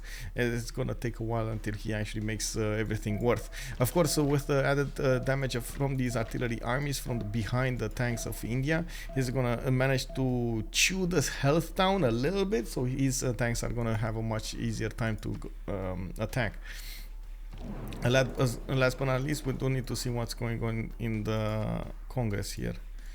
Okay, I guess that, and I guess that. Okay, let's go. Gold problems eliminated for now. Yeah, it does seem like we're gonna have a bit of an advantage over here from what can I say, Phyrsos is gonna get a lot of production going, and now that he doesn't have that much pressure on the gold, he can get his tanks up. And this is oh my god. Okay, well, the army of Rome and Greece just got bigger and bigger. Are they just gonna totally ignore Plymouth? Looks like they're like totally ignoring Plymouth. Maybe the new tanks that are coming out are going to go against Plymouth, but at the moment it looks like it's just, you know, it is what it is. They're going to go to take out London first. Okay, well, I feel like they need to take it, you know, before Newcastle upon Tyne flips again. Maybe do that. We do have the first balloon coming out from Ravenna. It's going to need to actually get to the front line to be effective on those artilleries, giving them that extra range to shoot from. And we're going to need to see exactly where are these artilleries going to be positioned to shoot against Plymouth, to shoot against London, or what's going to happen here. Plymouth is really difficult to get to, not a lot of tiles to attack from. Yeah, it is. It has like 3 tiles to attack from. 1, 2, 3. With the balloons though, that's different. You do get 1, 2, 3, 4, 5, 6, 7 to actually attack with, well, more. To attack with the artilleries, and of course, yes, you don't really care to attack into it with the tanks. You just need to one tap it afterwards, after the artilleries are done with it. That's the issue here. There aren't that many artilleries from Rage, and I was expecting him to put a few of them to work on Plymouth, not go directly on the capital. Most of the reasoning is because of the pressure. But oh well, I guess the moment it is what it is. We do have Japan managing to recruit quite a few great musicians. You do see the rock bands coming out of his cities, and of course, I think this is a run for culture victory. The prediction didn't actually the poll actually ended, right? So in the prediction, you guys voted 65% La Table Ronde, 35% of CivJoe. Did any of you have a change of heart in the meantime? Can you shoot over mountains? Yes, you can. With artilleries and battleships, you can shoot over mountains, yes. I'm actually quite curious. Did any of you get a change of heart during the outcome of this game, by the way? For the outcome of this game. We got no tourism for music. Ooh, that's a bad one. 50% discount on the production of buildings of this time. Oil power plant, I mean, sure. And Ben just lost 2 Diplo points. I'm thinking he's not caring about Diplo anymore. You know, just saying, he's not really going for Diplo. Okay, so I guess none of you did get a change of heart here. Okay, I got it.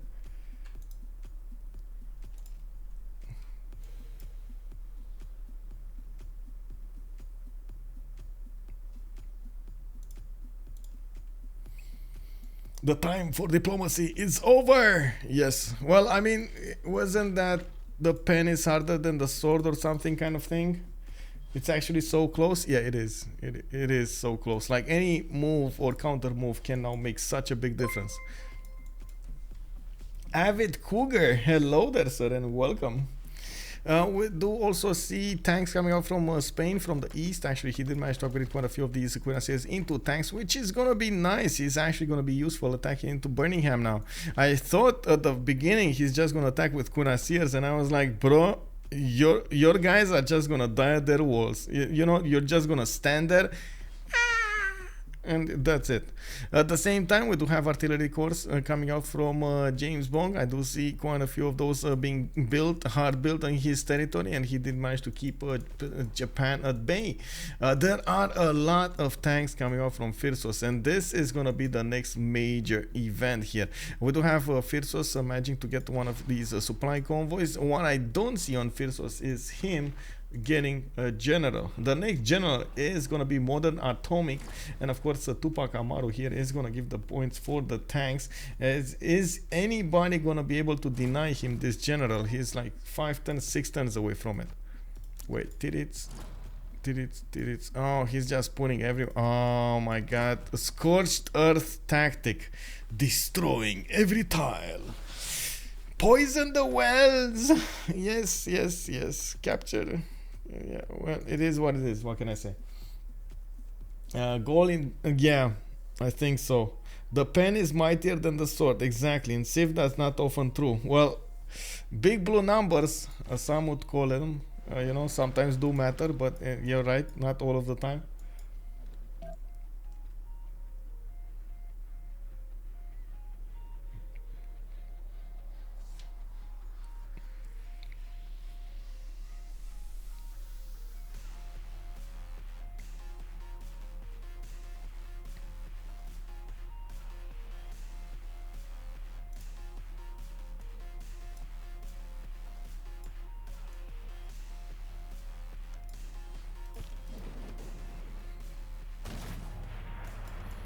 Oh, we got some fast moves coming up. Boba Fett is trying to, pillage those traders. Yeah, get them, bro, get them.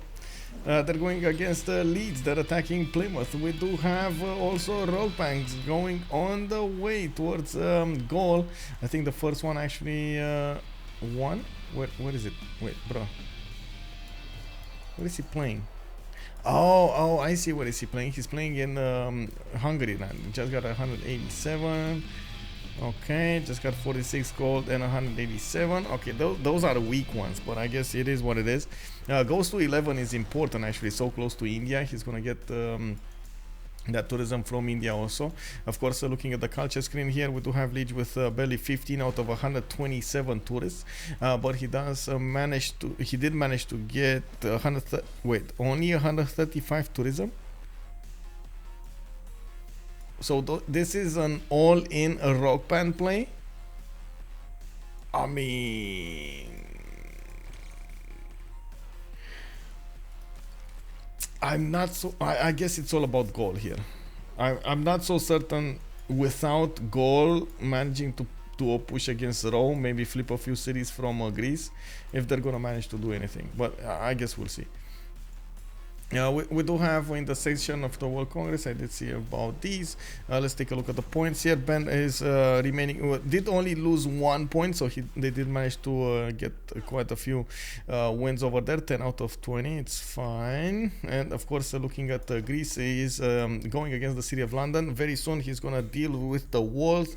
We do have the balloon on the way towards the south here for, of course, those Roman artilleries. I do believe Plymouth should be actually on the chopping block over here. A bit unfortunate that he needed to deal with these English calves coming up from the city of Liverpool. Now we're gonna see the tank army get in there next to the city of Plymouth and start banging on the walls here. Soon enough, he's gonna create a hole for everybody to go through. We do have Japanese rock bands starting to appear in the cities of Gauls, and of course every time we're gonna have to check out from now on how many of these tourists Lege can actually acquire. Now he did acquire 2 of them, but he went from 15 to 17, and quite a few of these didn't actually get to play anyway. The Little Ant, Major Slang did play. We did have, oh my god, a row of 1, 2, 3, 4, 5 more are coming, are on the way. We do have this and this. This is a pop star. We do have a Goes to 11. We do have The Little Breakfast with Space Rock. Perfume Queen with album cover art. Okay. I mean, that lack of tourism from his musicians is hurting him so badly right now. Well, I guess it is what it is. We do need to see also how fast India can actually push through the lands of Hungary. At the moment, I do see those biplanes are making their way there. We will need to upgrade them into actually fighters if he wants to make use of them, and he's probably going to try to do just that.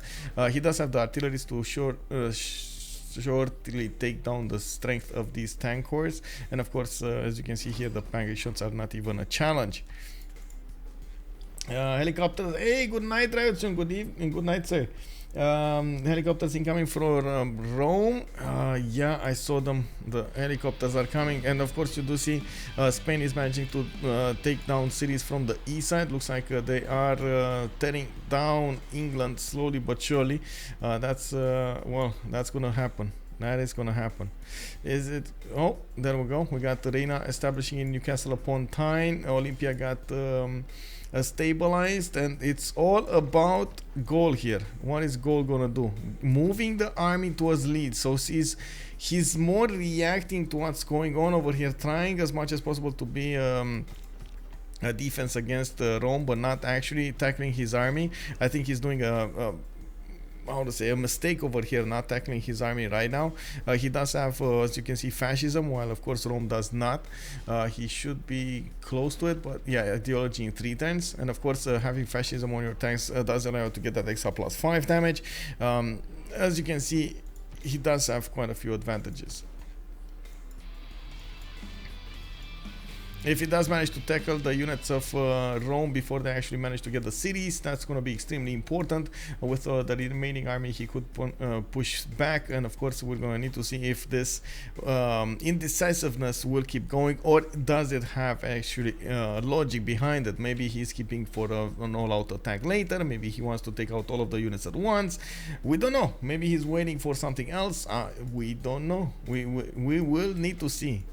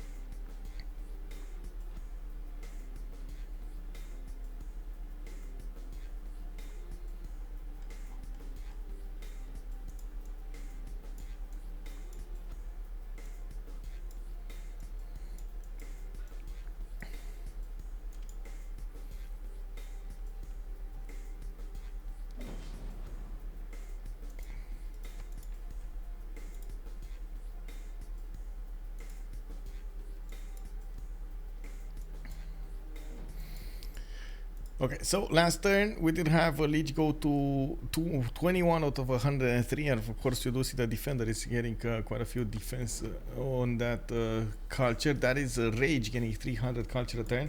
The more cities that he's gonna get from England, the more theater squares, and I do believe, of course, he's gonna get quite a few of those. Points of culture with them. In the meantime, he's also going to generate a lot of culture from taking down the units. You've seen every time Greece does take down a unit, it does generate some culture. We do have the last remaining, I think, damage points done on London. It should be going down quite fast. We do still have the city of Plymouth alive. There is an artillery over there that keeps on shooting the city, while of course Greece did manage to get 2 tanks in there. Very important to take that city and Liverpool at the same time. London did go down. We do have it rebelling in 11 turns, but it looks like at the moment more and more cities are being taken down from Rome without an actual ability from, or I should say, a reaction coming from the Gauls other than just building an army in Cenabum. We do have quite a few tank armies here. 1, 2, 3, 4, 5, 6, 7, 8 tank armies over here. 10 tank armies that could go against Rome and try to flip back some of the cities of England. It's quite important for them to actually have a lead in the Diplo favor. Oh, they still have a lead in the Diplo favor. They managed to, oh my god, amazing, big brain by the way. They managed to just pass those foes that they needed without putting more Diplo favor into it. Amazing, by the way. I like this. I really like this. Doing the math and getting it done right, that is amazing. Table Ronde just got a lot of advantage just by keeping those Diplo favor points in their bag. We do have the city of Eger next on the chopping block. Looks like Hungary is getting in there with artillery armies, balloons also, and not to mention quite a few tanks. He's definitely pressuring Hungary quite a bit here, and of course with the ability of these artillery armies to shoot from 3 tiles away, that means a lot of them can actually shoot on one single target. We do have, of course, quite a few cities remaining from Hungary. The rock bands keep on playing on both sides of the aisle, on Hungary and on the Gaul side. Quite a few of them did manage to arrive in the Gallic land over here, and as you can see, Lege did get to 27 out of 140 of those tourists. Boba Fett did get, or I should say Rome did manage to get the city to the northeast of London, did raise it to the ground, didn't want to keep it, and of course we do see that Spain did retreat his army. Oh my god, he's gonna go against the Gauls. Or is he gonna go against the Gauls, or is he gonna go against Japan? That's quite important here. Did he ever? No, he never. Like the Gauls never actually got converted by Japan.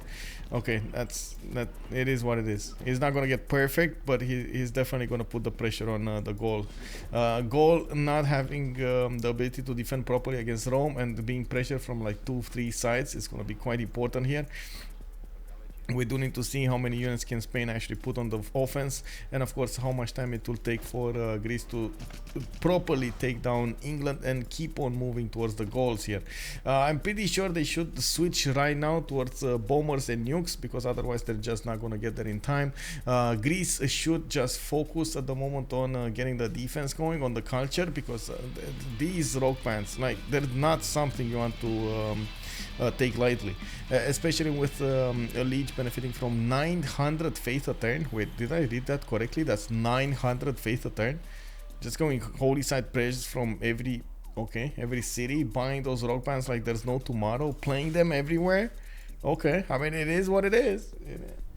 Arthurian, they won't have nuke on time with the hard nerf on BBG. I know, right? Oh my god, Arthurian, you reminded me of that. Oh, the nerf, the nuke, the nerf.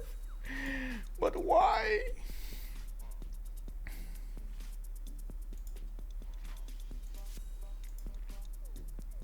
Whoa!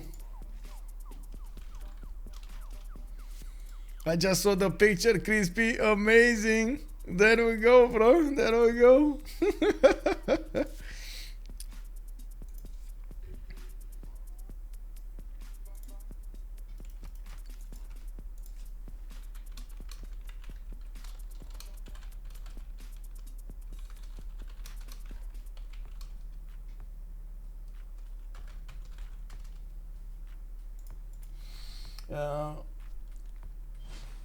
We do have rock bands coming up from Japan, of course, going on the road towards Gaul over here. Looking at the tech side, I do see synthetic materials coming up from CivJoe, Ben, and James. While I do see India did manage to push through the defenses of Eger. He's getting more experience on the pipelines, quite important when he's going to turn those into fighters. You know, it's still good damage that he's getting out, and as you can see over here, he's dealing a significant damage to the tank cores before they even get to upgrade. That's the most important thing. If you don't let them upgrade, you can definitely take them out with a stronger unit. What was the nuke nerf? Basically like 50% production all across the board. Like 50% production on the Manhattan project, 50% production on each nuke, and so on and so forth. And even the big boy nukes. Also, a good evening, Mr. T800. How are you doing, sir? Welcome, welcome. Oh yeah, and they require 2 times the resources. Like I think it's a bit too big of a nerf, honestly. Like, there are some games that you won't stop at turn 135 without nukes. They just keep on going. Oh, you're recovering? Oh, I mean, I hope you have a fast recovery there. Just, you know, take it slow, bro. Take it slow. Just try to get better. Try to, I would say, maybe be happy about the rest and the relaxation over there. I'm not sure how much relaxation is, but you know what I mean. There's some off time. You get to watch movies and stuff.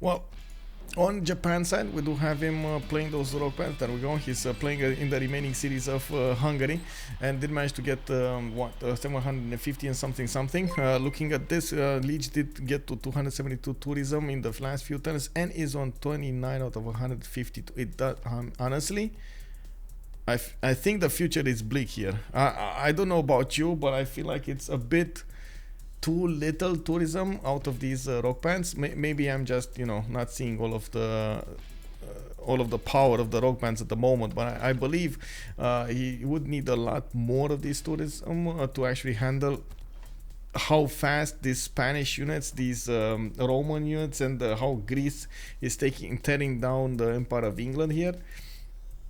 Blizzy does it. Hello there, sir, and welcome to the stream.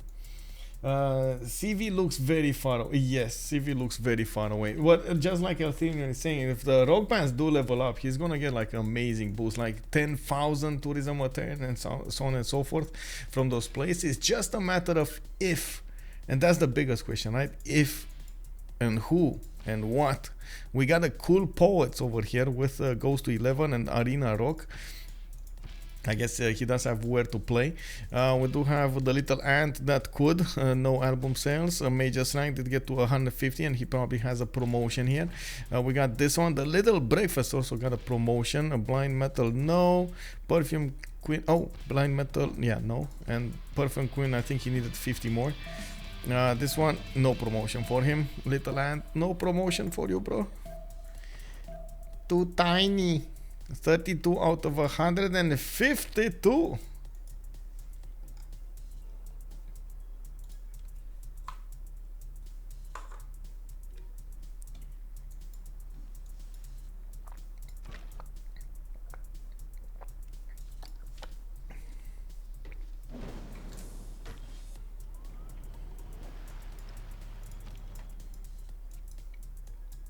We do have quite a big army coming up from Spain going against Divodurum. Of course, it's going to force Phyrsos over here to reposition his army to defend against this.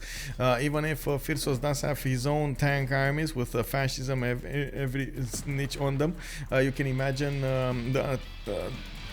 he's still going to need the numbers to restart this attack, and I'm pretty sure Spain over here is trying to get through his own fascism. It's going to be too long though. And in the meantime, nobody is pressuring Japan that hard. and they just let him try to get as much as possible that tourism going.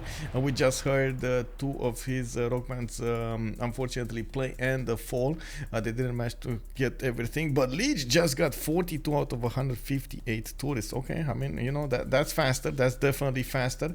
It's getting a bit faster passive tourism as well as, oh, only 375. Well, that's bad boo-boo. We do have him with still 800 faith a turn with 1100 production. Of course, with so many holy site projects coming out from his land, he's gonna get an important amount of tourism from those rock bands if he converts them. 14 turns until the next World Congress session. That's how long he actually needs to wait for the tourism from those great musicians to kick in. At the moment, they are not generating any kind of tourism, unfortunately, for him. Gandhi closing in on Lege. Let's say, I think in this case you'd like to play with Sumer to get Sumerian. Okay, to get XP shared with rock bands. Oh yeah. 500 IQ plays over there, definitely, bro.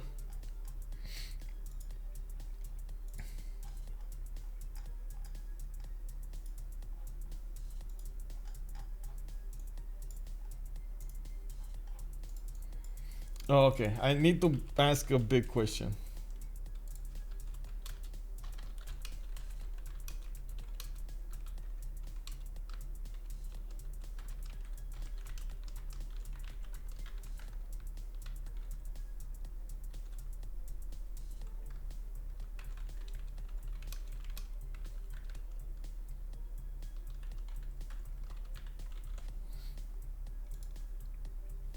Let's see what the stream chat opinion is about this question. Do you remember other people's birthday? That's a big one. That's one thing that honestly I have never been good at. Like remembering other people's birthday. It's like I don't remember them. Not even like it took me 30 years to actually learn my parents' birthday. If you can believe it. I do have a phone, yes. But that requires work. That requires calendar work, and I barely use the calendar anyway. Put it in the Google. Well, sure, but it's remembering, not using trickery. You know. I can barely remember. It's my birthday some years ago. Yeah, exactly, man. Exactly, right? When you have a phone, why do you not play the app? Oh no! Oh wait! You guys have phones, right? You guys have phones. Right?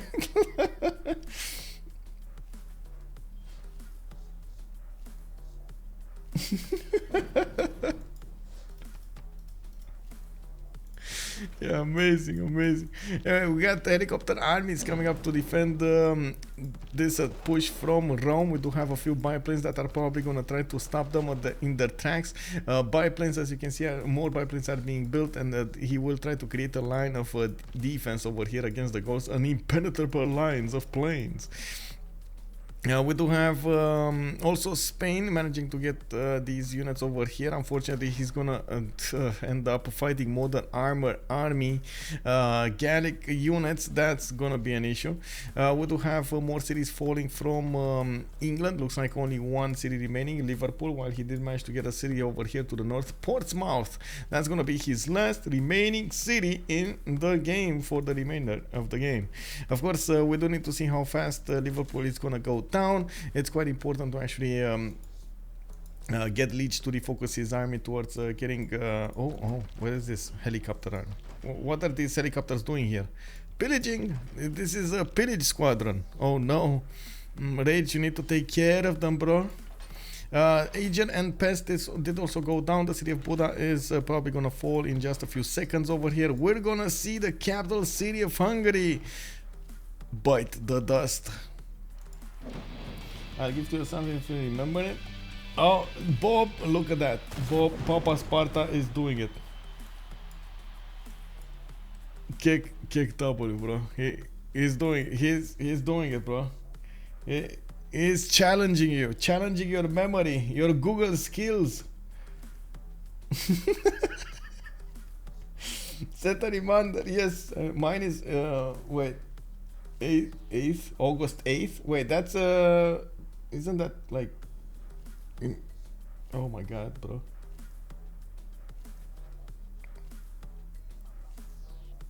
Oh my god, now I need to go to the calendar and you can change the okay.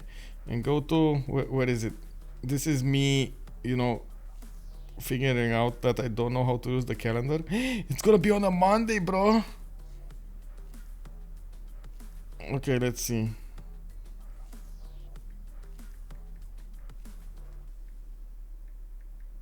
There we go. I got it, bro. I got you. That's in 2.5 weeks. Yeah, it is. It is. So the city of Buda did fall, of course, been to get over. We got 3 more cities live from Hungary. He did also manage to get a city Győr to the west of Preslav. That's behind friendly lines here. And Lege, I believe he should have an army. He doesn't have that big of an army to defend himself. He does have a lot of faith that he could buy an army with, but of course he's more favoring to buy those rogue bands than an army. Was there another one? Was there another one? Wait, animal. Okay, so the only one was that. Okay, I see it. It is what it is, bro. It is what it is. Wow, Papa Sparta, thank you very much for the tier 1 gift. Bob17, hello there. There you go, bro. Every year I will message you on Discord and wish you a happy birthday. Nice, nice. We do have Boba Fett also with those helicopter armies managing to just keep the line here. I don't think actually the Gauls are interested in pushing some more, especially through the bipedal line. I also notice he doesn't have enough coal to upgrade all of them, especially these tank armies do cost 305 gold to be upgraded into modern armored armies. He can use some of the gold from his teammates and he could definitely upgrade 3 of them, but then they're gonna totally run out of gold. He did push back the units of Spain, and of course, oh my god, Spain repositioned everything towards Japan here, and I think he definitely did do a good thing with Japan not actually benefiting from a lot of an army here. He would require the support help of the Gauls, and the Gauls infrastructure is just not ready for this. We did have BamesJong Cav managing to scout this out, managing to scout the one line, one tiny line of road, getting the connection between the Gallic nation and of course Japan, while we do have all of those rock bands moving back and forth through that one line. Did we have a general here for the Gauls? That is another big question. We do have Tupac Amaru that is being held in Cenabon. The second this guy falls from this side, of course, you can imagine all of these Roman tanks can push forward and with the support help of the Greek tank armies. There will be quite a few artilleries available here, right, for the taking, and I'm pretty sure after Greece is gonna finish with the city of Liverpool, he's also gonna put all of that remaining health over there to the northeast. I will make up birthdays. Wait, what?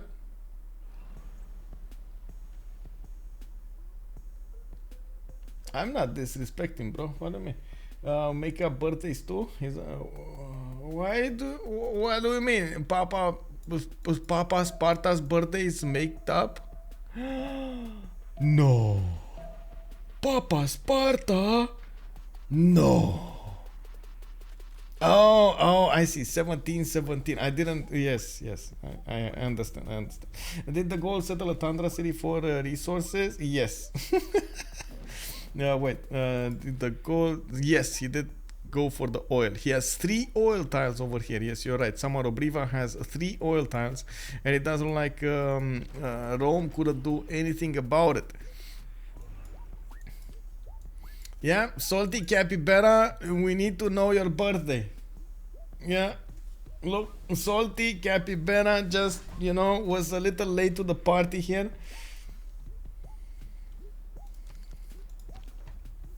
When everybody was sharing birthdays, but yeah, you know. What's this? We got a... Oh, a DC, okay. John DC'd.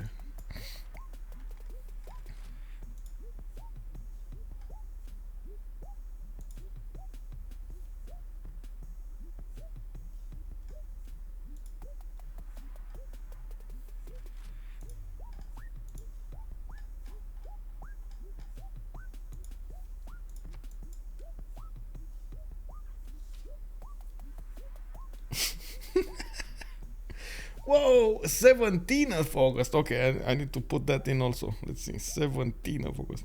Ta-da-ta-ta.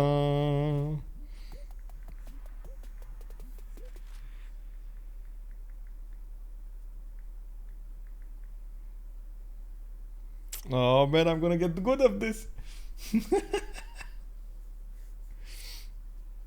What's the CV status, Lukang and Loader sir? It's 57 out of 168. So it's like one third of the way there. I mean, yeah, one third of the. I don't know why I said, but you know what I mean. One third of the way there. 392 passive tourism. We do have Japan about to lose his road towards his ally to actually play those rock bands. He does have a third promotion on this rock band over here, which is going to be quite good. He does have the cool poise that also made it to level 3. And of course, we're going to need to see how many of these wonders he can actually get to play in. Jim ZXY, thank you very much for the follow, sir, and welcome to the stream. Wait, the onesies, can you tell them to decide a victor now? No, I can't. And also, Papa Sparta, I told my mom I would go to bed early tonight. I mean, yeah, don't know, bro. I don't know about that one, bro. Diplomacy victory should be the chat all voting together that one team won like 75% or something, like maybe 90% if it's to chat, like literally overwhelming majority needs to vote. I'm just saying, you know, it might be a bit skewed one way if you have them voting for stuff.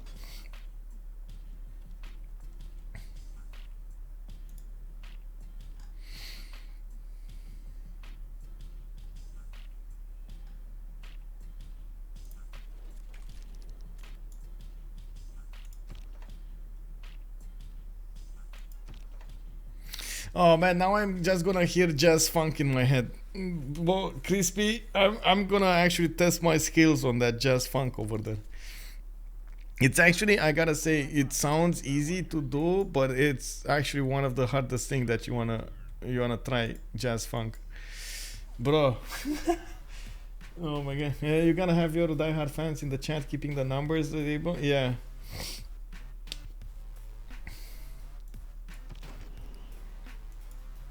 It does sound crazy. It is amazing, but there's like, bro, I gotta say, what was it, 3 years ago, 4 years ago, I did manage to find an app on the Play Store which allowed you to connect through the internet to any radio in the world, which is amazing, by the way, amazing. And I was like, okay, I mean, let's hear some beats from all over the world. Ooh, Ibiza, you know. Then we got Amsterdam, then we got you know, how to say, Russia with heavy hard bass, you know. Then we got on the west side, America, funky. Oh my god, I found a jazz in New York, which is amazing. A jazz station in New York, amazing, man. Like, you could hear that stuff all day long, no issues. I'm not gonna lie, the longer this takes, the better for CivJoe. I don't think Lege will be able to get enough tourism before his team falls. Yeah, I think that's the problem though. Wait, did one of the gold cities turn? What is that, a city state? Gallic cities turn. Wait, what? Oh, this is a city state. Granada. This is a city state.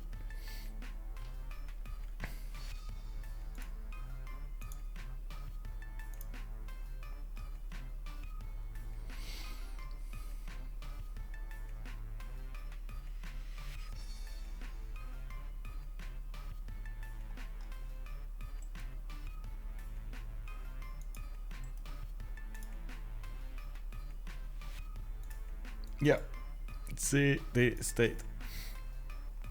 Just waiting here for John to reconnect. I think he should be in though. I see him in. Yeah, the goals do definitely have a lot of military. Doesn't seem like it's a bit too spread out at the moment. Doesn't seem concentrated in one way. He needs to help out Japan. He needs to help himself out on the southwest side. Has a lot to deal with here.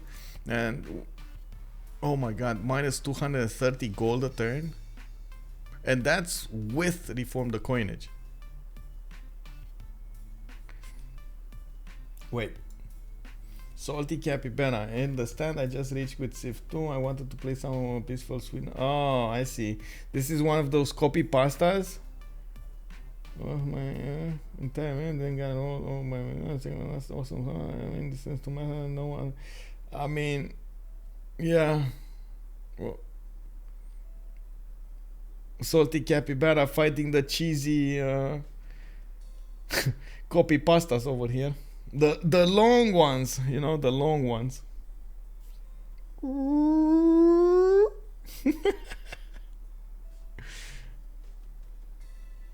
Oh, you did, Salty, you did. I saw you.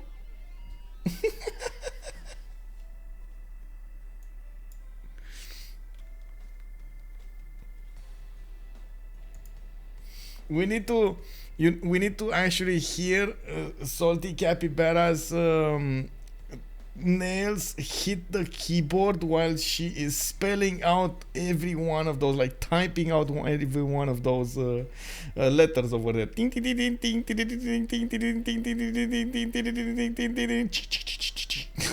know?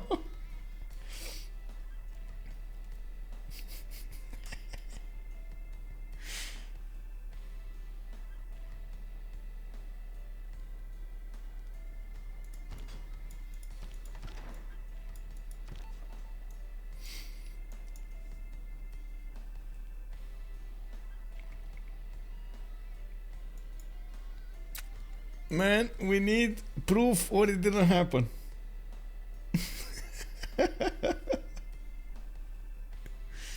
It's all good, Salty, it's all good.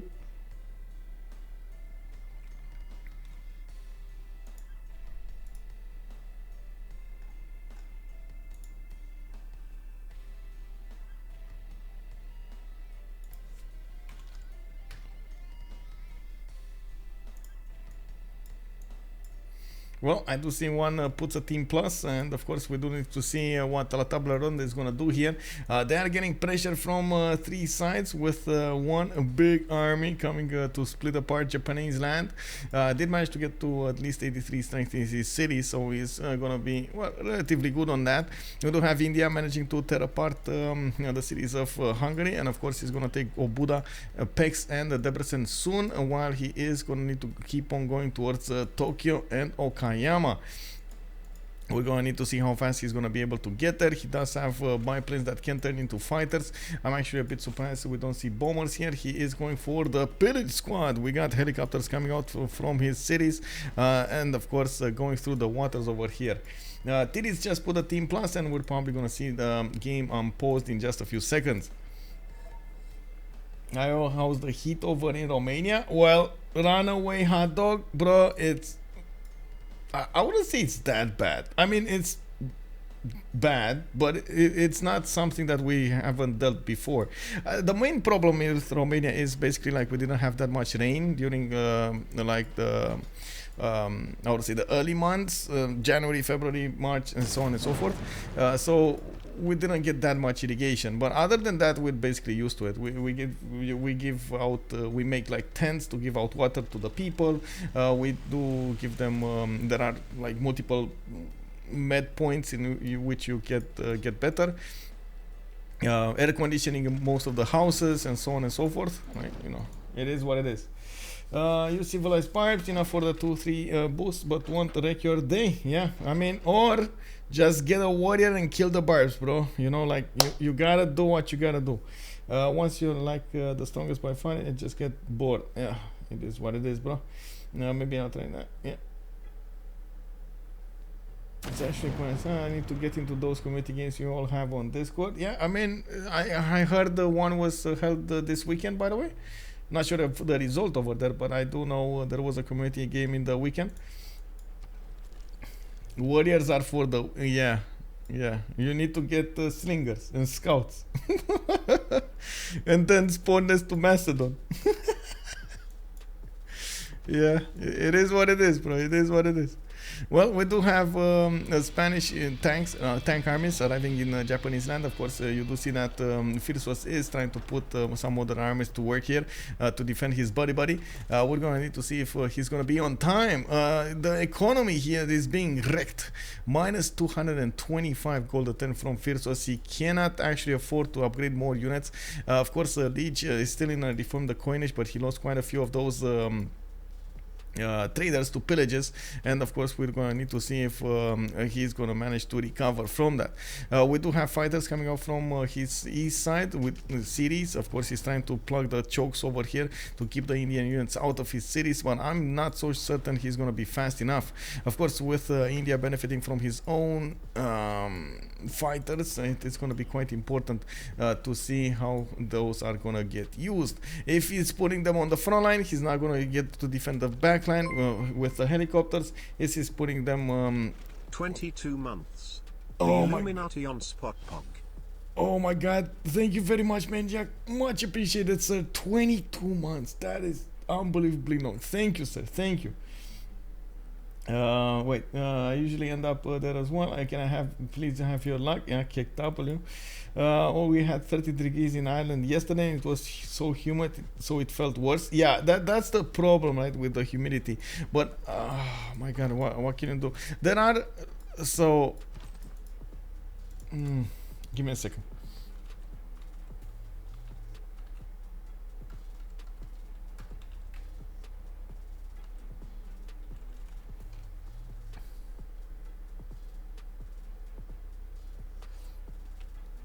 There's a setting on the air conditioning, but I guess that's you don't have the air conditioning. Like, it just takes out the humidity from there, like it keeps it going. It's unbelievable, by the way. You gotta get that. Already been waiting rushed by Macedon, 200 army on a single city in turn 30. Ooh. Well, to be honest, I did try to play a Khmer game against the air earlier that day and failed to get the settings right for like 5 times in a row. Oh my god. I mean, didn't at some point you just play it for the sake of playing it? Liverpool holds strong indeed. It's still there. Unbelievable. It's still there. This city should have been the first one to be taken out. It was so easy to get to. But anyway, I guess they didn't care that much of it, and they're gonna still try to pressure the Gauls here. And they're doing quite well. As you can see, they're dealing quite a bit of damage against the Gallic army, and we do need to see if they're gonna manage to take away that attention that he's trying to put to defend Japan here. It is what it is, bro. It is what it is. Oh, GGG, Desynced. Is he gonna care about this Desynced, by the way? We do have 2 of the players from La Table Ronde basically taken out, and of course, honestly, we didn't hear that much Rock Band play in the last few turns. So you can see Lege is 64 out of 176 tourists, but he doesn't have that many Rock Bands to play, not that many places to play in either. Yeah, we do need to see how Japan is going to try to get his next match of rock bands to the west side here, since he did lose his ally on the east to play in. Of course, looks like India is getting ready with anti-air guns to defend his own planes from these fighters. And you can see actually the biplanes are trying to... Ooh, my god, 98 against 82 and it dies. Oh, that's because of the double fighter. Okay, I see what it is. Definitely needs to get some attacks going over there, and the same happens to the fighter if it attacks into the pipe. But these are biplanes. Like, shouldn't the fighters just go phew, and the biplanes go vroom, and die? Like, isn't this how it works? Oh my god, no, bro. Oh my god. How bad can you feel when your fighters are dying to biplanes? Bro, I would be blushing. You know, I gotta be real on this. I would be blushing. Like, the heat would come out of my face on it. You can even see, you know, those waves and waves of steam coming out. We need a mod with all the unit sound effects from Mike. Yes. Yes. You know, when a unit does a roll-on, it is what it is, bro. You leave a unit on 1 HP, it is what it is, bro. Anyway, we do have a few more of these rock bands going to the west side here. It does seem like a little ant is going there. We got the stadiums coming off from Barakum. And I do see Boba Fett, or I should say JR did manage to plug the chokes with all of his biplanes. Actually, I'm a bit surprised that we didn't see these biplanes just get more and more experience points. I do see some of them don't have movement, so I'm not sure what they attacked in. I guess that they keep on attacking on one single pike shot or something, because of course you do see they're not dealing an enormous amount of damage, but the experience, no, he didn't even get experience points. What is this happening? Why is this happening? Man, he would definitely need to just keep on attacking. He has the strength, he has whatever he needs. Even managed to get fascism going. Like both of them now have fascism. Boba Fett and Gorgo have them, so now definitely he can keep going. They do also need to focus on one unit. Okay, first helicopters defending Japan did arrive over there from the Gaul. We do have them actually managing to close one of the angles over here on the city of Nagoya. I'm actually quite curious if Spain is just going to go right. He should go just right, you know, try as much as possible. Then probably go to Shizuoka and try to get some pot shots over there before the fighters come out to play. A bit surprising we did see the railroad being built like this, but I guess it is what it is. We do also notice the modern army is with insufficient oil. We do have -2 insufficient oil on Spain also. They will definitely need the oil generated from their allies to go there. Lege is trying to go nuclear fission, 3 turns to get it. He is the most productive one, and of course has been generating a lot of science for some time now. While I do want to see if Rome over here is managing to get that in. 3 turns Manhattan project in Rome. Okay. I mean, it feels like nukes are on the way. It definitely feels like nukes are on the way. And that culture victory is not coming out. 72 points out of 180. The last remaining main city of Hungary did go down. 1 city remaining over here. That's going to be behind the friendly lines, behind Japanese lands. We do have, of course, all of these armies available to keep on attacking towards Tokyo. They're going to start tearing down the cities of Lege one by one. Nuke time, yes. I mean, it kind of feels like at this point, first nuke comes out, it should be a GG. But we do have Rome trying to get a city to the west of Madurai. He's probably, you know, I'm just throwing an idea out there. He's just gonna get a nuclear silo, you know, take out his opponents.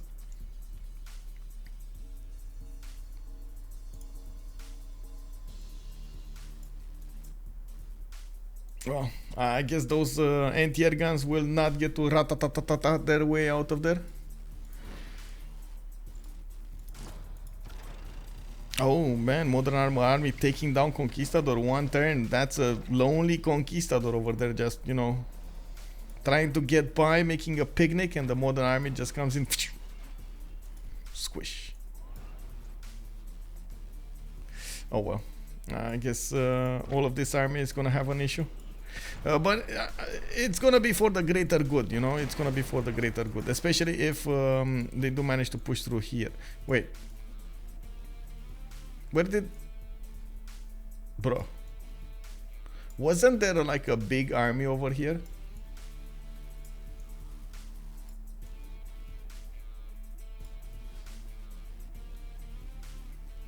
Weren't there like 5 units of Roman units here? Or am I just, you know, losing it? Did he delete them, lose them, fly them, get them out of there somehow? Oh. Where are they?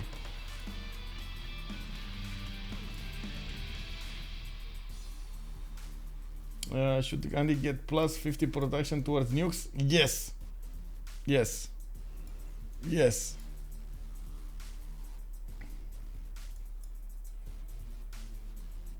Did he? I don't think he lost them because of gold. That's no, he has more than enough gold. What happened to this army? I'm confused right now. Did he go here? No. I guess we lost a few turns, and it looks like Gaul did manage to stomp the Roman army, unless he pushed it another way, but I don't see it. I don't see the artilleries. I don't see. I guess there is a balloon going to the north, but that's it. Oh well. Let's take out a look over here. Lege is on 80 out of 180. Still didn't actually push the halfway there. We do have him on 534 tourism per turn. I do believe he should be close to the nuclear fission 110, space race in 1, but honestly is kind of far away from getting us nuke here, especially when Rome is 2 turns away from getting there, and he was like half the production of Lege. It is what it is at this point. He did try to go all in on those projects to get as many rock pans as possible. He did manage to get them, but unfortunately that actually, you know, made him sacrifice a lot of his units. We do have Phyrsos pushing in his advantage on the Spanish units. Of course, you do see the modern armors are tearing up these tank corps quite easily. A lot of these artillery corps are also arriving next to the city of Shizuoka and starting to shoot down the encampment defenses. While we do see at the moment there are quite a few artilleries remaining to attack back into the Gaul armies, and I do believe CivJoe over here is going to try to build as many units as possible so he can withstand and keep on attacking his opponent. On the east side, India is also trying to get in there on the city of Kobe. Oh, okay, so he's going north. He did manage to take down another one of these cities, the one that was putting down submarines in the water, and that's actually a good thing for him. Can he see the submarines? I'm actually quite curious. Can he actually see the submarines? He should be able to, like he has units next to them, so he should be able to. Okay. VHDHK 12,008. Is there any players online in the game in PS5? Because I have the mobile version but no players. I don't think so. You're much better off just buying the PC version. I gotta say, I'm sorry, sir. It's much more stable. It's much more complete as a version. It has like all of the big booms and everything on it. So. It also should be on websites like CityKeys and stuff like that, citykeys.com. It should be on sale, or even on Steam. I'm not sure on Steam though, but I guess should be. Whoa, Tokyo got taken down and razed to the ground. He's not fooling around. Ben is just, you know what, bro? I'm just gonna take away all of your cities. I'm gonna make quick work of them, and you're not gonna get them back. I'm not gonna allow your allies to get them back, bro. Oh, Estes calling it out already, calling out the GG. It does definitely look like slowly but surely it is a GG. Looking at the yield tab over here, I'm actually quite curious. Well, they did manage to stabilize at least their economy, and of course we're going to need to see when the next session will turn out. What are they going to be on? Are they going to manage to get the reform the coinage, their golden ages, or not? And it does look at the moment it's a not. We do have 8 more turns until the next World Congress session, with 7 more turns until the next era. We do have Ben managing to get quite a few artillery armies with the observation balloons to reposition themselves. There is already quite a bit of infrastructure that he can use to move that around towards the city of Okayama, of course built by the one, the only Japan. On the west side, we did have still the raging war between Gaul and Greece. He's trying to get in there, and of course Greece at the moment does benefit from a few bonuses on the Gauls. He can't really push through modern armored armies that effectively though. I guess he can push right now because they don't have enough oil or something. Oh yeah, man, it's 6 insufficient oil. Well, that's the bummer when you try to go all in so many units. You do need to get those encampments with oh, Summer of Riva still alive. Pillage. Did he pillage all of them, by the way? No, he didn't pillage. Yeah, this one is pillaged, this one is pillaged, this one is not pillaged. Okay, he definitely needs to, well, I guess he can't, but sure. Running away, G2A is selling the 20, yeah. But if they CC now, they won't get to see nuclear Gandhi. You can do it, Michael. You are almost in a hero. Yes! Woo! 20 out of 27 points. Let's go!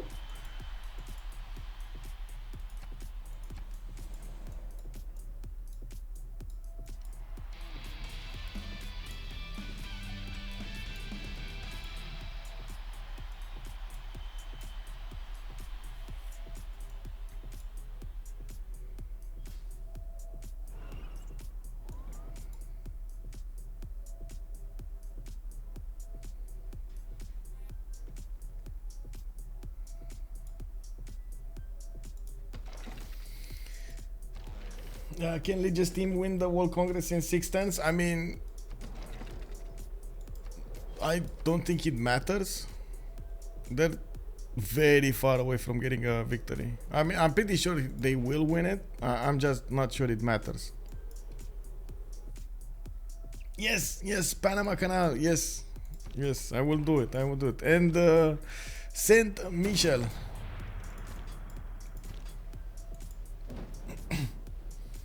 They can win the World Congress, but they can't win the game with it. Yeah.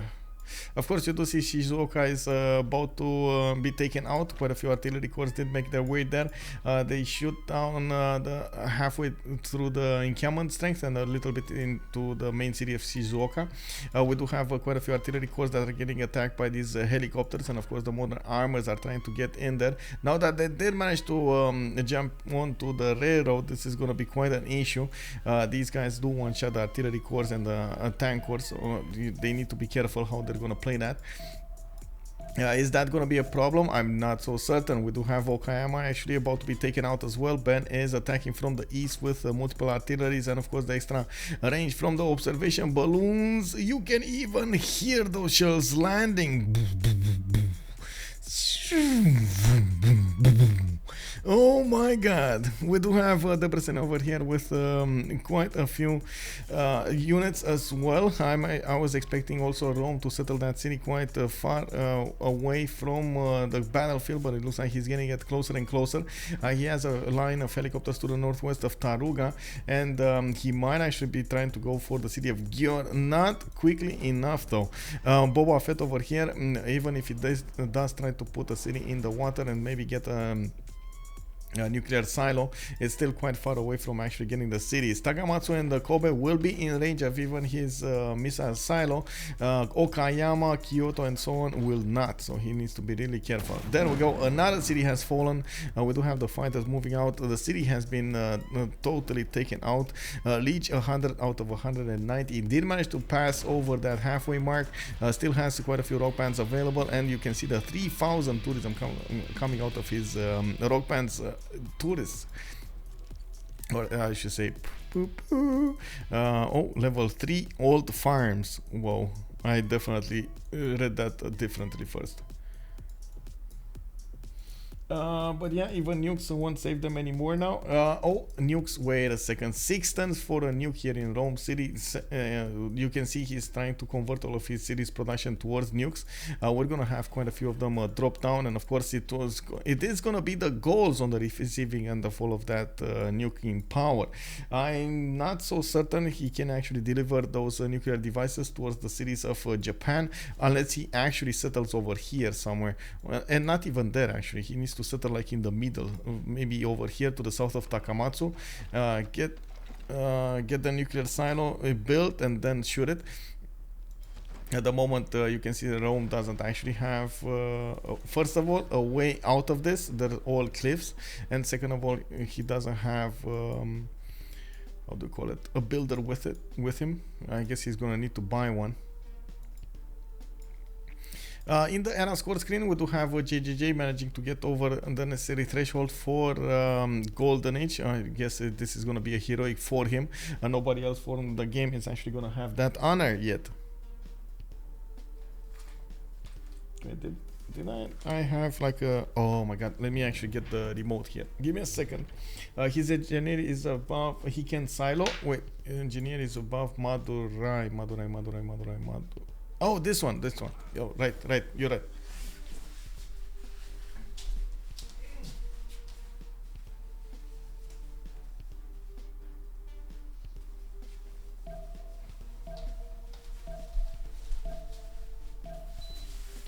Okay, I need to turn down this AC because, you know, my body's going crazy right now. He will only be able to nuke Kobe and Takamatsu. Yeah, I gotta say this game is really well played for CivJoe. Yeah, it is, and of course it keeps on going. We definitely need to see if there can be a cultured victory over here. Of course, they're trying their best.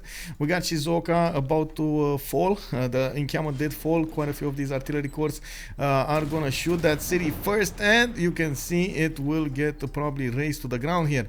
We do have Gallic armies trying to make a line separating right between the Spanish reinforcements and their frontline units. Now that Spain did manage to get to his own modern armored armies, you can see, of course, this is gonna give him a little bit of I guess, a defense against these units. It's still better than nothing. We didn't have any of them actually upgraded here in the new city that he got from Japan, from Shizuoka, but I guess at the moment they're more focused on pressuring Japan as hard as possible. Kyoto is about to fall also. We got quite a few of these units managing to take down the fighters of Kyoto, put that city under siege, and as you can see, there aren't that many units left to defend Lege.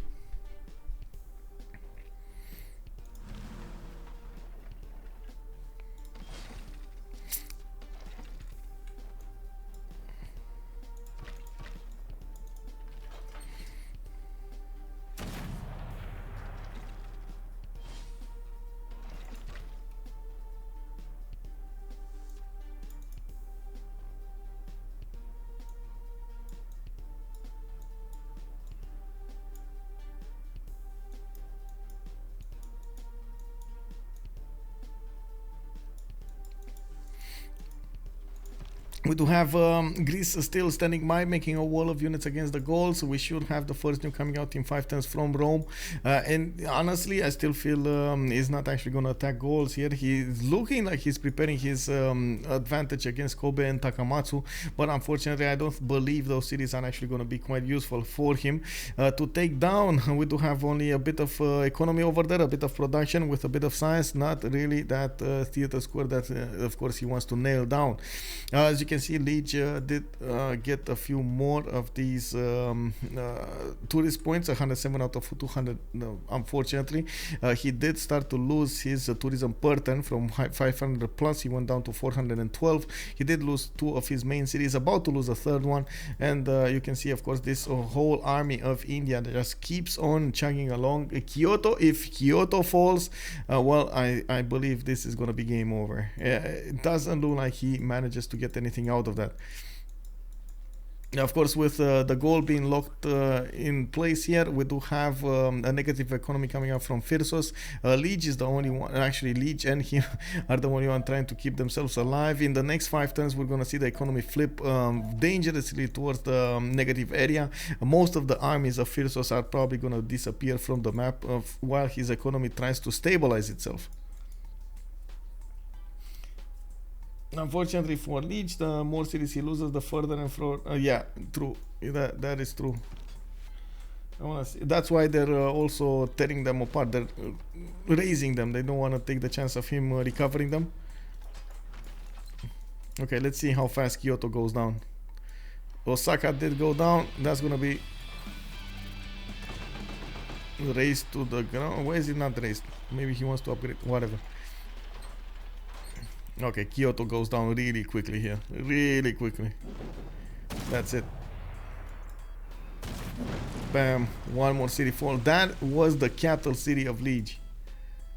And immediately you can see his tourism went down to 268 per turn. He's still gonna try to use his advantage from, of course, his rock bands. The level 3 rock bands are still playing in the cities of Gauls. It doesn't look like this is gonna happen. 110 out of 210. The defender is just putting too much work there. Wow, 6750. Well, I mean, honestly, with that tourism, he's still gonna lose all of his cities before he's gonna get to the win.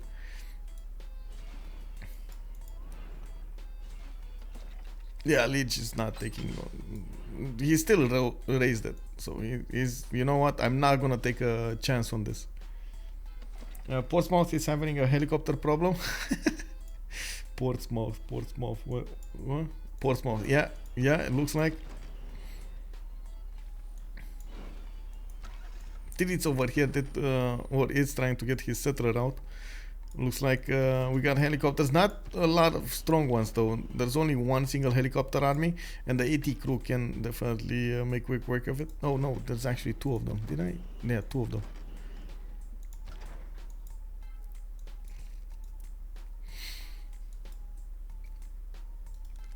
I still don't know where that army from Rome went. This one, the one that was over here. Oh my God! Look at Rage try to get a defense here. I love this, by the way. It's 700 culture turn. He went for the, what was it? The Moais. The Moais.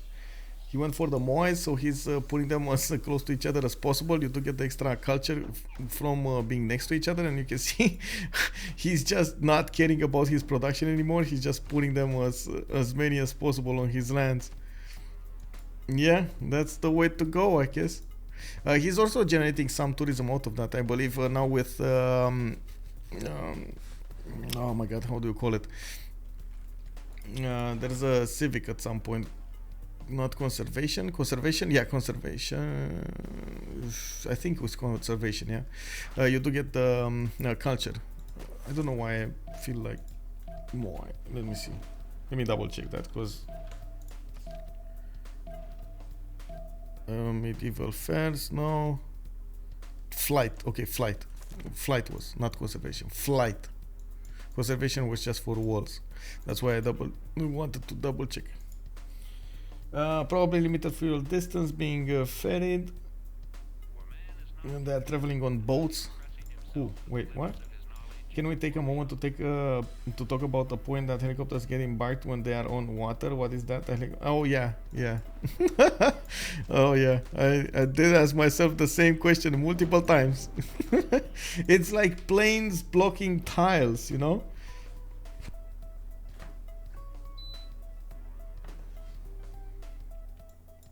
Oh, look at Rome go. He's actually gonna go around Portsmouth and just get as many pillages off as possible. He's getting the gold going for his team, of course, allowing, oh my God, his 2000 gold. We got to Ben on 1100, and of course Ben keeps on taking down the cities of Japan one by one. Now we do also have Puteoli got built. Military engineer got that nuclear the missile silo, and by the looks of it, let's see, on Rome's land, 2 turns for a nuclear device. Easy peasy. I mean, honestly, it's still late for the nuclear devices. Well, I guess 115, it's a good target to get nuclear devices on. Okay, one more city falls. Takasaki. He does have Aomori to the south. Honestly, at this point, I'm not so sure it's a good city to go move all of your army to the south and then reposition. You might as well go have his fun on the mid armies here. Unfortunately, you do see that Gaul did manage to break apart the Spanish army that was going against the Fukuoka, the one that didn't manage to get the initial city. What was it, Shizuoka or something? Well, we do need to see more of these modern armies getting there and try to get the tanks. It's gonna take a long time until new modern armies come out of the cities of Spain. The next the slot is 5 to 6 turns, and of course you do see there are quite a few of them coming out. 2, 4, 5, 7, 6 actually, 6 in that time frame. Oh my God, Foucault's. I mean, he can just take it right now. Just take it, bro. Take it, bro. It's the new capital of Japan. No worries. Bam. Big boom, bada boom. The Gallic yields got destroyed as well. I mean, I'm pretty sure at this point he's losing a lot of, how to say, amenities. Yeah, he's on, look at that. He's on -6 amenities everywhere. This is the reason he's not having a lot of production. Even with Colosseum, he's on -6 amenities. Yeah. No, there's no plane here. There's like no plane here. That's the only one spot that he didn't put a plane in. I don't know why Ben is not pushing. Like he should just take the city. Oh well. Also, hello there, Skycry. How are you doing, man? Good evening, good evening. Okay, let's go, let's go. Fukuoka.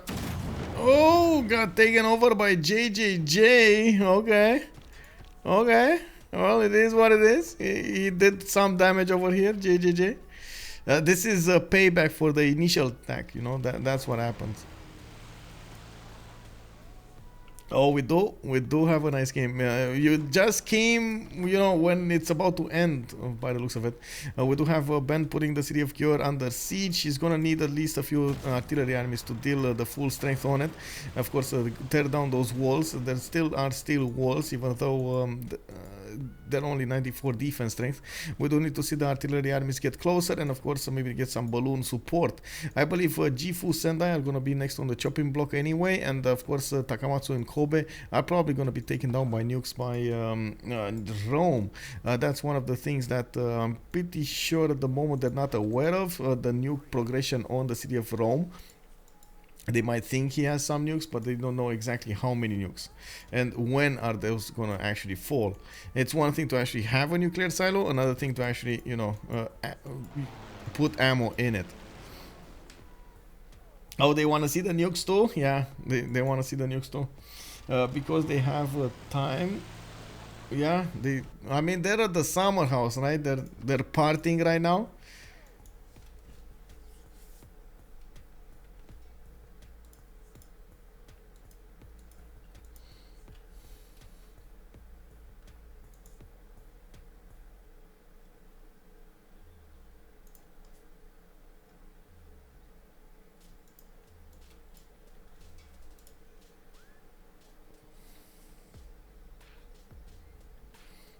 Gaul fixed the amenities. Wait, what? Oh, he did. Kick W.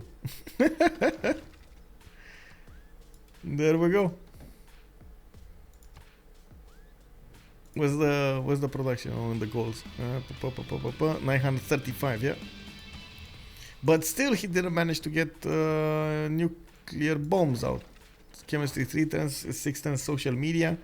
I was expecting him to have bombs a long time ago, but he didn't. Especially, even Japan, right? We were expecting him to have nuclear bombs. He did try to go that way. He just stopped halfway there, and he's at the moment, as you can see, putting. Oh, okay, there we go. That's the GG right there, boys. We gotta win. CivJoe snatches the victory away from La Table Ronde. It was a good run to go for that cultured victory. They did try a little bit to go for some kind of domination over here. Didn't actually manage to get the resources done, nor the positioning against their opponents. On the highlights map, we did definitely see CivJoe magic to snatch a victory in a scenario that we at the beginning thought La Table Ronde will win. We do have a few more moments, and of course we're gonna be joined by the players. Definitely would like to see if they're gonna give us some answers to our questions, and I do want to see if they're actually gonna join. But first of all, you can imagine there's quite a few of them do want to go for how to say timeout. They are in the summer house, so I'm not so sure they're actually gonna go for the post game. We'll see if anybody joins. If not, it is what it is. We're gonna see them next time. Let's see.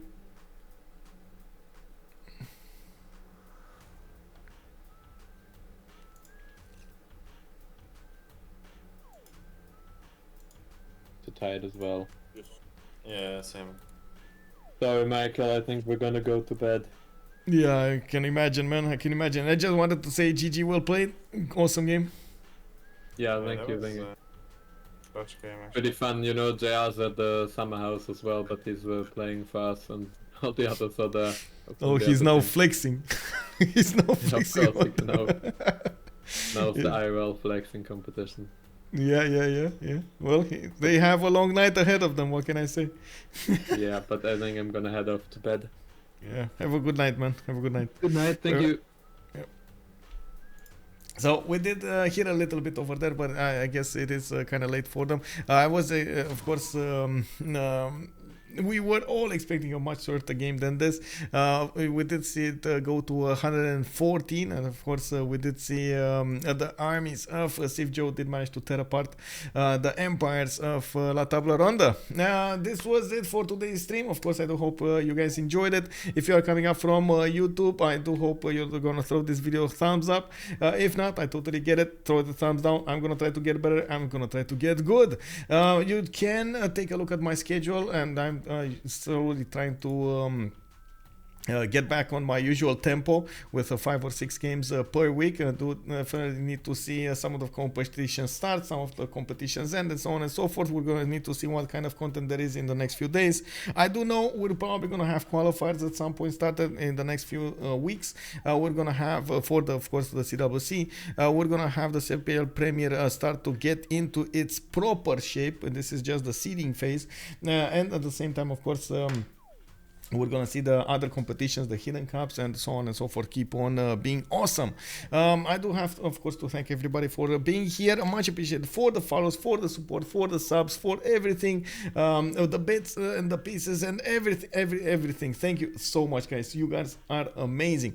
I'm gonna try to get that song going, by the way. I do hope I'm gonna make something nice. I'm not sure. We're gonna see how the creativity goes. Sometimes it is, sometimes it is not. It is what it is.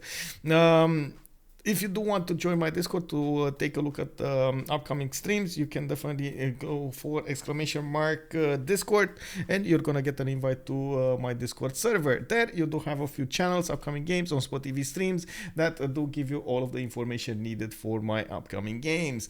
See you guys. Thank you very much. Good evening. Good evening. Have a good night. Be safe, and of course, be happy. Bye bye bye.